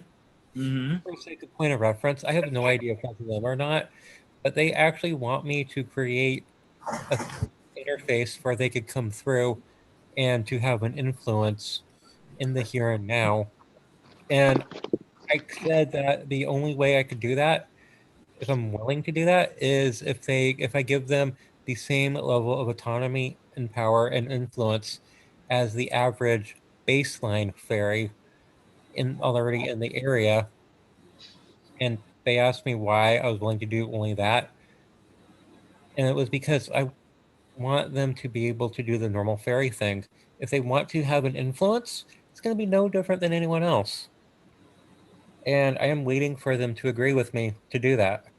You're taking them down a peg. Yeah, I know. I remember when you said that. Yeah, and you told me that. I think we were going to the coffee shop. Yeah. And I'm like, I think that the crystal store is like a really interesting place because we've actually investigated it. And we had the spirit, me and Gwen actually set up a camera and we were using our phone apps that has it has like a generator where they can manipulate it and send out words. And then I had a spirit box going, and then we got a lot of orbs on camera that night because we had night vision on. And it was really interesting, some of the stuff we were getting. We were like, what? It almost got to the point we were wondering if there were bones or something under the house. Some of the, yeah, and there was an opening, there was a portal in the community room for a while, and I got the word machines because we were trying to talk to the entities coming through, and we had done a thing where only positive entities come through and talk to us. And one of them said machines, and I could feel a drain happening when I was I felt my energy being drained. And the machines came through, and then I really kind of got a little woozy. So I guess I'm fascinated by the whole spirit communication using all the gadgets like spirit boxes and things like that. And going ghost hunting, I've been able to like really utilize some of that, which has been fascinating. And there were just a lot of orbs when we were talking. They were all coming out of that one place. But then when she started working and they redesigned that room, the portal got closed or something. I don't know, but it ended up getting closed somehow because I didn't feel it really open. But that doorway into that room, I saw that cat run through, and we were debating whether it was a cat energy or an actual cat, but was it a spirit of a cat? Was it a like the goddess Basti, or I just know it was like a brown cat went around a corner real fast and was gone. Well, at one point in that back room, the floor was torn out, and we were able to see what was underneath, and was a couple Oh, layers of what was tile. there? What was there? Something that looked like a brick tile. Oh, Yeah, that could have just been another floor that got laid on top of it. it was, and we just kind of left it, and there was a pile of cement leveled on top, so it was all leveled out. I did a thing. I grabbed a bunch of pennies and a bunch of stones, and I drew a pentagram under in that floor, and I healed the space. Oh, that could be why the portal's gone. Oh, there's also that, and there were also two fixed points in space in that area, and as the energy moves, there was a dense pocket of space at one point, and it got stuck between those two fixed points, and the space just tore open. Okay. And I healed it. I deliberately healed that because occasionally things would pop through, and there was a guardian on the other side that decided who and what came through, and it asked me to allow the space to heal, and I did the equivalent of stitches, and I pulled it just a tiny bit tight so it would get closer together, and then the virus hit, and I haven't been down there very much. Yeah, I hadn't been down there since February, but I noticed the difference between the space in October and the space in February when I was there last. Yeah, and I started doing this when I started working there because I was routinely cleaning the space every day. I would clean out all the baseline energy, then I would focus on the space right beneath it and clear out the next layer. So it was like I was raking out layers of dirt. And after a while, I felt the space. I I just felt like there was a tension and a spring being released, and everything just bounced back a little bit.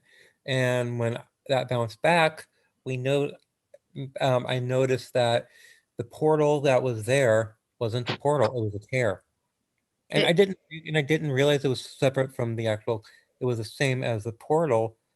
I didn't realize that, so I naturally did my thing and started healing the space.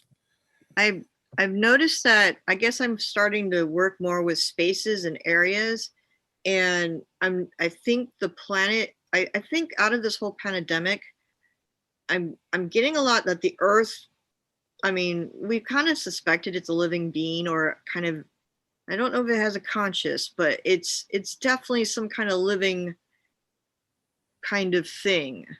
I mean, it's hard to explain, but I watched Captain Planet as a kid, so I get it. What? I watched enough Captain Planet as a kid, so I grew up with the concept that Gaia is alive. Okay, I guess that's a good way to say it. And I was like, I kind of got, because we've been talking about the levels of the Earth going higher, and I know I've been reading about that. I've been hearing about how the vibrations of the Earth is getting higher. And the residents. yeah, and when I was going by some of the old places I used to live, I got like, because I used to play in this orchard behind my house, and I've actually written the fairy book that I wrote is a children's fairy book, and you know about it, and it's about the kids that go on adventures and they go in the orchard and they find the fairies are real, and it was kind of inspired by being a kid playing in the orchard and the creeks around there. And what I got was that the spaces on Earth evolve too. They actually are going through their own changes in evolution. And I think the fairies are tied to that. And I'm like, wait, so not only people, but like parts of the Earth are going through its own evolution. So when you were talking about the spaces of the store, which, because that house has been there since the 1930s that the store is, then all the people going in and in that space evolution got stuck somehow. And I guess that's the best way to explain it. Like, as it's evolving, somehow it got kind of caught, or so like a space can evolve. So you had to help the space. Does that make sense? Yeah. So that's what it kind of reminded me of. You were actually helping a space to evolve. What I'm saying, the example of this is the orchard that I used to play in, and I would hang out, and there were trees, and we climbed the trees, and you can tell there were fairies are running around in this place because it was covered and everything. When the rancher died, the family held on to it for a little bit and then ended up selling it to, it went through a lot of different things. My mom actually fought so it wouldn't just be built with houses on top. It ended up having a hospital on top of it. So I think my mom was actually kind of helping it, like helping defend the land, helping the land to become a healing space. Does that make sense? It And does.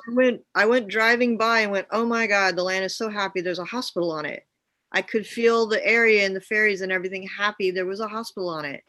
And it's the new Kaiser place off of Homestead in Lawrence in Santa Clara. Yeah. And there are COVID-19 people there too. I mean, they're helping to heal what is going on right now with the pandemic. They have people at that Kaiser. So, and even my sister actually got really sick and was at that Kaiser, and they helped save her too. And it was about where there was a spot that we used to play called the Great Oak. it's in my book too, but so I guess it was like that space had all these kids running on it to kind of get it prepared for it to go into the next evolution of it becoming a healing space.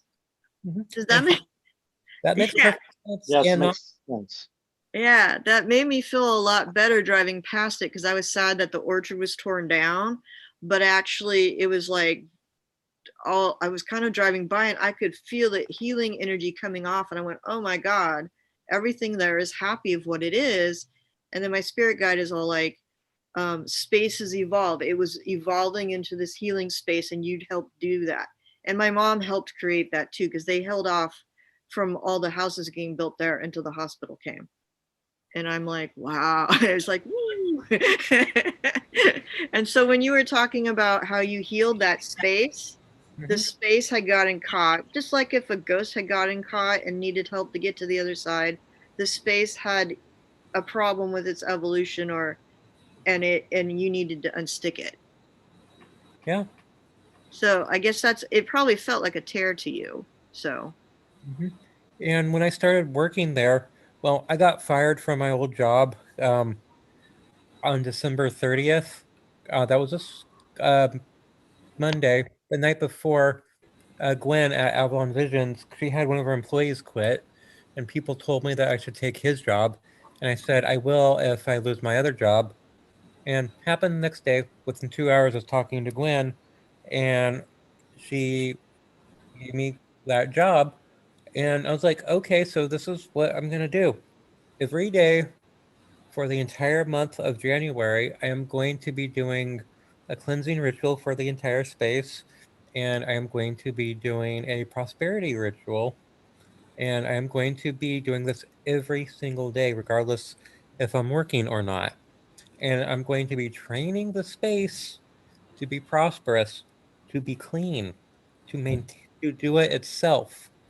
And I think it had some problems that have happened. Like there's a lot of bad energy that, because of the people living there, but I don't know.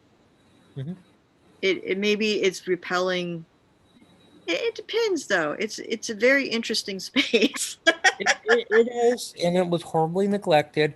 And we're also going through all those astrological changes of old patterns going away and new patterns forming.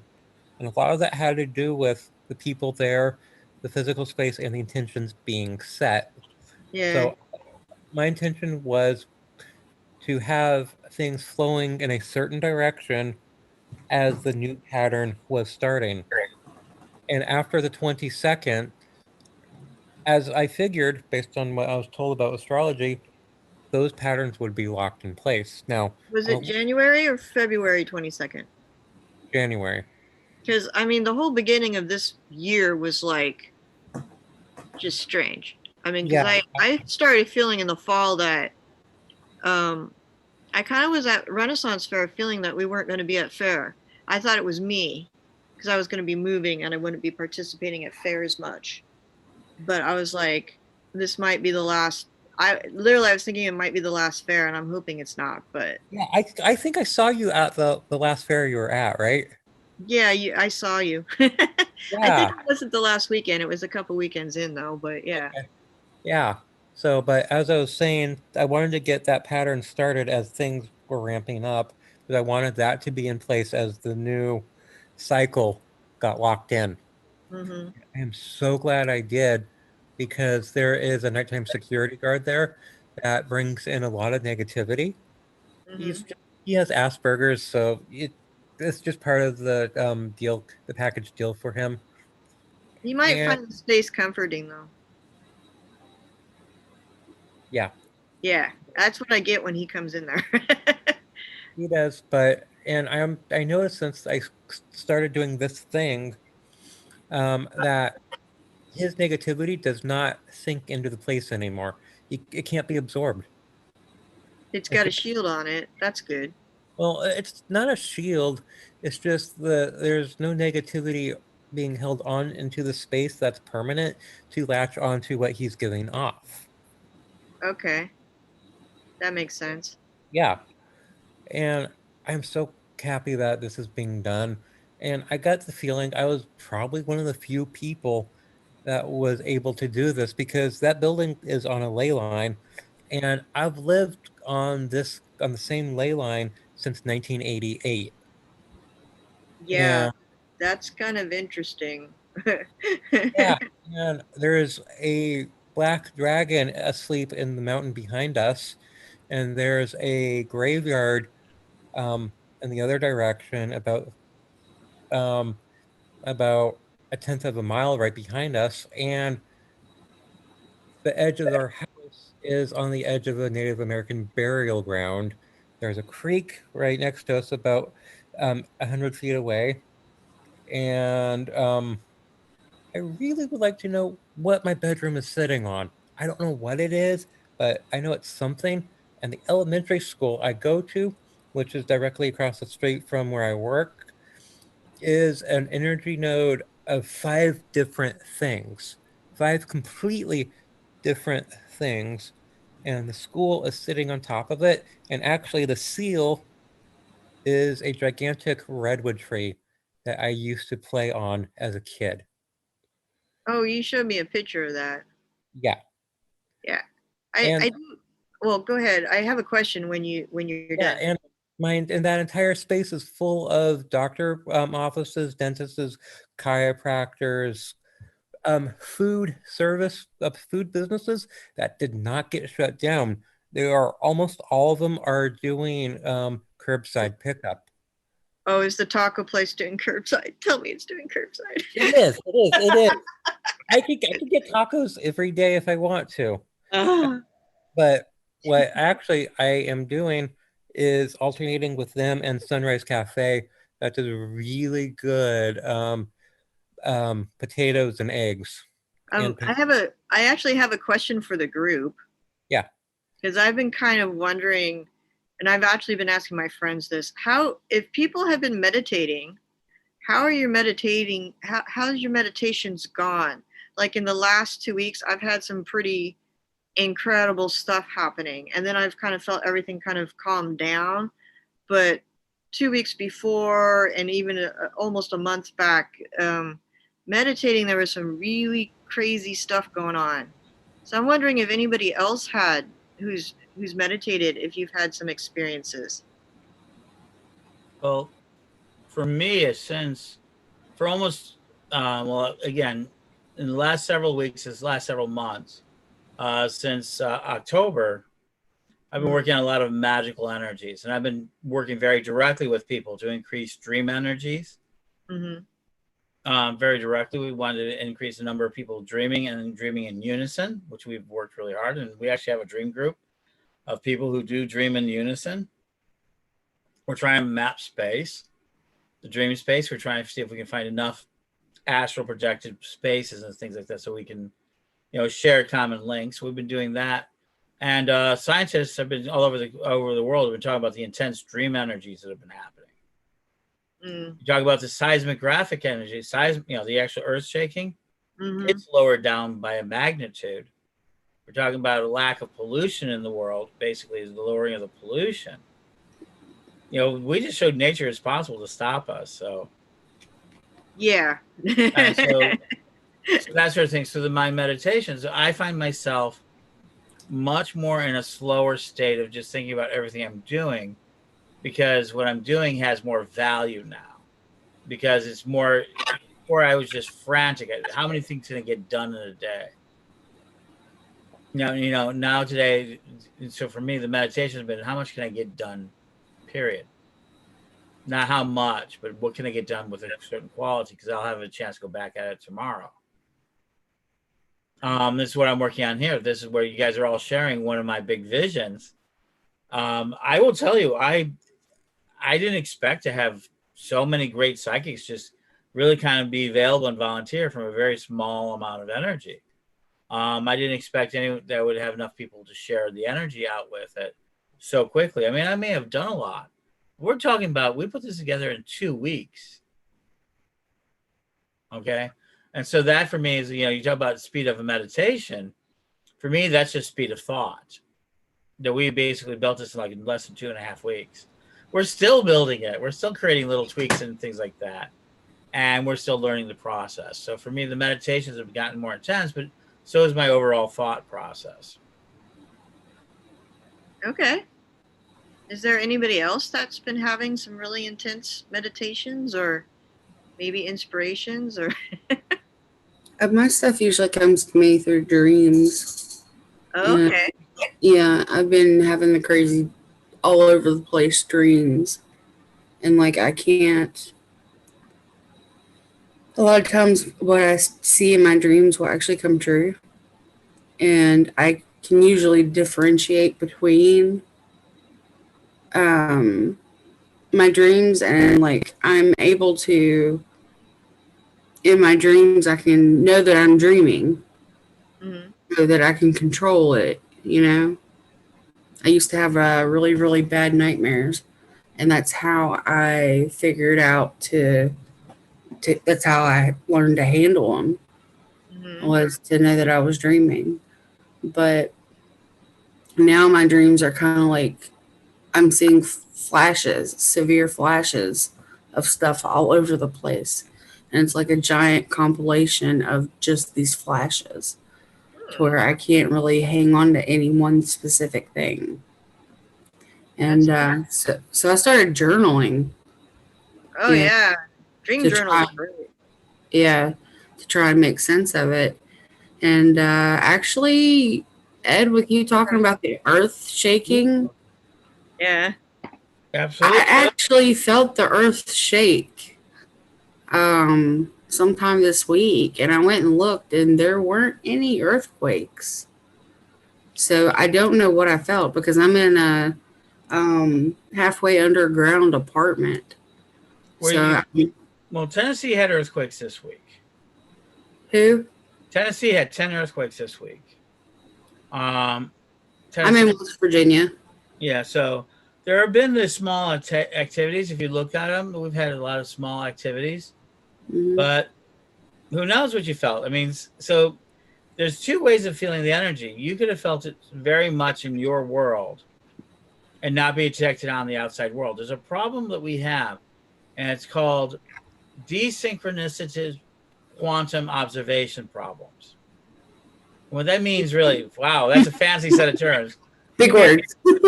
But it's what I want to love quantum physics. I really study the thing. I'm not like out there. And the problem with it is that you can observe something that's very, very real to you, and so some people around you. But for whatever reason, it does not count on a larger series of observations. I.e., if they have no earthquake detecting machine around you, close to you, it's not recorded in the main brain, so nobody believes it happened. It's not been observed. And so it caused discontinuity. It's called, they also call it the Mandela effect. Okay. It's another one where they basically, so Mandela, which way do you remember Mandela? Is always the biggest question. Do you know who Nelson Mandela is? No, not really. Okay. So for some people, there's a lot of people who believed he died in 1998. They have a strong memory and the strong belief that he died then. Right? Right. In 2012, there's a lot of people who remember him as being the president of South Africa. And he left prison. And it's called the Mandela effect now, because some people remember him dying in prison. Some people remember him escaping prison and becoming the president of South Africa. Yeah, which way do you feel? Oh, I'm in the universe because I met him in '99. And obviously, I'm in the universe that he was alive. So, okay. So you're saying that because I got to meet him in 1999. I got to be in the same room with him in 1999. So you're saying that two or more universes collided and merged into one, and so we get people from group A, B, and C all coexisting at the same time. And with different memory sets. So So now we can have, or not necessarily universe, just even parallel universe colliding and Jason have a story about this that's very real and very weirdly verifiable. Jason and I have known each other for a long time, and he is up. We were looking for a car for him, and we were going to buy a car. And me and my lady love, Mary Ann, went out, and we were walking around one night around the city of Houston, and we saw this Silverado, a silver Silverado. We took down the phone number, and we gave it to Jason. And then they say that Jason went out and bought a brown sedan from the same owner. That owner claims there was no silver Silverado ever. And Jason got the brown sedan for the exact same amount of money that me and Marianne saw the Silverado. Wow. So which one was bought? He bought a sedan, brown sedan. It served him very well for a long time. Yeah, quite a while. But you remember me and Marianne were completely blown away because we saw a silver Silverado that nobody else saw. It's true. Unless parallel universes are colliding at different times and we don't notice. So that's the big part of the observation theory within quantum physics, is that basically we generate our reality. So the problem is we may be generating our reality outward. Meaning me and Marianne, for whatever reason, saw a silver Silverado, but Jason saw a brown sedan. And because he took possession of it and he got entangled with those particles, his reality overshot ours. It's like being in a soup that doesn't really coalesce until somebody puts in some cornstarch, or we're in a super high liquid full of crystal energy like salt. And it isn't until you drop a piece of crystal that the reality forms. That's where they say a lot of the fairy energy would exist, is with these unformed worlds. Fairies always talk about the unformed world, or the parts of the world that they're not fully conceived. But they can live in these spaces that are very chaotic. So human beings can't. So this goes down to the whole thing where if a tree falls in a forest, does it make a sound? Who's there to listen? And the answer is every other tree right there. But the trick is getting a tree to tell you, did it make a sound? You don't see trees. So that's always comes down to the question, what's generating our reality? And is it us that are generating the reality? I've long since come to the conclusion that it's not me that's generating my reality. There's a higher entity called Gaia that exists, that my DNA is part of. I mean, the code that's inside your body and my body is 4 billion years old. It's never died. Now, this piece of cell will die off, and I'm lucky I have grandchildren, but it never died. To be here, I had to survive everything thrown at me from the first amoeba that came out of the out to life. Regardless if aliens have interfered with it, regardless if God interfered with it, regardless of anything else, I am the latest piece of Gaia technology, evolutionary creature that has survived. And when I do tarot readings, I actually look at timelines to see what is possible for the client I'm working with and their best possible future. I look at it and is what I want to have happen to make the best possible reality. Are the two compatible? And I sift through everything that is happening and do this I do this on an unconscious level. And in some realities, they continue to exist. Some realities, I don't exist, but I find something compatible. And there have been a couple occasions where I saw the future that I wanted to manifest for them and the future I wanted to manifest for me. And they were two completely different timelines, not compatible. I said, fuck this. I am making my own timeline. And I took a pair of scissors and cut apart one, slapped it onto another. And then I felt a ripple and I felt things happen differently. And once the ripple happened, I realized what the hell I did. Because in those handful of cases, people that were supposed to not survive, not only did they survive, they thrived. Because for example, there's a lady named Gloria who was estranged from her family. She hasn't seen her family in 6 or 7 years, and her granddaughter, who at the time was 23 or 24, she couldn't have kids. But I told her that her granddaughter is pregnant, and she and Gloria needed to get back together with her family. And her granddaughter did not want to have kids. She did not have any mothering instincts. But Gloria went back together with the family, found out, oh, good night, Mr. Kai Corell. Thank you. You've been a good bouncer. I found out that her granddaughter was 6 months pregnant. She was thinking about possibly giving up the baby for adoption. She wasn't sure.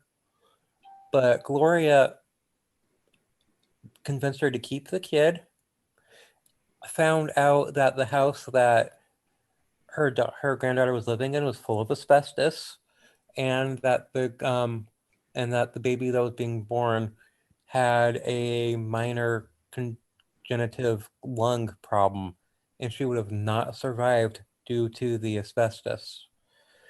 So they got her out of the house? Immediately. Gloria actually had a background in identifying asbestos. It was almost a psychic thing. She took one step into the new house and said, yeah, there's asbestos here. We need to get this kid out of here. And then Gloria somehow managed to get her granddaughter to kick in her maternal instinct. So she wanted to take care of the kid very well. And a couple of years later, Gloria brought her son, who was a douchebag, to a coven and came to me for a tarot reading.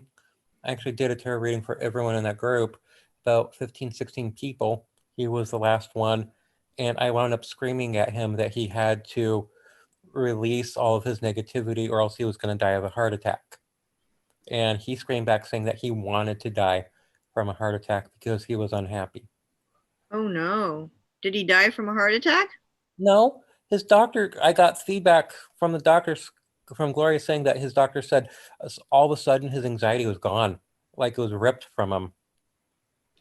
Like once he had figured out he wanted to have a heart attack and die, he stopped it? Apparently, he let out something that he's been concealing all of his life. And at that moment, I felt another ripple because Gloria was not meant to go back to her family. Oh. And this all happened because I decided to cut apart different timelines and make them work.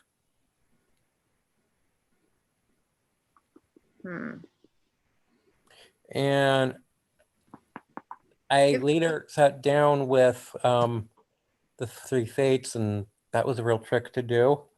I actually had to revisit 3 different instances in my history, in my past, where I found physical incarnations of the different fates, and I had to merge those 3 memories into one physical space.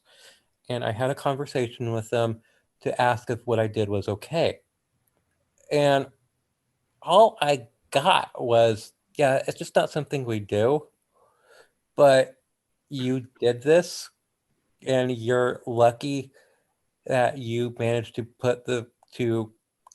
cut apart the puzzle pieces the right way so that they go back together properly. And as the divine, we're not supposed to do it that way. For all intents and purposes, as a mortal, what you did is allowable, but there are consequences. And eventually you're going to get screwed over. Uh-oh. If I put the puzzle pieces back together the wrong way. It's not easy to play with fate or the tapestry. Yeah, I was gonna say, isn't the fate like a person's plan? Yeah, that's what I was told. That's what I believe. They can like change their plan though. Once they get in it, they can go, you know what, maybe I won't do that. You know? The trick is Or kind of, maybe I'll do something else. why would they want to? And now what they did was, well, now that you're here, let's look at the other thing you did. And are you happy with this? And I had a friend named Brian something. Nice man. He was fated to die from stage 4 male breast cancer, fully metastasized. I managed to throw enough energy at it and to activate his desire to live so that it was strong enough where he would overcome all that adversity. Hmm. So he found out he had stage 4 male breast cancer too late. But I convinced him to go through an experimental surgery where his blood was siphoned through like a coffee filter and a lot of new age medical procedures. The guy was filthy rich, so he could afford it, and he went to Switzerland. But he spent about a year going through the experimental surgery. And the only thing I put out to the universe was that as a gay man, I need him to maintain his physical appearance. And when he was through with it, he was pissed off at me because he burned every single bridge he ever had because he thought he was going to die and he wanted to be miserable. But I was still here and he looked fine. He was healthy. But he was unhappy because he was alone. Why? Because he thought he was dying, so he just broke it off with everybody he knew? Yeah. And I kept on, and I got him to commit to doing this experimental procedure. And since he invested all a great deal of money in this, and I invoked his pride, where he would be a failure if he backed out of it and died. He thought that everything would be fine if he went through it and still died. But he went through it and came out fine. He didn't expect himself to live, though. I had every expectation that he would live. He didn't expect he was going to live, though. So Correct. that's probably why he was surprised when he did. Yeah. And now he won't talk to me, and as far as I know, he will not go back to the people that he walked away from. And probably pissed off that he lived too. Yeah, and last I heard, when he was working for the army, when he was in a peaceful area, I don't know where, he stepped on some sort of neurological gas bomb where it froze his lungs and started eating away at it. But for some reason, he spent 3 days in that state completely abandoned, and he should have died. But he was found, and there was an experimental procedure that was used on him to keep him alive, and he is slowly healing from it. And I heard this from a mutual friend of ours. And from the feedback I got was that he wished that he would have just died because he didn't want to go through that level of pain a second time in his life. I can imagine that. And when I found this out, I had another dream at the base of a tree that is springing from a well with 3 angry women at me saying, yeah, there is a lot of suffering that this man is going through, and he was supposed to fade away. Maybe he's going through lessons he doesn't want to do. I fully agree. And he was supposed to be allowed to pass away so he could go through another cycle where he could learn these in a different way. And my response is, well, every single time I reached out to creation for help for this guy, you guys didn't tell me what I wanted to do couldn't be done. You didn't tell me I could do it. You told me that there's pain involved and lessons to be learned. Nowhere along the way did you say that this is something you didn't want me to do or I wouldn't be able to do. There is a huge difference between giving me permission and saying no. Or what if they don't say anything and let you choose? Did you ever think that they can't tell you no or yes? No. I didn't get that far. They're giving you the choice, so they can't. If they told you yes or no, they're not giving you free choice. So I think they can't tell you because that would violate free choice. So if they said no, they're doing the choice for you. Do you see? I see that now, but they could have said that there are some cases where a person would rather allow themselves to go through another cycle than go through this much pain. And I need to, so We have a louder power because we can choose. yeah, but no one I respected told me that I could, that it would be wiser to defer the decision to the person that is actually stands something to lose or to gain. It depends on That was never drilled into me. No one told me this. Okay, so you were doing it just to see if you could do it? No, because I thought that it was since I saw a completely possible way to try to save them, that it was my duty to try.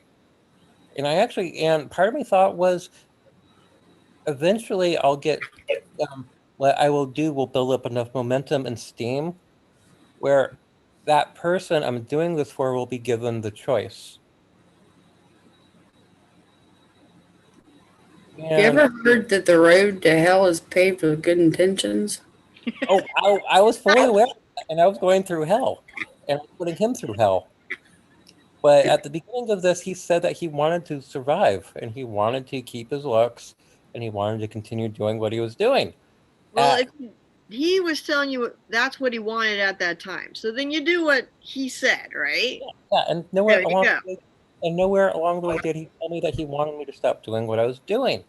He just told me that it wasn't going to work. Okay, he just didn't believe you that it was going to work. So you did follow what he wanted, which was his choice, which is why the others told you they couldn't tell you yes or no because they don't have the power of choice. You have to make your own choice. And the guy was asking, now he gave his power away and gave you the choice. Does that make sense? Because he said, this is what I want, make it happen. So he's like, I want this thing. He asked you. Yeah, but when you give someone the power of attorney, I guess that's human law. Yeah. Yeah, there's a real difference between giving it and expecting it to be handed over. Well, there's times when you don't have a choice, where you're unable to make a choice, like if you're unconscious or in a coma. Been there, done that. Yeah, no fun. Don't want to repeat. Yeah, it's like when you make a commitment and you don't expect the person involved to follow through. So you say something just to pacify them. You're not serious. So you say the words, and you don't have the expectation to be taken seriously. This is what Okay. I think actually happened. So did he really want it or not? When he came back and was healed, he said he didn't want it. And He said it because he didn't think he was going to survive. yeah. So it wouldn't have hurt anything either way because he would have gotten away scot-free. Well, did his opinion change after he survived? He still wasn't happy. So then you got to start letting it go, right? Because now his idea has changed. Now he Yeah, doesn't. I'm Is actually he let still that. saying he? Does he still say he wants to survive? Don't know. He won't talk to me. I And think he wants. Try to reach out to his higher self. yeah. Oh, I've done that and said that he's fine. He's going to live for another 20 years and he's going to make the same mistake. And every time he's going to get hurt bad and he's going to heal. And that's because I changed a parameter where he's going to have miraculous healing abilities. The worse he gets hurt, the more he's going to heal from it. I'm someone who has really, really bad health and probably should have died like, I don't know, 50 times already. And somehow I haven't. And there's a lot of stuff that I don't want to go through anymore. I hear you. I'm tired. I know a number of people that are tired. Yesterday morning, my mother sat me down and told me that she just found out from the doctor that she has 7 different DNA markers that might indicate that she has liver cancer. And she has had 7 different bouts of skin cancer. And she's had it removed every single time. She's also severely diabetic. Half of her leg is numb. Her feet are completely numb. And she has chronic sciatica. And she has a knot on the back of her head that becomes swollen when her blood pressure gets out of control. Mine's my heart and my kidneys. Mm-hmm. Yeah, I got heart problems. I got about a 20% function left. So we got to stay away from COVID, right? Yeah. I've been hiding since like March 12th. H1N1 put me in the chemical-induced coma. I won't survive COVID. Yeah, I hear you on that one. I know that. Yeah, the worst thing I have on top of everything is me being diabetic and I have no teeth. I had them all taken out last year. And the year before I had osteomyelitis in my leg. And it turned out to be a staph and a strep infection I had for almost 3 years. And I was on a antibiotic for 2 solid months that I had to take every 8 hours. And I'm a 9-hour sleeper, so I did not get any rest. But I was supposed to have 0 immune system while I was on this stuff frozen. And I didn't get sick. I didn't sneeze, I didn't get a cold, I didn't get a sinus infection or anything like that. And I'm supposed to be off my feet for at least 3 months. And a week and a half after I got out of the hospital, you could see me hobbling around town playing Pokemon Go. And I returned to work at the 3-month mark. And you could see me struggling to walk and do my job. Still did it. And when I got to the doctor, we found out that my bone density was down to 30% because of the osteomyelitis. And I had to get rid of the osteomyelitis before my bone density could return to normal. Now, so osteomyelitis, what staph and strep through the entire body.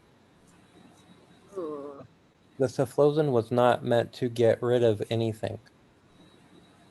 Diabetic, and I had several dental issues. All my teeth were rotten. So there was pieces of the infection from my teeth in my blood. The osteomyelitis in my blood went away, and I didn't get sick. And at the 2-month mark, my bone density was, I think, 95%. I And held my heart function at one point. What was your heart function at? It was 25% after my heart attack that I had when I was 22. And then I got up to 35% after I'd done the healing work. So I went back to work, but then I got H1N1 and turned septic, and they thought I was dying. I wonder if it was the H1N1 that I got that made me go septic too. I had a heart attack. I went septic, and they weren't sure what it was. My lungs filled up, and my heart function was 20%. Yeah, I had lung, kidney, and heart failure. Yeah, I started to have the kidneys were starting to shut down. Everything was starting to go into shutdown. Then they found a blood clot in my heart, and they actually gave me Warfarin, and that helped a lot. They had me on 5 different antibiotics. But I know, yeah. Believe it or not, I had a blood clot in my heart too. Really? But I have a hole in my heart, which has caused me to throw a clot in like every organ in my body. Okay. So I've had a stroke. I've got some in my liver. I've had multiple PEs, pulmonary embolisms, a couple times.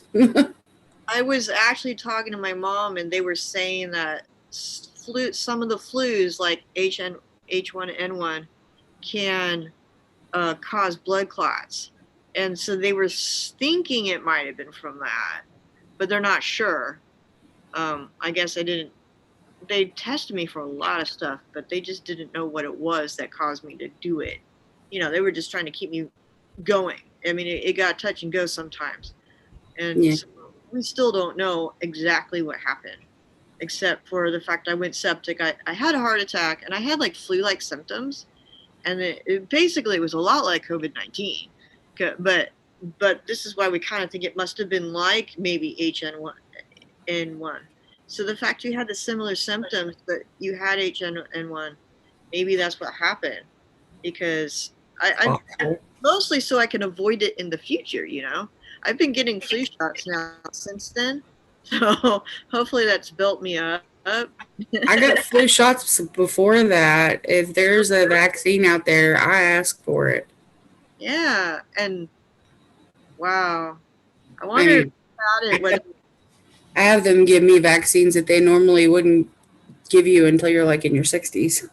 Oh, I've actually was in the middle of getting my shingles shots when this all happened. So I got it in January, and I have to go brave a doctor's office in 2 weeks to get the second shot. You have to get it within 6 months of the first one. Yeah. Or it doesn't work. And I'm like, I have to go to the doctor. I'm so scared. They were all telling me, though, they only allow one person in their waiting room at a time.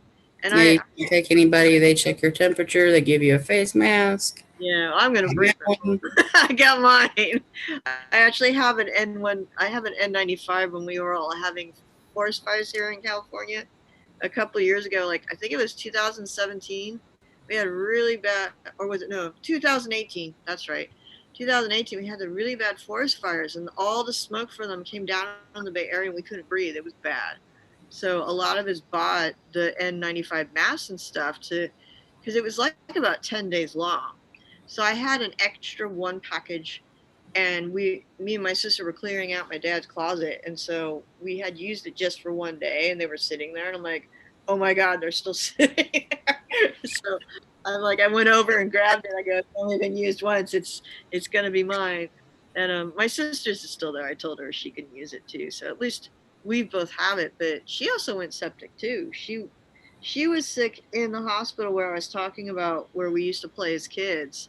and then they built that hospital on top of it. And then later she like was sick there, and I go, this is about in the land where the great oak was, where we used to play. It was a big giant cherry tree, but oh no, it was a walnut tree. It was a walnut cherry orchard, but I called it the great oak because I thought it should be. Yeah, and then we have oak trees. They're up in the hills more, but at that particular time it was actually a walnut tree. But yeah, so it's I always like talking to other people who's been through it, and you kind of know what I mean by the COVID. I know a lot of people that we just don't want to go outside. And my cousin got sick. She worked at a casino. She lives in Oklahoma, so they opened up everything there, and within 2 weeks she got it. And so then she's all like, y'all don't want this. And she's all, the diarrhea is bad. My chest hurts so much. So, and now she's going around driving and got into an accident today. And the firemen were mad at her that she was driving after she just reached 14 days and could come out of quarantine. But they're like, should be home. No, I've been on quarantine since the news broke. When was that? Where do you live in Tennessee or Virginia? No, I'm in West Virginia. West Virginia, okay, because I'm in California, and Fluffy lives over the hill from me. So I'm basically in the Silicon Valley, and he's over in the Santa Cruz area, and so I have to drive over the hill to see him. So I go to the store where he works at. So we ghost hunt together too. Yeah. Yeah, it's actually quite a vexing experience for me when we do the ghost hunting. Tiffany is aware of this. Every time I hold a device with the expectation for the ghost to talk.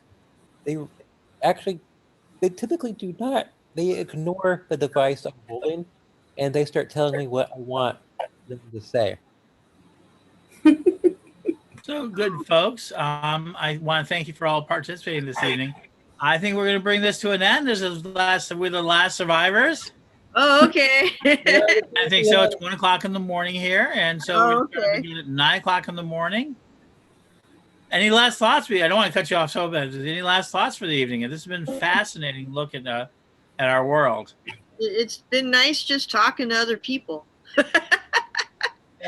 Tiffany, keep a hold of the link, and you're welcome to drop in anytime during the next couple days. Yeah, and we will be getting this right up and bright and early tomorrow at 9 o'clock in the morning, and between this and the VIP room, and we will be getting hopefully more people wanting readings. And is it going to be the same room? More or less. If you don't see it, so if you look at Ed the Pagan or Ed A. Hubbard, I'll send it out, or you just text me if you can't get in, text it. Because I'm going to have you, because I guess you're going to come and talk about your business tomorrow. Tiffany? Oh, okay. I hope so. Yeah, I think you just said, I kind of, can you say that again? Were you saying I was going to come talk about your business? Yeah. Your business. We're going to have more business people tomorrow. Yeah. I will also. We're going to talk about business, and we're going to talk about more of that type of material. Yeah. So thank you all for attending. Remember, this Carillion and .net. Anyone else is still out there? Most of the people have straggled off. All our audience is down to ones and twos. Oh, can I ask what time it's supposed to open again? So we reopen again tomorrow morning at 9 Eastern time. Okay, thank you. So yeah, we're gonna open up again at 9 Eastern time, and thank you all, good folks, and blessed be. Have a great evening. Night. Thank you. Nice meeting you guys.